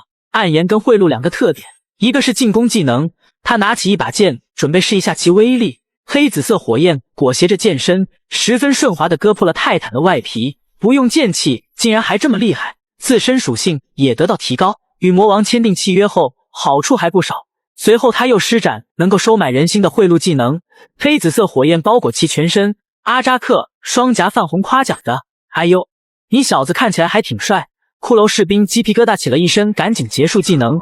容光焕发的阿扎克显然也得了不少好处。眼下要紧的是接下来作何打算。帝国兵力集中于琥珀城，他们再起冲突还得等些时日，耐心等候，让我们榨取帝国跟联盟的剩余价值吧。不过现在新祭品出现了，丛林中显现出熟悉的身影，老伙计们再次登场。那鸟人们华丽的出现，正是普鲁森的信徒们。骷髅士兵在想自己也没招惹这群牛鬼蛇神啊，就听他们口中说着破坏祭坛什么的。他转头看向阿扎克，那乌鸦谄媚一笑，忘说了，这原来是普鲁森的祭坛，本大爷一出手就变成了马尔帕斯的了。兜兜转转又发展成相似的剧情了。此时众鬼怪虎视眈眈盯着他俩，幸亏罗恩那3个棘手的家伙不在，可仍是忐忑不安。阿扎克看到骷髅士兵的小动作不免嗤笑，一群喽啰而已，怕个锤子，赶紧试一下新力量。他发动暗炎，仿佛来自地狱的杀神，仅此一剑，敌人全部陨灭。只要马尔帕斯的力量与你同在，那你便能所向披靡。骷髅士兵看着一地的尸体，不由得感慨万千。当初他们带给自己的压迫感，如今看来不值一提。突然一只漏网之鱼伺机而动，正准备偷袭，骷髅士兵反手一剑将其一分为二。他向蛇妖缓缓走近，意图逼问情报。问到阿萨姆那头老路的时候，蛇妖大吃一惊，随即施展恐惧技能。蛇妖将情报和盘托出，2年前 PT 工会夺取魔核液失败后，祭坛被捣毁，导致整个组织分崩离析。老陆为了东山再起，前往战场设立祭坛。罗恩因战争太残酷退出组织，狼人处理私事去了。随后他凶相毕露，骷髅士兵抬手一剑了解其性命，顺手吸收了蛇妖身上的能量。实力提升后，他觉得吸收效果不如以前，突然弹出几个窗口，吸收的熟练度增加，和拥有者变成一位，技能等级提升至3级，吸收对象的门槛也变低了。瞬间一地绿光浮现，怕是吉斯已经死了，整个世界只有他自己拥有此神技。吸收完毕后，他捡了一套盔甲穿上。阿扎克说休息2周再行动，不可锋芒过盛，等风声消散后再行动。骷髅士兵觉得自己已经荒废2年时间了，不能再浪费。但阿扎克说的也对，他们所在的支地是东部山脉，正好去见见那个神秘人。月光散满整片树林，一声声怪叫打破此刻的静谧。骷髅士兵重复地喊着马卡巴卡、恩西迪西的咒语。阿扎克看着冒虎气的骷髅士兵，顿感无语，喊了半天也不见人影，咒语出错了，晃悠几天也没有收获。他颓废地坐地上，喂个空间袋值得吗？阿扎克表示，要是真的空间袋，那就值得。无限空间有些不大可能吧，自己当年也想做一个，可惜条件不允许。骷髅士兵起身继续喊着暗号。过了不知多久，他感觉到有东西在向他靠近，随即他加快速度与之双向奔赴。等待他的却是一个体型健硕的狼人。我可找到你了，自报家门后要为同伴报仇。仇人见仇人，双眼直放光，随即就是一场打斗，两人你来我往，谁都不逊色。没见到莫拉克不说，还碰见了敌人，本来杀完人躲起来就好，找什么莫扎克呢？大喊大叫不暴露自己才怪。哥布林族长那个骗子，咒语根本没用，眼下要紧的是摆脱这个难缠的家伙。骷髅士兵催动剑气，率先动手，可是这一击没碰到对方，用惯的巨剑不在，此时的小剑错估了距离，狼人一拳迎上去，打倒骷髅士兵，杀势四起。好在紧急关头能量护罩挡住了这一击，在这护罩碎开的一瞬，他施展隐身技能消失了。狼人四处撒魔，骷髅士兵躲在树后，这个怂样子让阿扎克看不起。马尔帕斯给你的力量呢？咋不用呢？骷髅士兵有些顾忌，他每次使用都能感受到魔王的存在，然而时不我待。随后他使用了各种技能，一拳砸向狼人，把其砸回了原形。他也没有求饶，反而是要杀要剐随便。随后说着对不起巴道夫之类的话。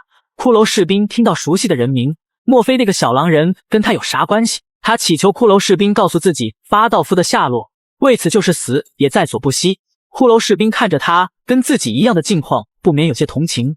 他确认后跟狼人提出交易后，说出自己的境遇，等救出自己想救的人后，便如实相告巴道夫的下落。随后阿扎克让狼人转而信奉马尔帕斯，阿扎克盘旋于狼人头顶，仪式开始。狼人口处鲜血可见副作用之大，但此举动惹怒了普鲁森，警告窗口弹出。那位魔王就此盯上了骷髅士兵，管他呢。还有马尔帕斯撑腰，看着想直奔苍白之塔的布拉德，骷髅士兵制止了，转而询问当今战况。帝国与联盟打得不可开交，杀人放火手段残忍，连他们这些信徒都甘拜下风。骷髅士兵知道战争持续了10余年，帝国虽然胜利，但损耗严重。就在以为落下帷幕的时候，更为阴暗的时光来临了。16魔王降世了，苍白之塔的魔法师没有手，他决定要把局势搅得更乱一些，来个调虎离山，岂不快哉？骷髅士兵行动的这些日子里，帝国军不明原因的死亡自然传到联盟军中。一个黑发美女坐在营帐中，预测猩红颜出现，就见那美女思考着，看来有人在暗中帮助咱们了。微风和煦，阳光正好，联盟军在召开关于谁是神秘人的会议。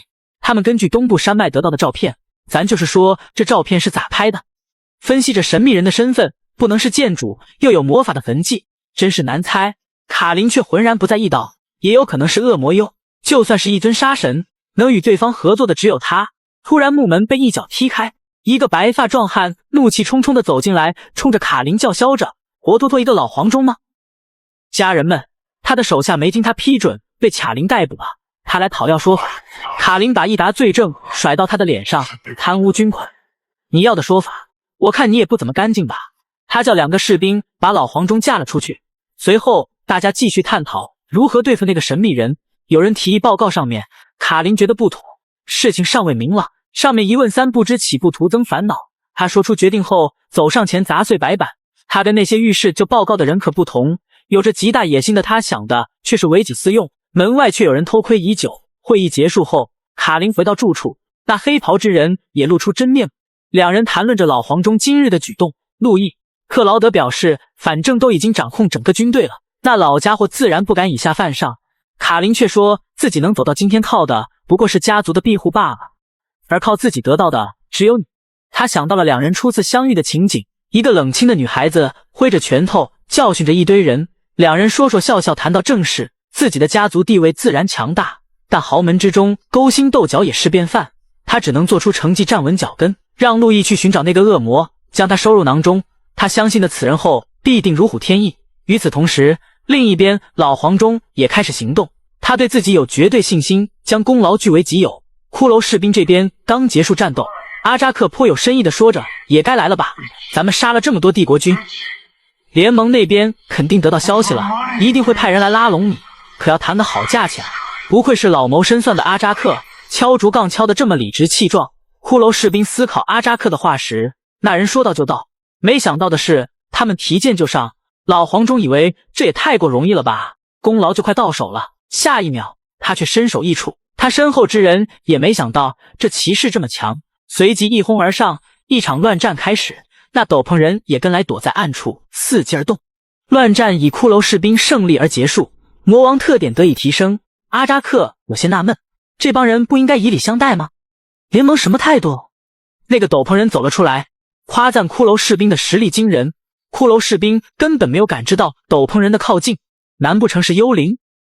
那得下手解决此人。随即准备拔剑，对方却是双手做着投降状。这家伙隐匿气息的本事确实厉害。后者阐明自己的身份，当他摘下兜帽后，骷髅士兵才感知到对方的气息，显然是这件斗篷的缘故。老辣的阿扎克一眼就看出此斗篷能使穿戴者融入周围环境，估计是仿照遗产而做的低配版，加上对方背后的克莱斯家族的实力不容小觑，看来值得一谈。克劳德连忙跟那些尸体撇清关系，他们是反对卡林的势力，因此卡林想跟骷髅大人合作，大家互利互惠。随后一人一鸟想商讨一番，走向树林里。阿扎克一看，原来是要跟他商量，大爷我自作多情了。狼人表示自己愿意跟大人上刀山下火海，骷髅士兵嘱咐其隐匿好气息，需要的时候搭把手就行。随后一行人来到营地，这简陋的环境让阿扎克着实嫌弃，不知道脑袋瓜里打着什么小算盘。他们来到卡林的帐篷，他热情地打招呼。骷髅士兵没被眼前的美色所迷惑，反问着，不怕自己在这里大开杀戒吗？卡林笃定自己不会轻易死掉，他是天选之人，颇有解就是女王的饭。暗中鉴定的骷髅士兵一惊，窗口弹出条件未满足，剧情未开启。上一次见到还是跟吉斯在一起的时候，几世轮回出现了剧情窗口也就几人，就连阿扎克都没有触发这个窗口。那么剧情到底是什么？不过以他的智商肯定是想不明白的，顺其自然吧，还不如询问有多少魔核液来的实在。得知对方手里仅有2瓶后，骷髅士兵提出攻下城池后所得魔核液都归他，对方欣然同意。阿扎克窃喜，皇室的魔核液可是在等我，宝物虽可贵，危险值更高，没准还会再遇老友。阿扎克给骷髅士兵传音，按我说的做。他确定对方无条件满足自己后，提出要掌握大军，即使自己不露面，功劳都归卡林。尽管如此，试图染指军权可是大忌。克劳德随即就要动手，卡林却拦住了他。既然对方敢提出这样的要求，就有一定的金刚钻不赌一把，焉知谁是赢家？达成合作时，阿扎克笑了，让你们见识一下什么叫战争的艺术。2月后，帝国军队的会议室内，一位长官大发雷霆，大骂着手下这帮废物，被联盟吊打这么长时间，连补给仓库都让人毁了，一帮饭桶。里尔巴顿却在一旁不紧不慢地说着没有用的废话。老将暗自发誓让联盟的蠢猪付出代价，而联盟这边悠闲地安排着搜刮来的粮食。于军队来说，能打胜仗跟粮食密不可分。火头军夸赞着军神卡林的能力超重，而真正的军神坐在悬崖边上看风景，琢磨下一步棋该怎么走。这段时间凭借狼人灵敏的嗅觉，捣毁不少补给仓库，长驱直入也未尝不可。但一路以来的胜利没有冲昏阿扎克的头脑，帝国军队也并非贪生怕死之人，但抵抗的不够尽力。他能确定对方军中只有一位能力出众的将领，其余的都是酒囊饭袋罢了。帝国军的主力都去了琥珀城，而他们怕是气死了，太过蹊跷，自家老巢不守，到底是什么原因呢？琥珀城如今密不透风，他们无法探知其中情报，眼下只能继续向帝国首都前进，救出路比亚指日可待。这时狼人报告危急情况，骷髅士兵起身查看，就见峡谷间火光弥漫，帝国的战士叫嚣着要把联盟的蠢猪烧成灰。这朴素却又有效的进攻方式让阿扎克不屑一顾。太 low！ 骷髅士兵挥剑一跃而下，在月光下飞过，宛若就是蝙蝠侠。他施展数个技能轰向人群，身影如鬼魅一般闪过，收割人头。狼人见状也感叹，可谓十不杀一人，千里不留行。骷髅士兵站在尸堆上，一剑在手，八方云动。回到营帐后，卡琳拿出一瓶魔核液交给他，小小心意，毕竟短短几月就逼近帝国首都，这位军师功不可没，他在军中的地位也是坚不可摧。得亏自己眼光卓越，跟大人合作十分正确。骷髅士兵面对如此吹捧有些害羞，咳了2声后提出一个可能会遭到质疑的计划。不过依照卡琳的口才游说，众人同意也小菜一碟。走到今天，好的合作伙伴至关重要。临走前，卡琳交给他一份对家的情报，第一个就是那位老将名叫奥斯卡，军功卓越。可此时这位老将气得咬牙切齿，他的火攻计划竟然失败了，无一活口。情报上的另一位里尔巴顿却是如无其事的安慰老将，毛毛雨了，洒洒水。奥斯卡对他的态度非常不满，里尔巴顿也火了，你敢吼我？老子可是皇室的红人。如此猖狂的侯爵却被骷髅士兵记在心里，生命进入了倒计时。这入主首都最后一战即将打响，两军将领远远对视，帝国军将领挥剑准备，紧接着一声令下，全军出击，战争立刻打响。一根根长矛破空而来，联盟军节节败退。一个中枪的士兵满腹疑惑，明明依照命令行事，怎么如此？首都近在咫尺，登顶要失败吗？里尔巴顿看到忙着逃命的联盟军校的前仰后合，经营沙场多年的奥斯卡察觉有些不对。2月以来，联盟军可是没有败绩，怎么如今却不堪一击？眼前如此平坦的土地，难道有埋伏？奥斯卡也没有头绪，摸不清对方套路。与此同时，联盟军内部可是吵翻了天。这次失败让他们埋怨卡琳，后者轻蔑一笑，开战前忙着让他想对策，作战计划也征得各位同意，如今却要一推四五。那些议员瞬间背对的熄火，这次失败也是计划的一环，我们走着瞧。而战场上，帝国军队士气大涨，势必要把这段时间所受的屈辱还给联盟。而掌握全局的阿扎克一脸奸笑，鱼儿上钩了。战场如赌场，身为赌圣的他自然要敌人拉上桌，再适当的给些甜头，就像此时的失败，而对方自然而然就奉上全部身家投入局中，丧失理智。草丛中早已埋伏铁甲人待命，此计也不是十分高明，但他们难以察觉，随后万劫不复。此刻三面夹击，帝国军大势已去，如同笼中鸟。与此刻的阿扎克作者鲜明对比，奥斯卡此时十分自责，这等拙劣之计都没看穿，又有宵小之辈上蹿下跳。奥斯卡不想忍了，怒骂里尔巴顿，如今弟兄们在前方浴血奋战，你在这为了自己的前途风言风语。骂完老将转身投奔战场，与众将士共存亡。骷髅士兵跟卡琳在高处观望战况，胜利只是时间问题。骷髅士兵并没有看到对方将领的身影，以免突生事端，他闪身前去寻找。人群中难以用探知寻找，骷髅士兵正准备深入敌后时，听见了熟悉的声音。他回头望去，一人叫嚷着让士兵护送自己逃离。那副嘴脸不正是路比亚的叔叔库克吗？此时的库克被人围攻至此，但他身边的士兵奋力击杀着，依旧没有脱险。库克不管不顾，破口大骂眼前的士兵。骷髅士兵正纳闷这家伙怎么会在此的时候，一个小兵请他相助，显然他也没有要放过库克的意思，随即拔剑却被对方抢先。那骑士纵身一跳劈向骷髅士兵，这威力让他着实一惊。两人一番打斗后，他觉得对方招式有些熟悉，他问对方为这种人卖命值得吗？那骑士有些无奈，但又不得不从，坚持将骑士精神发挥得淋漓尽致。又是一剑，如此忠诚之人跟错主人了，真是可惜。骷髅士兵毫不手软的回击，发动暗炎后一剑劈下，打落了对方的头盔。那骑士受伤跪倒在地。克里斯蒂安，骷髅士兵看清对方面目后大吃一惊，后者咬牙坚持再次进攻。认出对方的他无心再战，却在此时鲜血溅出，一只长矛刺穿了克里斯蒂安的身躯。偷袭的是之前那个小兵，最后带着不甘倒地而亡。那小兵对骷髅大人的停手颇为不满，骚叨着。骷髅士兵沉浸在自己的世界里，他有些愧疚的没能早点认出对方。他走向克里斯的尸体，合上了他那充满不甘的双眼。这一世的克里斯没有遇见骷髅士兵，查特勒也没去武道大会，而他在武道大会上胜利，自然就效忠了库克。但他没想到自己效忠的却是一个肮脏的小人，而那小人边骂克里斯边逃跑。骷髅士兵见此火冒三丈，他想亲手解决这个小人。他缓缓逼近库克，后者突然被绊倒，看着眼前的杀神步步紧逼，一剑扎进他的大腿。陷害亲人，这是不仁；侮辱手下，这是不义。你这不仁不义之徒枉为人！库克听到亲人，路比亚怎么认识联盟之人？难道他没死？不可能，我可是下了死命令诛杀路比亚。骷髅士兵听完更加愤怒，一支飞枪突然贯穿了库克脖颈。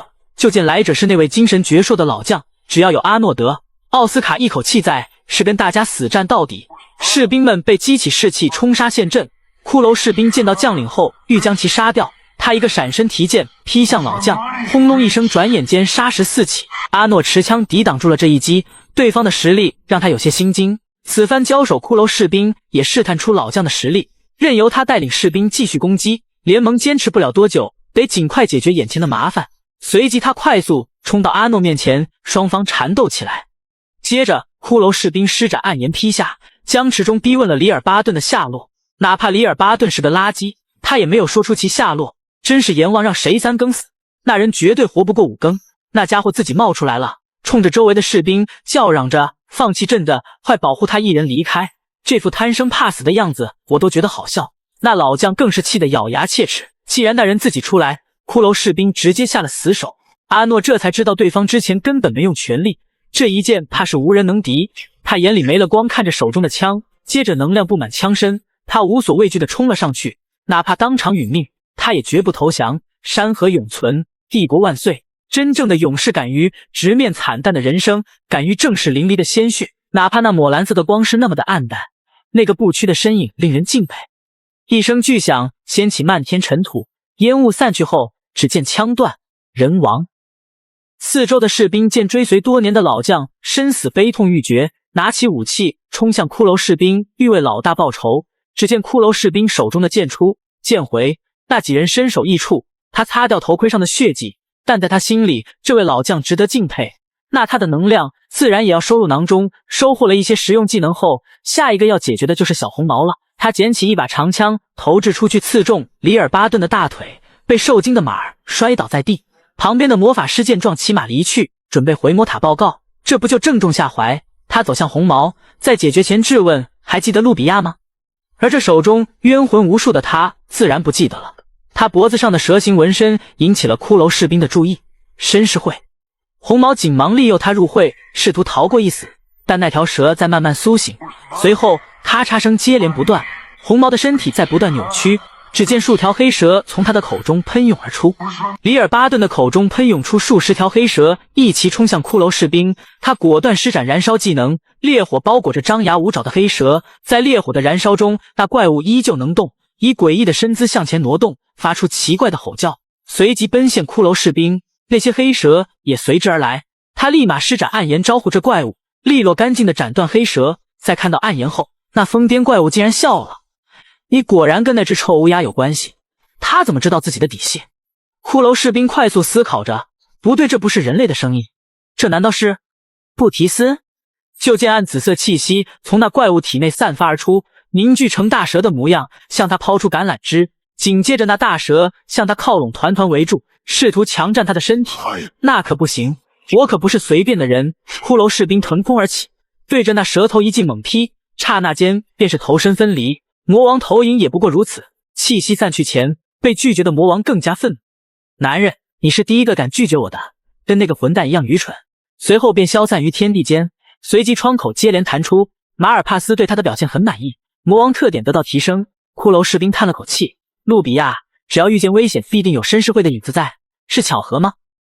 他上前砍掉里尔巴顿的头颅，高举，大喊缴械不杀。这场攻占首都的战争落下帷幕。日薄西山，联盟军中，卡林对骷髅士兵的表现赞不绝口，随后拿出一个金蝉聊表谢意。骷髅士兵模糊地记得在哪里见过。卡林表示这是打开遗产的钥匙，家族耗尽3代心血都没找到遗产大门。骷髅士兵一下想起自己跟星光魅湖那一城的所见所闻了，地图上的红色漩涡极有可能就是那里的钥匙。骷髅士兵犹豫收不收的时候，克劳德突然进来报告魔塔的数十个魔法师即将到来。卡林提出召开紧急会议商量对策，骷髅士兵暗喜计谋奏效了。此时不去更待何时？阿扎克出言阻止，哪怕塔内人数不多，你去了也是送死，还不如前去皇室抢夺魔核液。皇室也是龙潭虎穴。骷髅士兵一心只想营救路比亚，阿扎克看劝说无果，有些急躁。就算这样，也有联盟士兵当炮灰，别墨迹了。但魔塔此时内部空虚，不正是好时机？骷髅士兵去意已决，阿扎克见他如此倔强，施展咒术催眠，阻止他离开。无奈骷髅士兵智慧提高，催眠无效，怒气冲冲地质问阿扎克为何如此。后者的一句话如同平地惊雷，在他耳边炸响：路比亚不在魔塔，他在2年前就已经死了。阿扎克讲完2年前的真相后，骷髅士兵整个世界崩塌了。缓了许久后，难以置信地再度确认，他多希望阿扎克此时是在骗他，肯定是搞错了。阿扎克理智地说着是自己亲手杀了路比亚，当年的真相他只讲了一半。在路比亚恳求阿扎克先救骷髅士兵后，他临走前给路比亚提了一个建议：你被关到魔塔后，肯定会遭受非人的待遇。当你的肉体跟意识被摧残殆尽后，他们也会想办法给你续命。真的要这样吗？看着面前的这个带着苦笑的少女，阿扎克依旧不忍心，给她找了另一条路。路比亚同意了。黑雨落下，随着一声温柔的晚安，那个少女面容安详的在梦中沉睡了，生如夏花绚烂，死如秋叶静美。这就是阿扎克隐瞒的另一半真相。他淡然地表示不过是一件小事，随后诉说着进攻皇室的计划。骷髅士兵却如同陷入混沌中一样，沉浸在自己的思绪里无法自拔，反复重复一句话：阿扎克杀了路比亚，骗了我。突然骷髅士兵拔剑相向，拿命来。活了几百年的阿扎克见状，无异于跟小孩子胡闹一般，没有在意。他慢悠悠地招架骷髅士兵的连环进攻，劝诫的话语如同火上浇油。骷髅士兵的怒火愈发强盛，诛杀上千人的计谋根本就是笑话，自己一直如同蠢货一般被阿扎克戏弄。如果我死掉就好了，从头来过就行。这番言语吓到阿扎克了，还能这样操作？他连忙追问骷髅士兵此话的含义。遭到欺骗的骷髅士兵不可能再信任他了，一剑扎在阿扎克身边，要么现在就滚，凭借这些日子的情分我不杀你。阿扎克把到嘴边的话咽了回去，转身离去，留下一根黑羽落在落日的余光中，两人就此分道扬镳。突然布拉德先连入帐，拉着骷髅士兵去往魔塔。话没说完，他便察觉骷髅士兵有些不对，想询问一番，骷髅士兵却把他儿子的下落说出了，告诉他自由了，去找儿子吧。他也看出了骷髅士兵悲痛与落寞，没有上前安慰，男人之间无需如此，留下有缘再会后踏上寻亲之旅。随后骷髅士兵来到曾经关押路比亚的大牢中，再次确认真相。他也想骗一下自己，万一路比亚还活着呢？他逼问了当年押运之人，得到的答案并不是他想听到的。随后他解决了全部士兵，转身离去。谁能想到当年那一别竟是永远，你是我无法言说的痛，也是我不愿醒来的梦。而这一夜失忆的还有一个。卡琳来到骷髅士兵的住处，只见那只金蝉留在桌上，他握紧金蝉陷入沉默。此刻战场上魔法的远程攻击远比物理攻击要有效，联盟的士兵死伤无数，对方不过20个魔法师。只见魔法涌动，岩浆从地下喷出，那些士兵无力招架，面对魔法的异象，人类如同浮游撼树，打得联盟军连连后退。众人指望军神能想出对策。卡琳得知找寻对方未果后，决定亲自出马。他早有预感那人会突然离开，如今与其指望别人，还不如靠自己拼一把。随后他调整作战计划，重整旗鼓，再度出击，有条不紊地指挥着众人开始新的计划。一系列安排过后，他高举佩剑，全军出击。画面转到骷髅士兵这边，只见他独自坐在树上，阿扎克跟布拉德都不在了，只剩他一人，内心此刻无比的孤寂，哀大莫过于心死。他突然听到不远处战场上的声音，没想到卡琳没有了自己跟阿扎克的相助，还能沉着冷静的反击。那些士兵哪怕处于劣势也毫不放弃，那自己呢？有什么理由自暴自弃呢？哪怕这一世他失去了挚爱，也得为下一世做些准备。另一边，联盟换了作战计划，虽然有些成效，但损失还是巨大的。上万名将士的浴血奋战，仅换了对方9个魔法师。虽然他们依照人数能够取胜，但做付出的代价却承担不起。当卡琳思索对策时，战场上响起声声惨叫，一个紫色光影落入人群，对着魔法师大杀特杀。看着那神勇的身影，卡琳又惊又喜。随后万箭齐发射向战场，这些箭都避开了骷髅士兵，机械步兵在攻击离他很远的魔法师。显然这是卡琳在配合他，一个走神，数个魔法打中骷髅士兵，然而这些攻击自然对他无效。他再度提剑，那魔法师惊愕的表情永远留在了他的脸上。一番风卷残云后，魔法师成为了骷髅士兵的补给。随着他的利剑收鞘，这场战争落下帷幕，欢呼声响起。突然一阵大风刮来，卡琳惊恐地望向上方，只见两人凌空而立。这二人到底是谁？只见其中一人玩味地挑动头发，把那两个魔法师埋汰的啥也不是。那长发男子正是无罪塔主艾兰德，另一个则是雷霆塔主弗兰特。两人的实力不容小觑。艾兰德游戏人间的态度，居高临下的宣告，为大家准备了重头戏。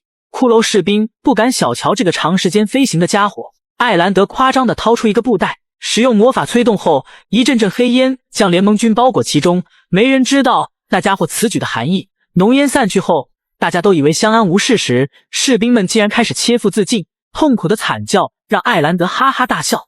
那塔主竟然弯腰谢幕。路易拉着卡琳想撤退，在绝对的实力面前，他们如同蝼蚁。那边还是交给有能力的人吧。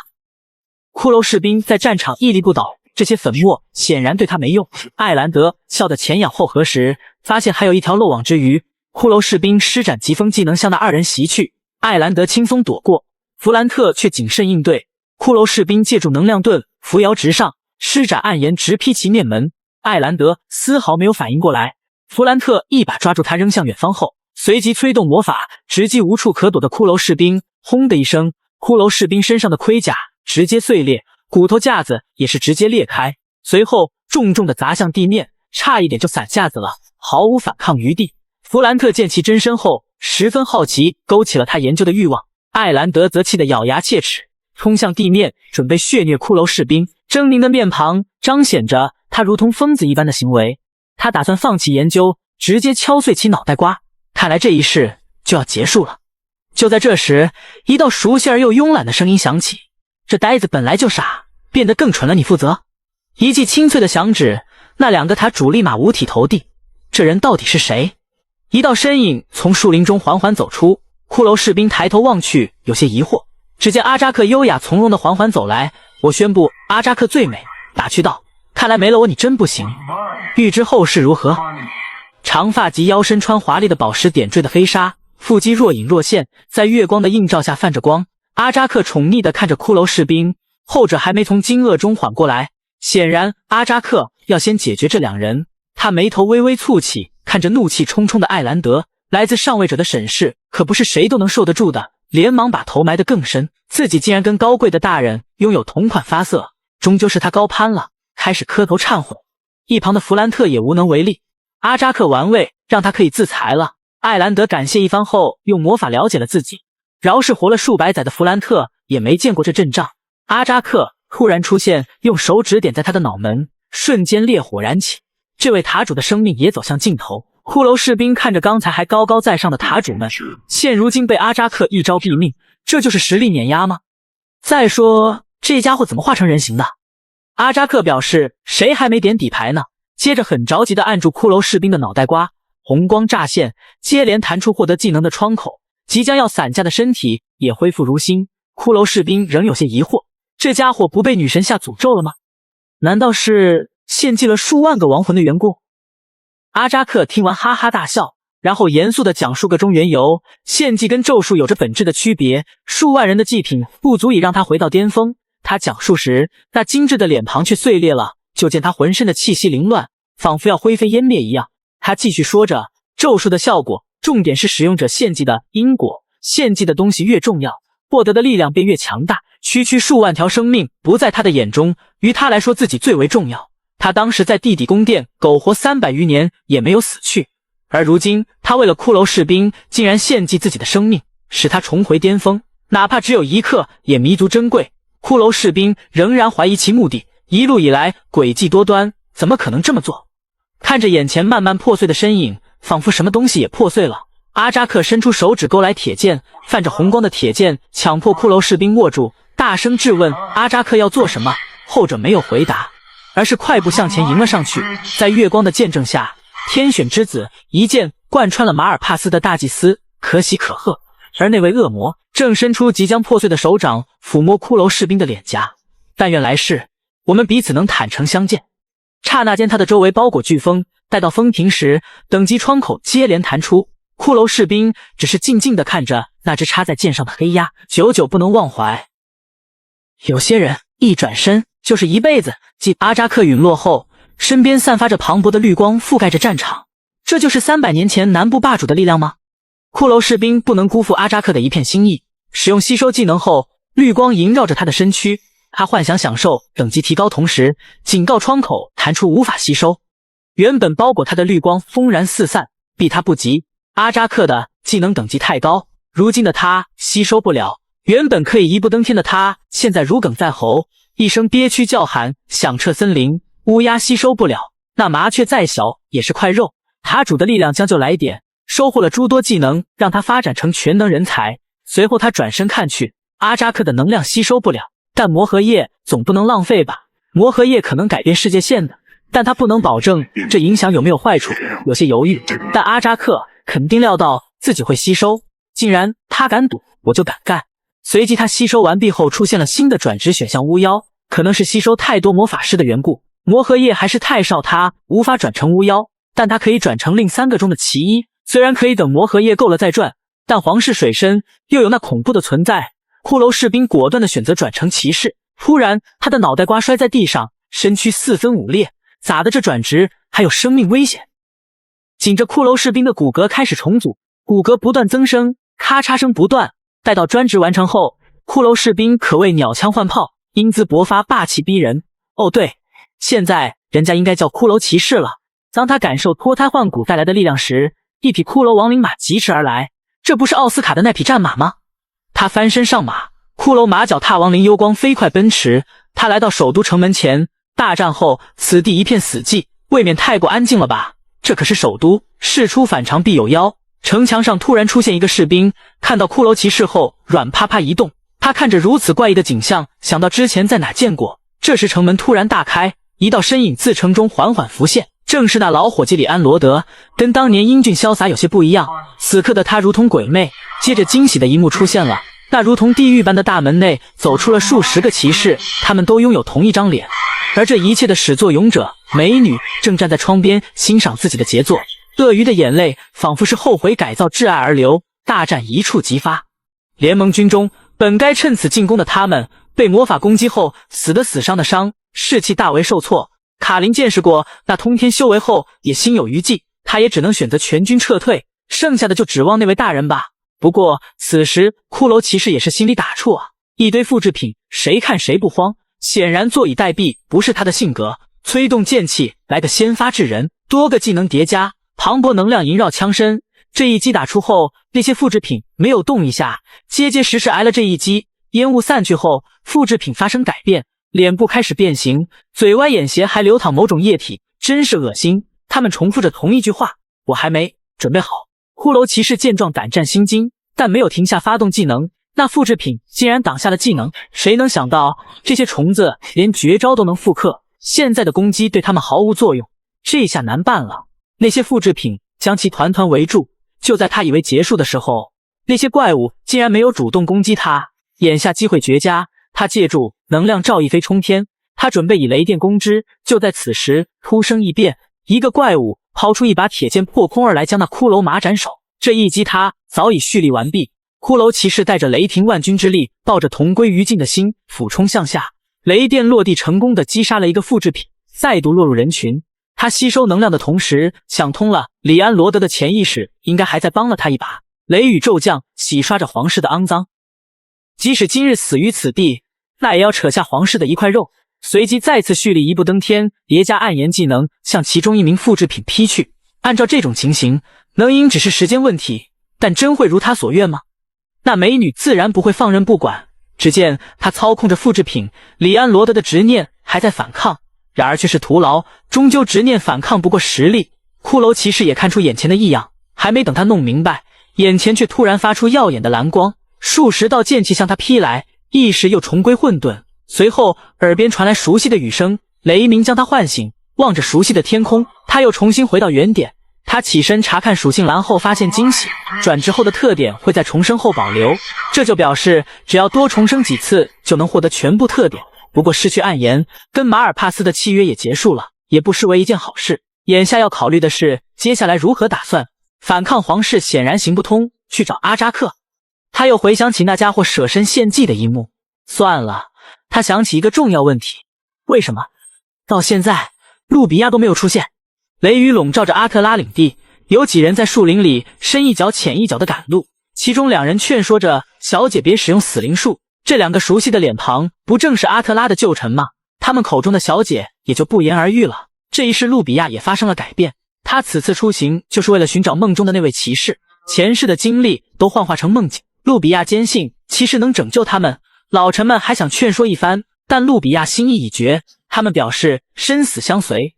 此话逗笑了路比亚，成败都记在骷髅大人的身上了。路比亚按照梦里的地方在这附近寻找，老头有所发现，众人看去十分惊讶，棺材里什么都没有。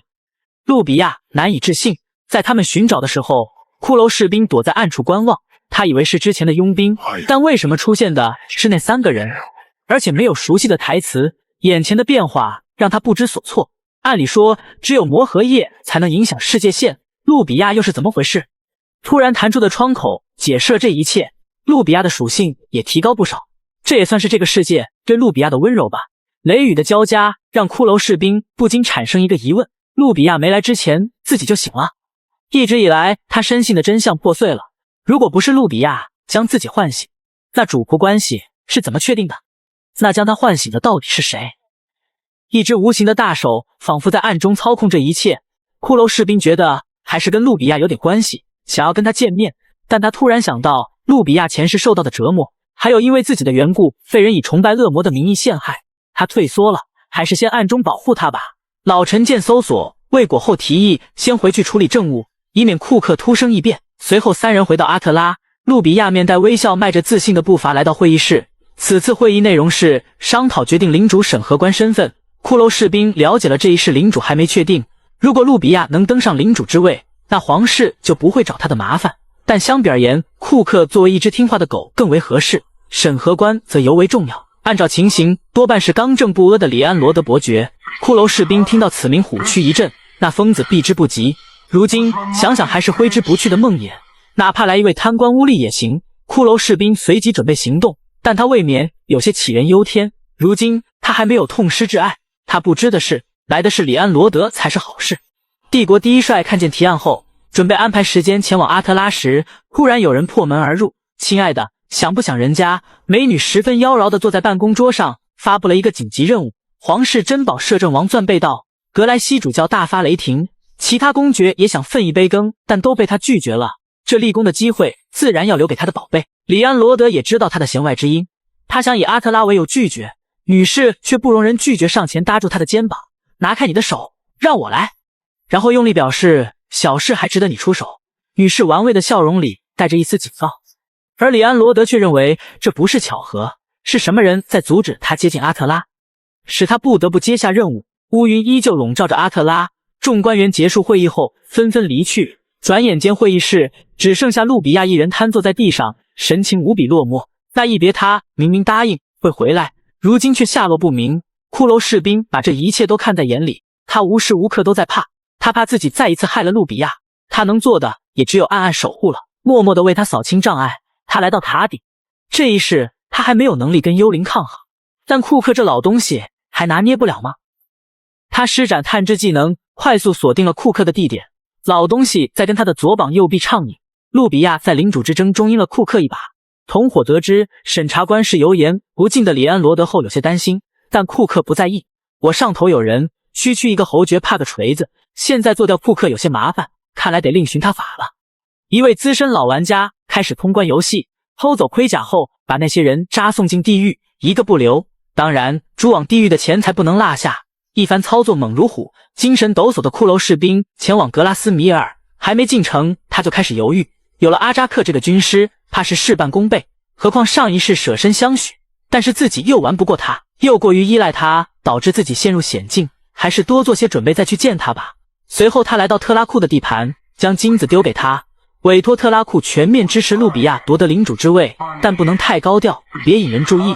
特拉库对眼前之人的信赖有些疑惑，他只拿了一块得以示好，随后递给他一张黑卡。骷髅士兵准备招募佣兵保护路比亚，特拉库却不建议佣兵的实力怕是不够，但传闻附近山谷有个天生神力的流浪骑士，没有效忠任何人。此人也是老熟人了，正是克里斯蒂安。记得点赞关注漫画无限重生，男主升级打怪哟。风冷云轻，微露晨曦，克里斯在溪边挥舞着剑身，一丝不敢懈怠，但他的脸上写满了心事，眉头紧锁。那些被人歧视的情景一一在他的脑海中重现，那些人对女子的偏见深到连让他展现身手都不肯，不甘跟委屈涌上心头，跪在地上捶打痛哭。世道本就如此，凭他一己之力怎能打破桎梏？父亲对他的失望成为压死骆驼的最后一根稻草。骷髅士兵在暗处观察着克里斯的状况，眼下靠言语的安慰不能奏效，看来得另寻他法。他摸着佩剑，心中也有打算。克里斯看着湖面，开始彷徨无措。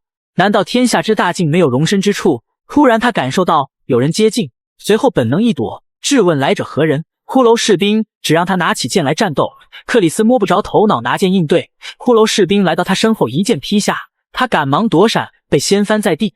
他拿起佩剑开始反击，两人僵持中，克里斯又问，没有得到回应，转而两人继续缠斗在一起。骷髅士兵想用行动去唤醒他的斗志，不想让他重蹈覆辙，自己也懂那种不甘与悲愤。随之克里斯被打落水中，骷髅士兵没有理会克里斯认输的丧气话，拔起剑扔向他，继续。克里斯清楚对方没有杀意，出手果断，却又留一线，反倒看起来在教导他。他也放下心事，沉浸在这场对决之中，斗志再一次被激发，哪怕又一次的失败，他也没有气馁，反而充满信心，说着再来。两人从天亮打到天黑，精疲力尽的克里斯瘫倒在地，杀了我吧，多大点事啊！骷髅士兵扔给他一袋金子，让他去阿特拉投奔路比亚，剩下的金子就当作聘礼吧。交代完，骷髅士兵没等他缓过神，转身就要离去。他急忙叫住骷髅士兵，敢问好汉高姓大名，便与我传话。骷髅士兵留下一句前世故人，就使用疾跑离开了，留下一脸懵的克里斯愣在原地。随后骷髅士兵一溜烟来到情报之都达拉克，按照前世阿扎克的指示避开结界，来此是为了打探更多关于里安罗德的情报。来到帐篷不远处，他看见了两个老熟人，正是乌尔与夏洛安，怪事一桩。乌尔上一世明明被那暗黑骑士吸干了魔核液，怎么还会活着？魔核液不会影响世界线吗？赠予爱丽丝魔核液后，他的人生便就此改变，这两者有何区别？阿扎克也说过，魔核液是改变世界的核心材料，也改变了不会使用魔法的我。等一下，难道只有我使用过的魔核液才能改变世界？几世轮回，每一次的变化都跟剧情和自己使用过的魔核液有关联。如果不是跟自己有关，世界之大使用的魔核液无数，那么历史早就乱套了。随后他决定跟两位老熟人叙叙旧。那两人此刻还在讨论绑架骷髅士兵的计划呢。结果猎物自己送到眼前，还熟络地打着招呼。乌尔震惊之余，还想打个哈哈蒙混过去，可那人却叫出了他的名字。骷髅士兵满不在意地说道，不必如此，我自己跟上。两人被惊得目瞪口呆，同样惊讶的还有幕后主使爱丽丝，看到自己的目标心甘情愿地被绑住后，也不挣扎，安静地坐着，任谁不感到疑惑。乌尔二人无疑又被支到门外，爱丽丝要和他单独叙旧，被赶出来的两人意难平的感叹，好心培养的后辈居然有自己的小秘密。夏洛安有些苦恼，自己的预知能力竟然探查不出什么，真是可疑。木屋内，爱丽丝坐在椅子上，丝毫没有要动手的意思。这与之前不同的剧情让骷髅士兵有些忐忑。爱丽丝问着，你如此配合，是不是为了自己？坦白从宽。骷髅士兵沉思，上一世他亲眼看着女孩死在自己的怀里，这一世不会再坐以待毙了。他握紧双拳，决定坦白一切。爱丽丝听完，知道对方要他们放弃抢夺魔核液的计划后，她明白对方没有说谎，尽管这听起来不可思议。随着她的讲述，自己的记忆如同散落的拼图在慢慢合并，最终他叹了口气，走向骷髅士兵，随后拔出匕首在手中把玩，猛然扎向对方。哐当一声，骷髅士兵手上的束缚被破除。爱丽丝灿烂一笑，道了声谢谢，是你改变了我暗无天日的生活，让我们姐妹早一点遇见了乌尔。骷髅士兵见他愿意相信自己，有些激动。对于爱丽丝来说，这个世界发生什么都不足为奇。知道爱丽丝恢复记忆后，骷髅士兵有了新的猜想，完成剧情后，相关人物或许会在轮回几世后找回记忆。两人扯着家常，骷髅士兵问着夏洛安，既然有预知能力，为啥没预测到抢劫魔核液有危险？爱丽丝便是预言得在他的认知范围内，他的能力有限，这可是咱俩的秘密，别说出去。爱丽丝问着他死后的事情，得知琥珀城有危险，他准备预警一番，打趣着他怎么没提那位温柔的小姐姐。骷髅士兵接着话茬，请他帮忙跟里安罗德周旋，帮助路比亚夺得领主之位，并且低调一些。爱丽丝欣然同意，但里安罗德并不会前往阿特拉。骷髅士兵得知缘由后放宽了心，审核官另有其人，应该是那名誉公爵波拉奥。清晨，一位老者踱步在安静的巷子中，向着贫民窟走去。他刚一露面，便吸引了众人的目光。孩子们一拥而上，围着波拉奥嬉笑。他抱起孩子，没有一点公爵的架子，任谁看去都是一副人畜无害的和蔼老人。在暗处观察的骷髅士兵也就此认为，在爱丽丝那得到的情报也表明，波拉奥虽为名誉公爵，但没有任何经济来源，平时深居简出，种花养草，住在小屋子里，平时爱好去贫民窟当志愿者，生活的十分清贫，连 TT 工会都挖不到更多情报，这显然有点可疑，所以开展了这次的暗中观察。为了预警，他借来了爱丽丝的项链。波拉奥脖子上没有蛇形纹身，骷髅士兵对其的戒备就少了几分，决定明天去找阿扎克。自己为路比亚准备了多重保障，应该不会再被阿扎克忽悠了。波拉奥离开人群，独自离去，骷髅士兵紧忙跟上。眼前情形让他大为震惊，他去下水道干什么？疑虑又节节攀升，随后尾随对方进入里面，没想到里面竟然另有一番天地，处处透着诡异。明明感知到里面有一群人，为啥毫无动静？骷髅士兵正疑惑时，波拉奥竟然凭空消失了。大里土阿家人们忽然有危险气息袭来，警告窗口弹出，各个属性受到压制。好家伙，是那条是神之蛇，他挥舞着身躯向骷髅士兵砸去，地面被砸出一个洞，随后口吐人言戏弄着骷髅士兵，坐以待毙不是他的风格。这条蛇身上一定有帝国的秘密，此时不搏更待何时？他发动剑气砍向黑蛇，但其鳞片无比坚硬，这一击没有对他造成一点伤害，反而他中招了，结结实实打在他的身上。盔甲被击碎后，尽管能活下去的希望不大，项链没有发出预警，说明对方没有杀他的意思。那蛇施展毒烟，想进一步试探他的实力。骷髅士兵发动能量盾抵挡，但他的盔甲被毒烟腐蚀化掉。黑蛇对他的表现很是满意，在毒雾中，骷髅士兵坚持不了多久，失去暗炎让他的实力大打折扣，但他依旧没有放弃。他施展魔法，但在对方的领域中不能奏效。黑蛇对他更加满意了，骷髅士兵彻底沦为砧板上的鱼肉了。黑雾慢慢缠绕他每一寸的骨骼，瞬间他体会了各种痛苦，这竟然是精神攻击。他使用酸性腐蚀自己后才得以抵抗，轮番折磨后，骷髅士兵早已精疲力尽，但他这反应让黑蛇对他大为赞赏。事到如今，那公爵不再隐藏身份，他就是神之蛇本蛇，布提斯的第一位祭司长。什么？这家伙明明没有纹身。骷髅士兵看着对方抛出的橄榄枝，问出了心中的疑惑。波拉奥听完笑得前仰后合，大爷我好歹是魔王的代言人，那种东西只有奴隶才有。骷髅士兵听完更加吃惊，此人竟然是纳兰绅士会的首领。身为第一祭司长的他，实力毫不逊色于鼎盛时期的阿扎克。骷髅士兵无比懊恼，在这之前应该先去找阿扎克的，自掘坟墓了。现在波拉奥看出了骷髅士兵此时的不安，随后提议去看他的作品，缓解此刻的尴尬。骷髅士兵硬着头皮跟上了，走过悠长的管道，前面的光亮让他有些不适应。眼前是个广场，里面的装饰物都透着诡异，这里明明没有人，但他确实感知到人山人海了。骷髅士兵这摸摸那瞧瞧的，来到一座钟表处，他刚触碰，暴食鸟突然弹出，发出阵阵惨叫，这是人类的叫声。波拉奥向骷髅士兵介绍起自己的杰作，这里的一切都是活人。知道真相后，再看他那和蔼的面容是有多恐怖，哪怕见多识广的骷髅士兵看着这些活人做的摆件，也不禁毛骨悚然。这可是布提斯大人赐予的神通，你要加入也能拥有。骷髅士兵无法理解他这么做的原因。波拉奥笑着说道，自己不过是为了自己的信仰，人类被创造出来就是传递痛苦的，人类无法逃避痛苦的深渊，他创立绅士会就是为了传播痛苦。骷髅士兵听完火冒三丈，就是因为这些扭曲的观点，路比亚才被折磨致死，自己此时又不能冲动，打不过人家就加入进去。他几世轮回都没摸清绅士会高层情报，如今机会来了，他奉承两句迷惑对方，但这家伙突然变脸问他为何跟踪自己，身上还有那只死乌鸦的气息。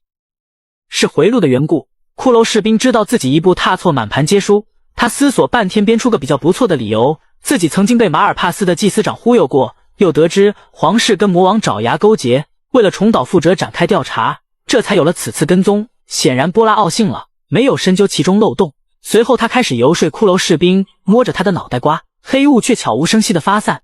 洗脑的言论让骷髅士兵沉浸其中，可以满足你任何愿望。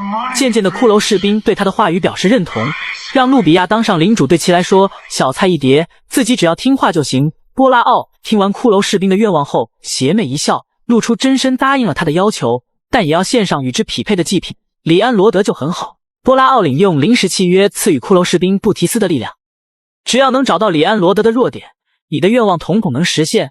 与此同时，里安罗德望着窗外的细雨愁眉不展，一直有人在妨碍他寻找摄政王钻，想要加入骑士团的新兵也增多。敏锐如他，确实有人盯上了他，那双盯着他的眼睛就在他的背后。骷髅士兵站在里安罗德的办公桌旁，这敏锐的侯爵竟然没有察觉到魔王的技能真是一绝。波拉奥所言不假，他是想借此拿捏里安罗德的弱点，掌控这位刚正不阿的剑圣。难道那群幽灵的隐匿气息的能力也来源于此？波拉奥听罢，邢奥竟然知道这么多，真让人刮目相看。不错，他们的力量确实来源于布提斯。听完此人的话语，骷髅士兵感觉不太真实，自己轮回几世都没解开的疑惑，如今几句闲聊就明白了。绅士会以及幽灵都跟这个老人有关系。得知这么多真相后，窗口接连弹出，作为了解世界更多真相的奖励，而这些仅仅是冰山一角。蠕虫的由来，跟皇室为何如此看重阿特拉等诸多秘密还未解开，自己只要跟着他好好干，这些秘密都能一一解开。明明手下有经验老道的幽灵，为何还要他去？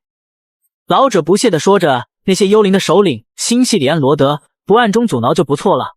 骷髅士兵想起美女公爵隐匿气息的结界，恐怕也跟布提斯脱不了干系。此时的骷髅士兵仿佛一心向着波拉奥，没有半点反抗的意思。他看着此时的波拉奥如此神圣和蔼，画面转到里安罗德住处，这位团长正召集手下让他们退出此次任务。团员有些激动，表示团长的事就是自己的事，正因为他知道此次任务不能善终，不能拉着兄弟们去送死，就算完不成任务，谴责的也是他自己。骷髅士兵对眼前的情景不感兴趣，他在等对方暴露弱点的时候，一名士兵欣喜地推门而入，带来了伊萨贝尔的一封信。可里安罗德却一脸严肃地询问是否是公文信件，结果得知是私人的后，怒斥浪费时间，在众人面前撕得粉碎。骷髅士兵感到疑惑，这家伙曾经为爱发疯，可如今却将挚爱的信。随后里安罗德将他们遣散，他蹲下身去捡起破碎的信件，将它们拼凑完整后，默默读完信上的内容，脸上挂满了笑意。伊萨贝尔绝对是他的软肋，他这种冷漠的态度是一种保护。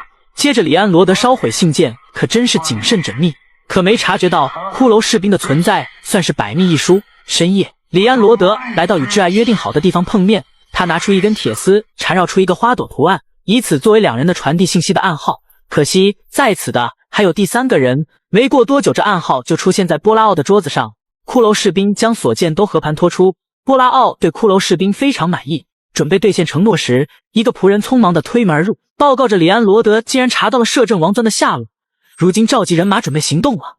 波拉奥听完也是震惊，自己暗中阻挠偷窃宝石的也是专业人才，他是怎么查到的？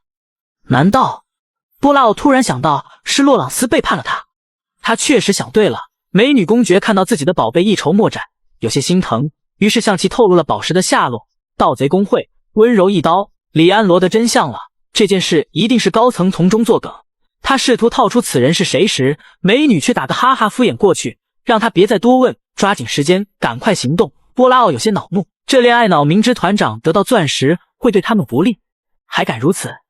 骷髅士兵主动请缨为其分担。波拉奥笑了，布提斯对骷髅士兵的信任加深了，但对其的精神污染也加重了。画面来到里安罗德这边，他们一行人迷失在盗贼公会的迷宫里。他本不想带着兄弟们冒险，但此时只能继续前进了。他拔出佩剑，数道剑气劈向眼前那堵墙，办法总比困难多，没有路就开出一条来。此时士气高涨，另一边众人眼中的香饽饽还在把玩着钻石，这窃贼也是老熟人，里安罗德的迷弟鲁尔。此时的他还没得到救赎，对同伙的劝告也无动于衷。他不相信剑圣能走出迷宫，但是比剑圣更大的危险已经悄然来临。骷髅士兵出发前拿到迷宫的地图以及必须拿回钻石的原因。伊利安之泪里蕴含光之女神的能量，可以让魔王的力量无效化，简直就是魔王的克星。就在骷髅士兵接近时，那钻石迸发出耀眼的光芒，在真实之眼的照耀下，一些黑暗无处遁逃。魔王的力量在慢慢消散，哪怕有了心理准备，但心里依旧有些躁动，他需要释放。而那两人此时注意到了骷髅士兵，卢尔以为这是委托人的代表，钱货两气后就完事。话音未落，那名同伙发出惨叫，肉体被腐蚀的恶臭散发开来，卢尔忍不住想呕吐。骷髅士兵沉浸在虐杀的快感中无法自拔，他渴望着惨叫与鲜血。随着卢尔呕吐的结束，同伙的惨叫声也消失殆尽。骷髅士兵看着自己的手掌，他想要更多，他走向卢尔，要跟他好好玩玩。卢尔催动钻石聚集成盾，看向那个魔鬼。骷髅士兵有些奇怪，自己到底是怎么了？那一世卢尔明明帮助了自己，这一世想要报答，可现在却想让他跪下痛苦哀嚎。来自布提斯的精神污染更重了。嗜血的骷髅士兵面对有钻石能力加持的卢尔，丝毫不落下风。那双剑被挑飞，手无寸铁的卢尔下场依然定格。这一世他没有等来里安罗德的救赎，实力相差如此悬殊。骷髅士兵加大力道，对血的渴望让他彻底迷失。卢尔也成了他的剑下亡魂，如同被折翼的虫子被人一脚踩死。染血的钻石滚落在一旁，浴血骷髅士兵吸收了卢尔的能量后，那颗躁动的心平静了不少，但他鲜血的渴望愈演愈烈。刚巧骑士团的成员撞到枪口上了，那骑士看到地上的钻石慢慢靠近，骷髅士兵隐匿气息，杀戮之花再次绽放，刀光剑影闪过，众人便是身首异处。剑圣感知到此处的动静，他让手下原路查看，自己穿墙而出，但终究还是晚了，所到之处一片尸骸。此时的里安罗德早已怒火中烧，骷髅士兵没管太多，回到波拉奥公爵处复命。公爵见到钻石开怀大笑，对骷髅士兵的身手赞不绝口，他积攒的点数都增加在智慧以及提升隐身的效果上了，这才从通风管道逃出。随后波拉奥想到里安罗德马上就会找上门，立刻动手封印摄政王钻。就见那波拉奥的双手如同树根一样包裹着钻石，得偿所愿后他露出了阴险的笑容，再也没有东西能妨碍他了。而此时他的房屋后巷却是集结着一队人马，里安罗德已经带人来到此处，其实幕后黑手的线索早已显现，给他提供的消息的美女对他追问绝口不提，整个帝国让他如此的就只有明玉公爵了。面对团长要搜寻波拉奥住处时，手下议论纷纷，但团长是不会错的。与此同时，公爵的住处紫光大现，波拉奥也封印完毕，流光溢彩的钻石此刻被黑暗覆盖。波拉奥将其放在木盒中，放进带有魔王结界的桌面内，他让骷髅士兵隐匿气息。那位贵客马上就要登门拜访了，只听咣当一声，里安罗德走了进来，奉皇室之命前来搜寻。波拉奥自然不怕，笑容玩味地等着剑圣的表演。波拉奥换上那副和蔼可亲的面目，从容应对。显然里安罗德不吃这套，让手下开始搜查。波拉奥好言劝说，与其再次浪费时间，不如跟其他骑士团交流一番。比如他自言自语地说着，拿出一截铁丝开始勾勒形状，漫不经心地提起伊萨贝尔。剑圣的脸色阴云密布，等他拿着暗号把玩时，里安罗德勃然大怒。波拉奥笑容更盛，我就喜欢这副你看不惯，我有干不掉我的样子。里安罗德握紧拳头，生生压下异动，没接他的话茬，一副公事公办的态度。骷髅士兵有些意外，他竟然忍住了，可惜这两人不能善终啊。尽管如此，伊萨贝尔会死在吉斯手里，而里安罗德也会被美少女亲手除掉，死后也不得安生。他要跟自己一样效忠波拉奥，也不至于落得如此下场，真是个呆瓜。但他的想法是有多愚蠢？波拉奥肯定里安罗德找不到钻石，想先去处理公务。里安罗德并没有强留他的理由，只是在搜身后询问他的目的地。波拉奥说完阿特拉后，骷髅士兵虎躯一震，终于要帮自己达成所愿了吗？波拉奥自然清楚他的心思，明面上应付里安罗德，暗地里让他留下来监视剑圣，待他们离开后便可前往阿特拉。骷髅士兵连忙点头，波拉奥见状很是满意，他决定为忠心的手下准备一份大礼。领主之位何以配得上那个女孩？他要让这个女孩成为这片土地真正意义上的主宰。挖槽成功了，骷髅士兵狂喜不已，终于要完成路比亚的剧情任务了。而这也多亏了布提斯的代理人，他愿为此赴汤蹈火，在所不辞。夕阳西下，波拉奥惬意地坐着马车踏上旅途。待他到达之后，便是阿特拉迎来荣耀之时。可此时的骑士们却不轻松，将木屋翻得底朝天，也没找到钻石。里安罗德意识到此地另有蹊跷，便让手下退出行动，速速离开，自己需要安静的思考。傍晚时分，里安罗德盘坐地上，剑气萦绕自身周围。一旁悠闲的骷髅士兵有些不屑，这家伙能破除结界，他主们都束手无策，何况是他？在他眼中，剑圣如同网上蝴蝶，在劫难逃。感知过后，李安罗德尤为震惊。此处看似平淡，但暗藏玄机，结界异常复杂。人类在此力量面前宛若蝼蚁，可他是剑圣啊！提起佩剑，坚毅的眼神透出一股决绝。一步踏错又如何？只要找到阵引，便可破除。李安罗德挥出那一剑，就在这关键时刻，一道声音传来，勒令他停止一切行为。陛下有令，摄政王专案交由洛朗斯公爵处理。偏偏在关键时刻出来搅屎棍，箭在弦上不得不发的李安罗德这一剑劈下，一处覆盖房间的紫色结界被破除，但他只破开一处，自己失败了。掉落的紫色物体在地面蠕动，看得众人胆战心惊，避之不及。李安罗德扎向那物体以泄心中的不满，随后询问其缘由。那士兵结结巴巴地说着，在团长的指挥下，蓝狮骑士团损失惨重，高层怀疑其能力，陛下才下令换人。这波拉奥玩阴的，如今皇帝命令不得不听。在众人以为他要反抗的时候，李安罗德大步流星地走出门去，他也没有打算为难他们。此时还没到撕破脸皮的时候，还是就此收手吧。那些士兵也是松了一口气。随着剑圣离去，骷髅士兵转身上路，前往阿特拉见证路比亚称王称霸。黄昏时分，阿特拉城内众人欢声笑语，都在为路比亚当上领主感到开心。他们相信在路比亚的带领下，日子会越过越好。在人群中穿梭的骷髅士兵也感同身受，欣喜若狂。这个结局堪称完美。路比亚当上领主有波拉奥在背后撑腰，阿特拉也会成为唯一的乐土，百姓会更加拥戴他。但事情的发展真的能如他所愿吗？他想飞快地来到女孩身边看一看她的笑颜，但此时的领主城内气氛透露出几分诡异。下人们说着闲话，大家都发现领主没有以前开朗爱笑了，整日沉默寡言，好像突然变了一个人似的。可能是小姐新官上任压力太大的缘故。骷髅士兵来到城内，听见房间里有争吵声传出，美女气愤地拍桌让波拉奥归还钻石，后者却装傻充愣。什么钻石？见他油盐不进，美女只能无奈离开，表示会将此事告知格莱西主教。波拉奥不以为然，这般胡搅蛮缠至于吗？只要他还需要布提斯的力量，就得乖乖听话。美女也只能拿仆人出气。但骷髅士兵发现对方竟然没有发现自己，但是他手刃李安罗德，震碎项链，还戏耍过自己的变态，这次居然没有感知到自己的存在。看来自己在魔王的眼中更重要，可得好好卖命。波拉奥见到他后笑逐颜开。骷髅士兵进门后四处张望，找寻路比亚的身影。波拉奥安抚他那个女孩，在来的路上，女孩缓缓走来，每一步踏在他的心上。骷髅士兵不知道的是，天下根本就没有白吃的午餐。骷髅士兵满怀期待的等着跟他的女孩见面，走廊中的脚步声戛然而止，那个魂牵梦萦的身影终于显现，他不由得感慨万千，这剧情终于走向完美的结局。等一下，为何路比亚的表情有些奇怪？怀疑的种子刚刚发芽，一旁的波拉奥便不停地炫耀，这可是为了让他最忠心的部下满意，他劳心劳力一手打造的完美作品。这时他突然反应过来，克里斯呢？他怎么不在路比亚身边保护？整个地区都没感知到他的气息。那两位老臣也不见踪影，整个领主宫内一片死寂。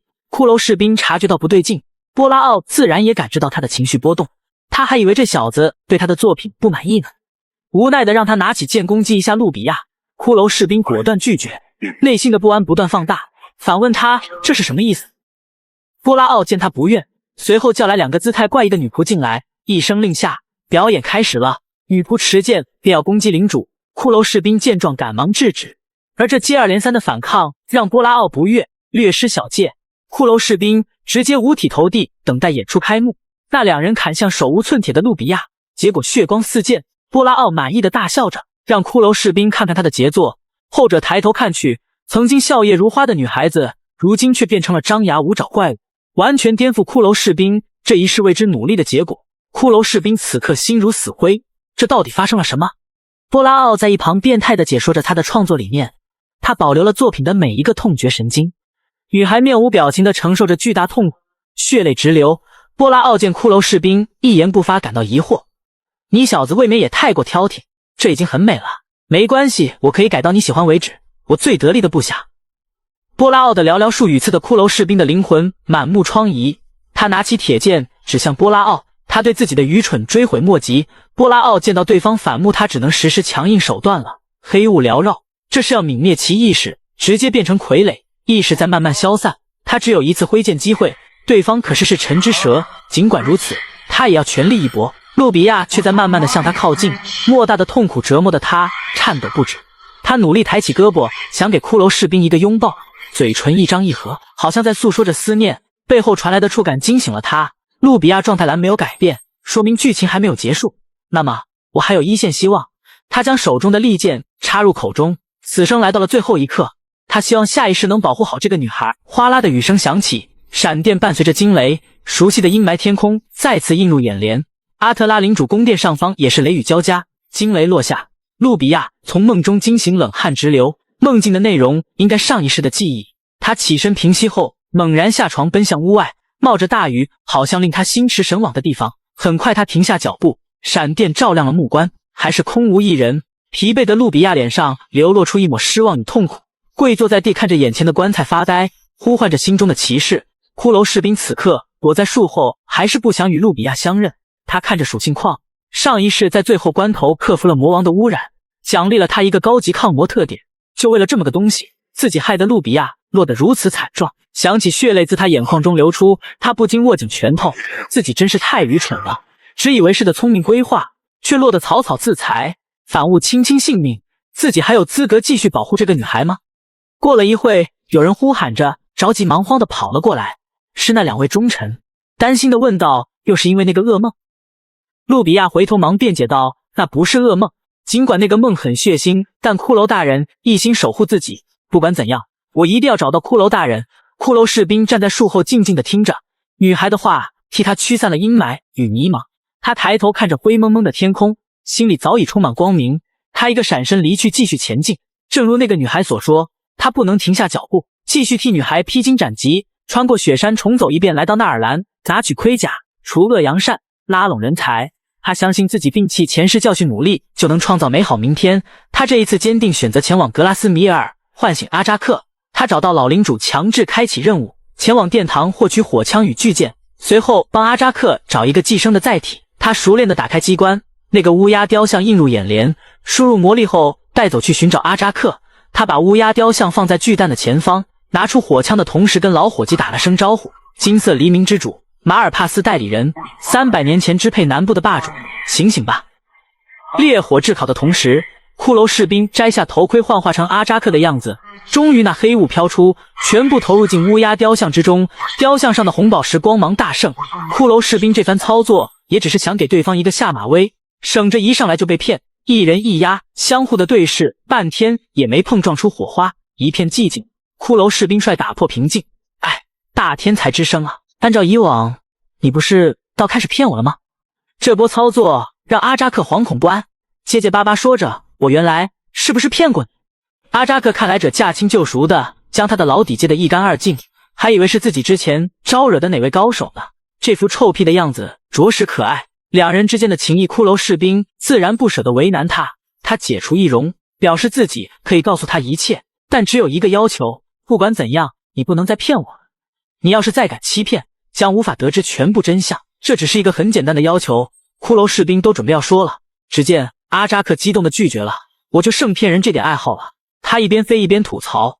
骷髅士兵听完也是恼火，一把扼住他命运的喉咙。见他油盐不进，骷髅士兵只好把天道和阿斯顿之谜告诉别人了。这话可是精准拿捏了阿扎克。眼看骷髅士兵要离去，连忙抱住其大腿挽留。3年，我已经很大方了。骷髅士兵跟他继续讨价还价，最终以6年的时间成交了。随后他讲述了几世轮回的点点滴滴。阿扎克叹了口气，不甘地握紧拳头。像他阿扎克也是冠绝群芳，才貌双全。大爷，我竟然不是主角！鄙夷地看着骷髅士兵，没想到你才是天选之子。他相信了骷髅士兵这一番说辞，尽管他为爱奉献这一段有些不想自己的风格，但他知道上一世自己肯定另有打算，8成是为了夺取幸运。他肯定以为自己重生后会保留记忆，结果赌输了。这一世的阿扎克就像听别人的故事一样，对骷髅士兵毫无感情，如今只不过庆幸自己捡了个大便宜。骷髅士兵看着阿扎克，有些感慨万千。他不像路比亚跟爱丽丝那样，几世过后能重拾记忆，也只有自己能记住与他的点滴，在接下来不断轮回中，他独自承载的也会越来越多。阿扎克看得很开，询问他接下来的打算。骷髅士兵表示，根据剧情保护路比亚。阿扎克不满地啄了他一口，我的是你的目标？难道你就心甘情愿被人操控下去，变成傀儡？是啊，我想要的是什么？骷髅士兵反思自己一路走来，连最初的目标都忘了，他有必要重新梳理一下了。轮回的原因，魔核液的秘密，勇士积分的意义，阿斯顿的身份，剧情和童话律意味着什么，以及自己跟塞西斯大人被讨伐的实情。一路走来，自己一直根据窗口指示行动，将这些问题抛在脑后。如今我可以确定的目标是探索这个世界的真相。这也与阿扎克的想法不谋而合，想要快速达成目的，给你指一条捷径，再次投奔波拉奥旗下，拿到布提斯的虚无之力。失败的话，自己再现身一次，最后杀死乌尔，吸干他身上的魔核液。如此你的实力势必会突飞猛进，无人能敌。骷髅士兵听完阿扎克所言沉默了。每次吸收完魔核液，同化率下降，自己的实力有所提升，确实这是获得魔核液最佳方法。但他知道有些东西比得到实力更为重要，他果断拒绝了这个提议。乌尔拯救了爱丽丝，自己大可不必这样做。真要杀了他，搞不好下一世就没有乌尔这个人了。骷髅士兵的反应在阿扎克的预料之中。既然如此，眼下还是整合情报，跟着窗口指示走一步看一步吧。随后两人来到木屋，他不解的是阿斯顿书中写的碎片的意义，这次的碎片数量竟然增加了。阿扎克一眼就看出其中含义，可见有脑子是多么重要。他没有点名，而是让其自己回想几世轮回遇到的共同点，引导他想出答案。骷髅士兵就是想破脑袋也想不出。随后他又讲了2个故事，故事中都指明了一个身份，刺客。他在阿斯顿的书里看过这2个故事，如今经阿扎克点拨，答案已经呼之欲出，难道是红血？阿扎克一笑，正是如此。除了退出的吉斯，红血有7位成员，阿斯顿是让他接触那7位，可至今为止他只接触星光魅狐跟小狼人2个，那么另一个是谁？阿扎克叨了他一口，呆子，人家好歹是刺客，还能在脸上写出来。当务之急是去找吉斯，但根据剧情刺杀皇帝还在数月之后，在此之前还是帮助那个女孩当上领主。骷髅士兵有些诧异，这老乌鸦竟然主动帮忙。阿扎克斜冷他一眼，完成剧情后会对世界线产生变化。阿斯顿在书中也预言过这位天选之子的出现，这些一定跟世界的真相有关。两人也算一条绳上的蚂蚱，没有理由藏私。随后两人决定先去达拉克做些准备。骷髅士兵决定将摄政王钻之事以及波拉奥的老巢位置通过爱丽丝之口告知里安罗德，以他的性子一定会牵制波拉奥。得到王钻消除布提斯之力后，美女便不能依靠虚无之力将其扼杀。就算皇室暗中动手打发他远离首都，最佳选择是派他去阿特拉解决领主之事，这正是他们所希望的。但有一件事谁都不知道，如今的皇帝是谁，连阿扎克也没见过。你应该知道咱们算计的是怎样的存在吧？骷髅士兵有些干颤，如今他需要更多同伴，乌尔是个不错的选择。虽说他还稚嫩一些，但多个朋友多条路。随后阿扎克发现他们布下的结界，接着双翅一展，要给对方送一份大礼。随着咒术的吟唱，一个个使魔现身，朝着布置陷阱的人找去。阿扎克前一秒还神气十足，后一秒就昏死过去。阿扎克如今急需魔核液，就在他烦躁的时候，乌尔二人出现了。不出意外，骷髅士兵又被绑到木屋里接受拷打。将重生之事和盘托出后，爱丽丝的记忆恢复。乌尔听完沉思骷髅士兵口中的魔核液跟重生有关，刷新了他的认知。见他们很快接受了夏洛安，有些惊讶。乌尔不得不信啊，这人不仅说出工会总部的秘密基地，还知道自己体内流淌着魔核液。骷髅士兵这才松了一口气。一番交谈后，大家熟络起来。爱丽丝答应联系剑圣，帮他解除束缚，随后宠溺地敲了敲他的脑壳，表示这情报可是千金难换，还有什么需要都说出来吧。红血的情报有吗？爱丽丝表示工会与红血签订保密协议，在此地不方便透露。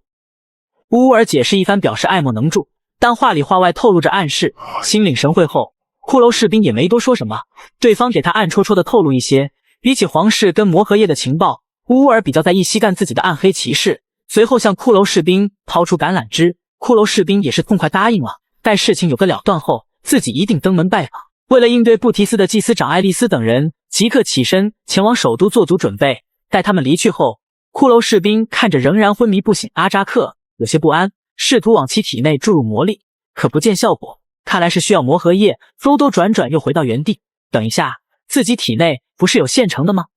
接着他准备开始的时候，老乌鸦突然蹦了起来，二话不说对着他的头一顿猛啄。您老人家终于醒了，呆子，本大爷根本就没晕。你小子听好了，不管如何都不能将体内的魔核液分给别人。在你体内的魔核液跟随你几世轮回，要是落到别人手中，说不定世界会变成啥样？未知往往最为可怕。骷髅士兵见他一本正经说了句：你为何突然关心我？阿扎克看他警惕的态度瞬间破防，但他的好心还是记在心里的。他为了不让骷髅士兵过多担心，隐瞒了自己在其注射魔力前昏过去的事实。随后两人又回到格拉斯米尔的地下宫殿。阿扎克知道路比亚也有沟通天道之能后，为其画了一张大饼。如今战事将至，路比亚却还只是小小领主，皇室将其轻松碾压，他还是难逃一死。他要是归顺，也难免重蹈库克覆辙。想要成为下棋人，必须要手握权力登上顶峰。骷髅士兵再次打开暗门，来到那个通往魔界的玄奥大门，充满神秘符文。只见阿扎克再次施法，打开了一个从未发现的密道。这密道由他亲自下咒。两人落地后，四周的景象让骷髅士兵大吃一惊。硕大地宫内散落着数十只破旧帐篷，而数以万计的森森白骨堆积成小山，无一不在彰显着他们悲惨经历。这里是千年前的人为躲避使徒建造的避难所，这座地宫的秘密通道四通八达，可以通往6座城市。骷髅士兵对纳尔兰、阿特拉、格拉斯米尔都很熟悉，而剩下的艾兰多尔在阿扎克教团附近。戴翁以及克莱斯特曾几何时极度繁荣，却消散在艾美拉的手中，化作黄沙。阿扎克突然发现了先人留下的一本手札，上面都是用古文字记录的，原以为无法理解，但那文字入目后在脑海中自动翻译了。见他读出日记内容，阿扎克有些吃惊，没想到你这呆子还能读懂。骷髅士兵有些眩晕，信息大量灌入，使得同化率下降。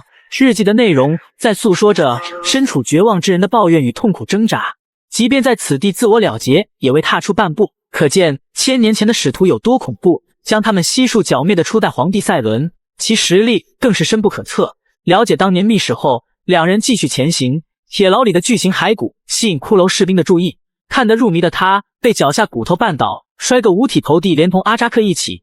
老乌鸦气的对着他的脑袋一顿猛啄。这地宫空间巨大，暗连6层，他们自然可以在这里避开皇帝视线，为所欲为。这些骸骨不正好用来训练一支亡灵军队？骷髅士兵听罢立马想到了吉斯。阿扎克满意的笑了，这宏伟蓝图自此可以展开了。帮路比亚登顶阿特拉后，利用查特勒家族的人情与之结盟，再拿下瘾君子盛行的纳尔兰，联合3城资源，利用地下通道发展势力，对天下徐徐图之。骷髅士兵听着阿扎克所讲的计划，都是他不敢想象的。而这位智囊最终的目的，便是联合6城，称霸南部，手握大军，威震大陆。天下风云出我辈，一路江湖岁月催。黄图霸业谈笑中，不胜人生一场醉。阿扎克的格局大开，此计听上去还挺靠谱。心有忐忑的骷髅士兵也认同了军神的谋划。随后两人来到阿特拉的图书馆。阿扎克记得他曾经在这里读过阿斯顿的书籍。阿扎克布置个屏蔽结界，以免闯入不速之客。骷髅士兵在为找书而烦恼时，想起路比亚要在就好了，或许是念念不忘必有回响。那个女孩朝着此地缓缓走来，路比亚独自走进图书馆，想要放松一下。骷髅士兵在不远处看着在阅读的路比亚，不敢现身，脑海里浮现出上一世路比亚悲惨的情形。自己是客妻吗？他想着，在暗处默默守护应该是最好的选择。你愣着干什么？废话少说，像个爷们一样，给老子去见他！阿扎克把书籍打落在地，而声音惊动了路比亚。他转头看去，骷髅士兵正准备质问阿扎克要干什么时，身后传出了一道日思夜想的声音。路比亚手持匕首戒备着，而当他看到熟悉的盔甲时，眼中的戒备幻化成难以置信。骷髅士兵手足无措，路比亚一把摘下他的头盔。是你吗？女孩终于见到令他魂牵梦萦的骑士，几世的思念化作点点微笑。我好想你。再次见到骷髅士兵的路比亚真情流露，诉说着两人前几世的点滴，以及为自己拼命的样子，一切都了然于心。终又等到这天，我可以再度对你微笑。骷髅士兵对他又何尝不是日思夜想？就这样，两个开始叙旧。阿扎克嘛，默默地听着那些他经历过而又没经历过的故事，突然羡慕起来。随后，骷髅士兵把这一世自己做过的事都告诉了他。路比亚听完说道：“怪不得皇室推迟了领主的审核，原来是骷髅大人安排的。皇帝准备南巡的时候一起审查。”后者听到这个消息也极为震惊，怎么个事？明明让 TT 工会通知里安罗德了，皇室宁愿推迟审查，也不愿意派侯爵前来，就这么想把阿特拉领主变成傀儡吗？为什么对鸟不拉屎的地方如此执着？眼下没有更多情报，阿扎克询问有没有阿斯顿的书，巧的是路比亚正准备读，都拿了出来，接着尴尬地抬起阿扎克，把书递给了骷髅士兵。他读完后，智慧属性跟同化率都有变化，他看着封面，总觉得在哪里见过，这不跟旁边的沙漏一模一样吗？这沙漏一直都在，自己没注意过。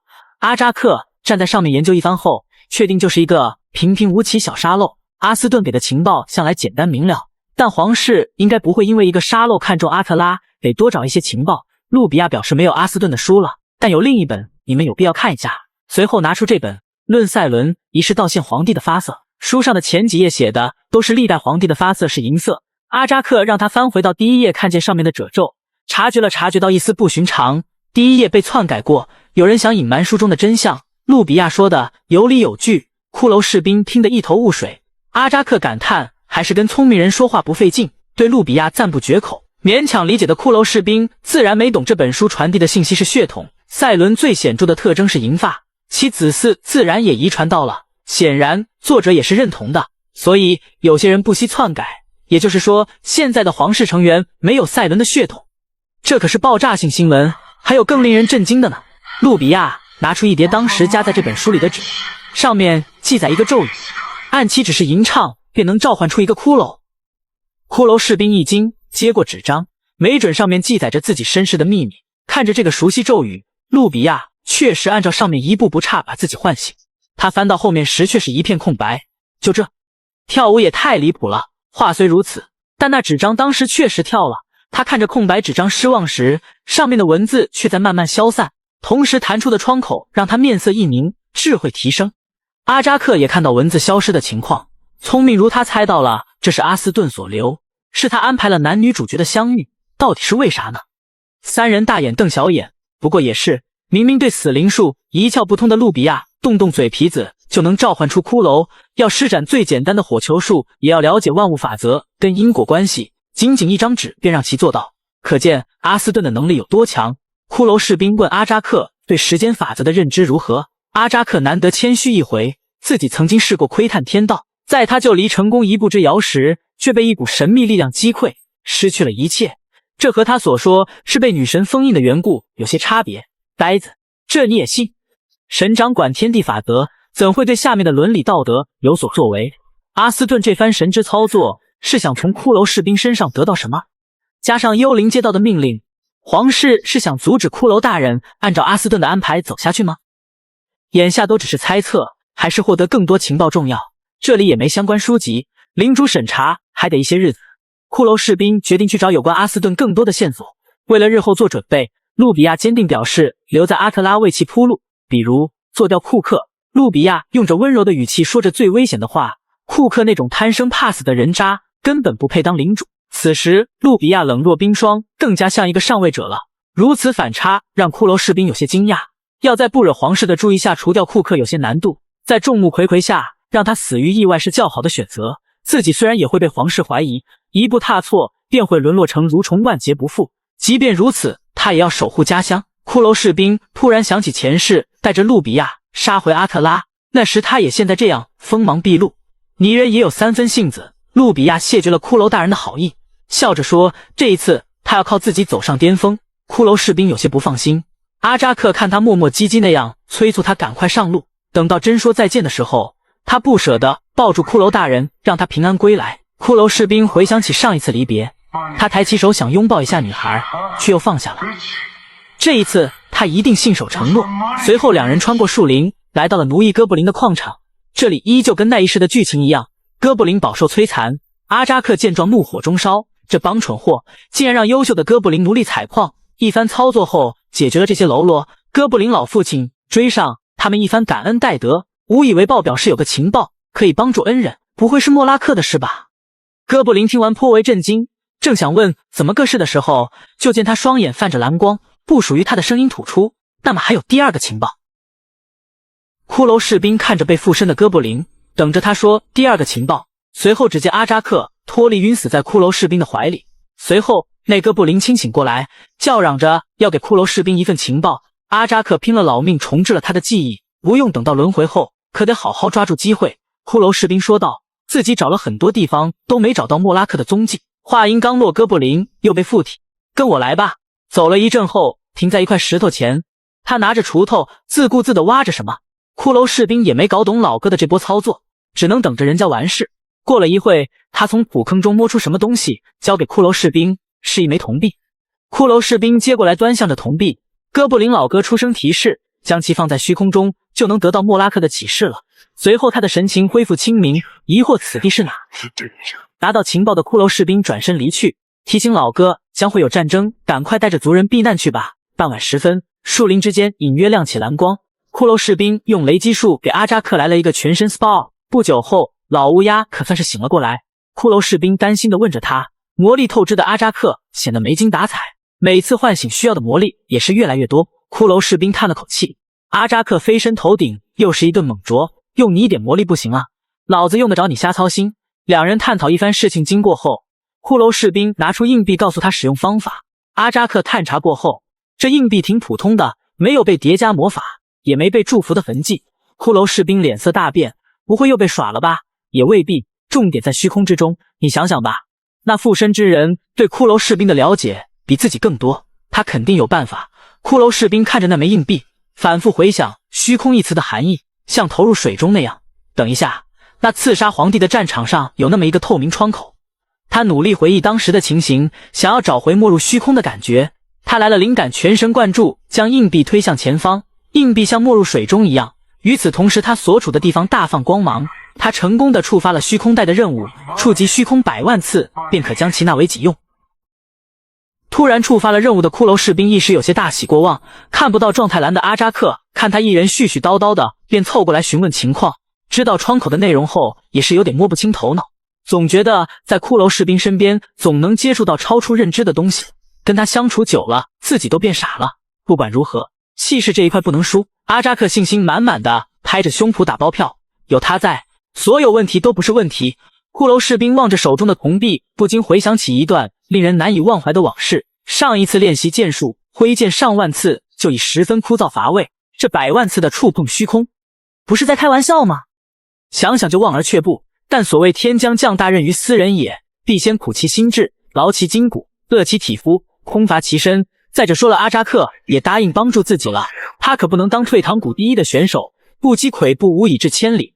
骷髅士兵也没多做抱怨，便开始操练起来。与此同时，阿特拉暂时风平浪静，但更多的则是暗流涌动，山雨欲来风满楼。尽管距离领主审查还有不少时日，路比亚却昼夜不分，劳心劳力的处理公文，但弦拉得越紧越容易断。他这种状态如果继续下去，恐怕没等解决库克，自己的身体先被拖垮。他表面上看起来十分镇静，但在一旁的贴身侍卫克里斯却看出来他的伪装了。莫非大人现在很焦虑？话音刚落，路比亚手中的比顿被揭穿的他略显尴尬，眼神躲闪的嘿嘿一笑。没想到竟然被你看出来了。克里斯毕竟也算过来人，因为执着某件事过于焦虑的情况他自己很清楚。路比亚手足无措，他怎么能不焦虑呢？领主之争可是关乎所有阿特拉百姓能否安居乐业，更是骷髅大人为他几世轮回争取来的机会。他不想因为自己的缘故搞砸这一切。再说分别的时候，大话都放出去了，靠自己全力以赴去实现往后的荣耀。克里斯也能感同身受，毕竟是骑士大人给了他救赎，但他对此太有感受了。过分焦虑只会消磨心智，自取灭亡。正因如此，他才不希望自己追随的领主重蹈自己覆辙，就像骑士大人帮助自己那样，去帮助路比亚走出此刻困境。路比亚温柔地看着克里斯对他的关心，表达了谢意。而此刻两人聊天过于专注，没有注意到窗台上坐着的倩影。两位姐妹聊什么呢？一道带着调侃的声音从两人背后传来。克里斯条件反射提剑就砍，剑刃距离纤细的脖颈处仅几厘米时，路比亚认出来者，紧忙出声阻止。不请自来的客人金色短发垂肩，尽管在此事未曾见过，但他们二人就是最熟悉的陌生人。路比亚出声：我们以前是不是见过？金发女孩飒爽英姿，倩影在月光的照射下散发着光芒，风姿绰约，嘴角带着玩味的笑容。她从容地说着：“好久不见，就像久别重逢的老友一样。”黑夜终将退却，阿特拉领地风云变幻诡谲。画面拉到骷髅士兵这边，平淡而略显枯燥。经过一整夜的修炼，身心疲惫的骷髅士兵仅只完成了5万次触碰虚空。这任务是认真的吗？不会再搞我吧？距离完成相差甚远。阿扎克在旁边说着风凉话，骷髅士兵气的反讽了2句。阿扎克虽然嘴硬，但还是为他提点了几句。他拿蛛丝做比喻，生动地解释了将物体放进虚空中的原理，再与自身体验相结合。骷髅士兵也是懂个一知半解，对虚空带的认知也不再抽象。这100万次数触碰虚空的目的，估计也是为了让他能了解其真正原理。等他能做到时，便可将虚空带化为己有。众所周知，实践是检验真理的唯一标准。新一轮的修炼开始了。日落月初，斗转星移，历经了数个日夜的不懈努力，同化率下降。在36万次触碰虚空后，他终于在黄昏时候完成了。功夫不负有心人，铁杵也能磨成针，终于获得了虚空带这一神器。骷髅士兵喜出望外，阿扎克也是松了一口气，瘫坐在地上。既然东西到手了，快试试效果。骷髅士兵尝试着拉扯几下，发现能自由改变其形状。随着他的不断拉扯，虚空带也在飞速升级，同化率下降至 65% 以下，部分技能觉醒。骷髅士兵能更加随心所欲地改变它的外形，意念一转，虚空带便化作薄如蝉翼的披风。现在骷髅士兵显然已经感受到了些许的自然法则。阿扎克感慨地絮叨着，不愧是天道之子，不愧是本大爷选中的人，虽说脑子不怎么够用，这一次是他阿扎克赌赢了。随着话音落下，阿扎克的眼睛也缓缓合上，老家伙再一次陷入昏迷，不省人事。作为骷髅士兵背后的男人，希望阿扎克能够否极泰来。爱丽丝与路比亚交谈的那晚，两人惺惺相惜的对望一会，女孩之间的友谊真的很神奇。路比亚关心地问着：“来找我没关系吗？不会遇到危险？”爱丽丝调侃道：“你还是爱多管闲事，放心吧，我可是奉了上头的命令来调查你，名正言顺。那些能来监视你的人都忙着皇帝南巡的事情，只要你足够低调就好。既然你不想依靠那位行事，正巧我也有此意。”爱丽丝狡猾道：“我们背着他偷偷搞一个计划如何？”两位红颜就这么愉快地达成协议。夜幕下的阿特拉城堡灯火通明，热闹的酒馆中，贩夫走卒们在推杯换盏，骷髅士兵带着昏迷的乌鸦在与某人交谈着。语笑嫣然的那个女孩正是爱丽丝。骷髅士兵向她打听两人都说了什么，这是我们女人之间的秘密。随意接下来你还有什么安排吗？骷髅士兵表示，如今手中的情报有限，阿扎克又这副样子，自己是没啥主意，也对，毕竟军神不出手，这呆子就跟无头苍蝇一样。爱丽丝看出他的窘迫，让我来为大人指点迷津吧。不如去齐尔曼转一转，正是南部地区的港口，那里正好有商人联盟进行秘密交易，说不定会有意外收获。骷髅士兵沉思片刻，说实话，自己现如今认识的商人只有2位，趁此机会多结交一些是个不错的选择。为啥我的脑子想不到这些？人类的悲喜并不相通，说干就干。他起身跟爱丽丝告别，随即踏上征程。爱丽丝则表示，路比亚就交给我了。他将杯中就好一而尽，嘴角勾起一抹得逞的笑容。支开大人的计划成功了。月黑风高，在查特勒家族的宫殿里，老查特勒家主在主持会议，特拉库与爱丽丝赫然在位。此次会议的目的在于隐瞒皇室的情况下，推举路比亚成为阿特拉的领主。几人在合理有序地密谋着。画面转到骷髅士兵这边，眼前的湛蓝色令人心旷神怡。显然他已经到了齐尔曼港口，看着一艘艘游轮货船人来人往，好生热闹。棺材里走出来的骨头架子出来见世面了。不远处的吵闹声唤醒了昏睡的阿扎克，他斜着眼睛嘟囔着：“吵死大爷了，什么鬼地方？”听完骷髅士兵的介绍，阿扎克由衷地夸赞了他一声：“啧，你个呆子竟然开窍了！咱俩这回可是想到一起了，以后同意南部的时候，正好需要商人联盟的帮助。”其实这呆子并没有开窍，而是靠高人指点了。骷髅士兵在为寻找秘密交易的商人而犯难。阿扎克在一旁出了声：“格拉斯米尔老家主是联盟成员，不仅手握5张黑卡，还掌握联盟的秘密航道，只要说出暗号就行，看我的。”骷髅士兵暗戳戳道：“没想到糟老头子竟然这么厉害。”阿扎克突然啄了下这呆子，快看那边的船，有情况。随后两人根据船上那个富贵模样的男人反应推测，此人应该就是联盟中人。正在两人斗着嘴的时候，突然人群中大喊搜查队。只见那为首之人官威十足，要求所有人船只接受检查。可此次检查却帮了骷髅士兵一个大忙，那些船员有些乱了手脚，显然这艘船上有猫腻。正当他们盘算如何解除此次危机时，一个大惊喜在等着众人。搜查队此刻的理直气壮，显然知道些情报，一寸都别落下。纳克斯德船长此时急得焦头烂额，往常小事10点银子，意思就睁一只眼闭一只眼了。而如今他们运送的可是违禁品，钢铁雄兵计划的关键装备机械臂。这位纳克斯德船长怕是做好玉石俱焚的准备了。搜查队长命令其带众人前往货舱搜查。当船长以为自己要玩完时，惊喜的一幕发生了，搜查队无功而返，搜寻未遇。船长有惊无险的同时也不禁狐疑。队长以为手下没有搜寻到位，准备重搜的时候，一声爆炸引起众人注意，是临时指挥所。显然这不是阿扎克惯用的调虎离山之计吗？家人们，高，实在是高！搜查队长下令撤退，回防指挥所。在船员们不明所以，知觉有如神助时，帮助他们的可是军神。船长下令立马扬帆起航，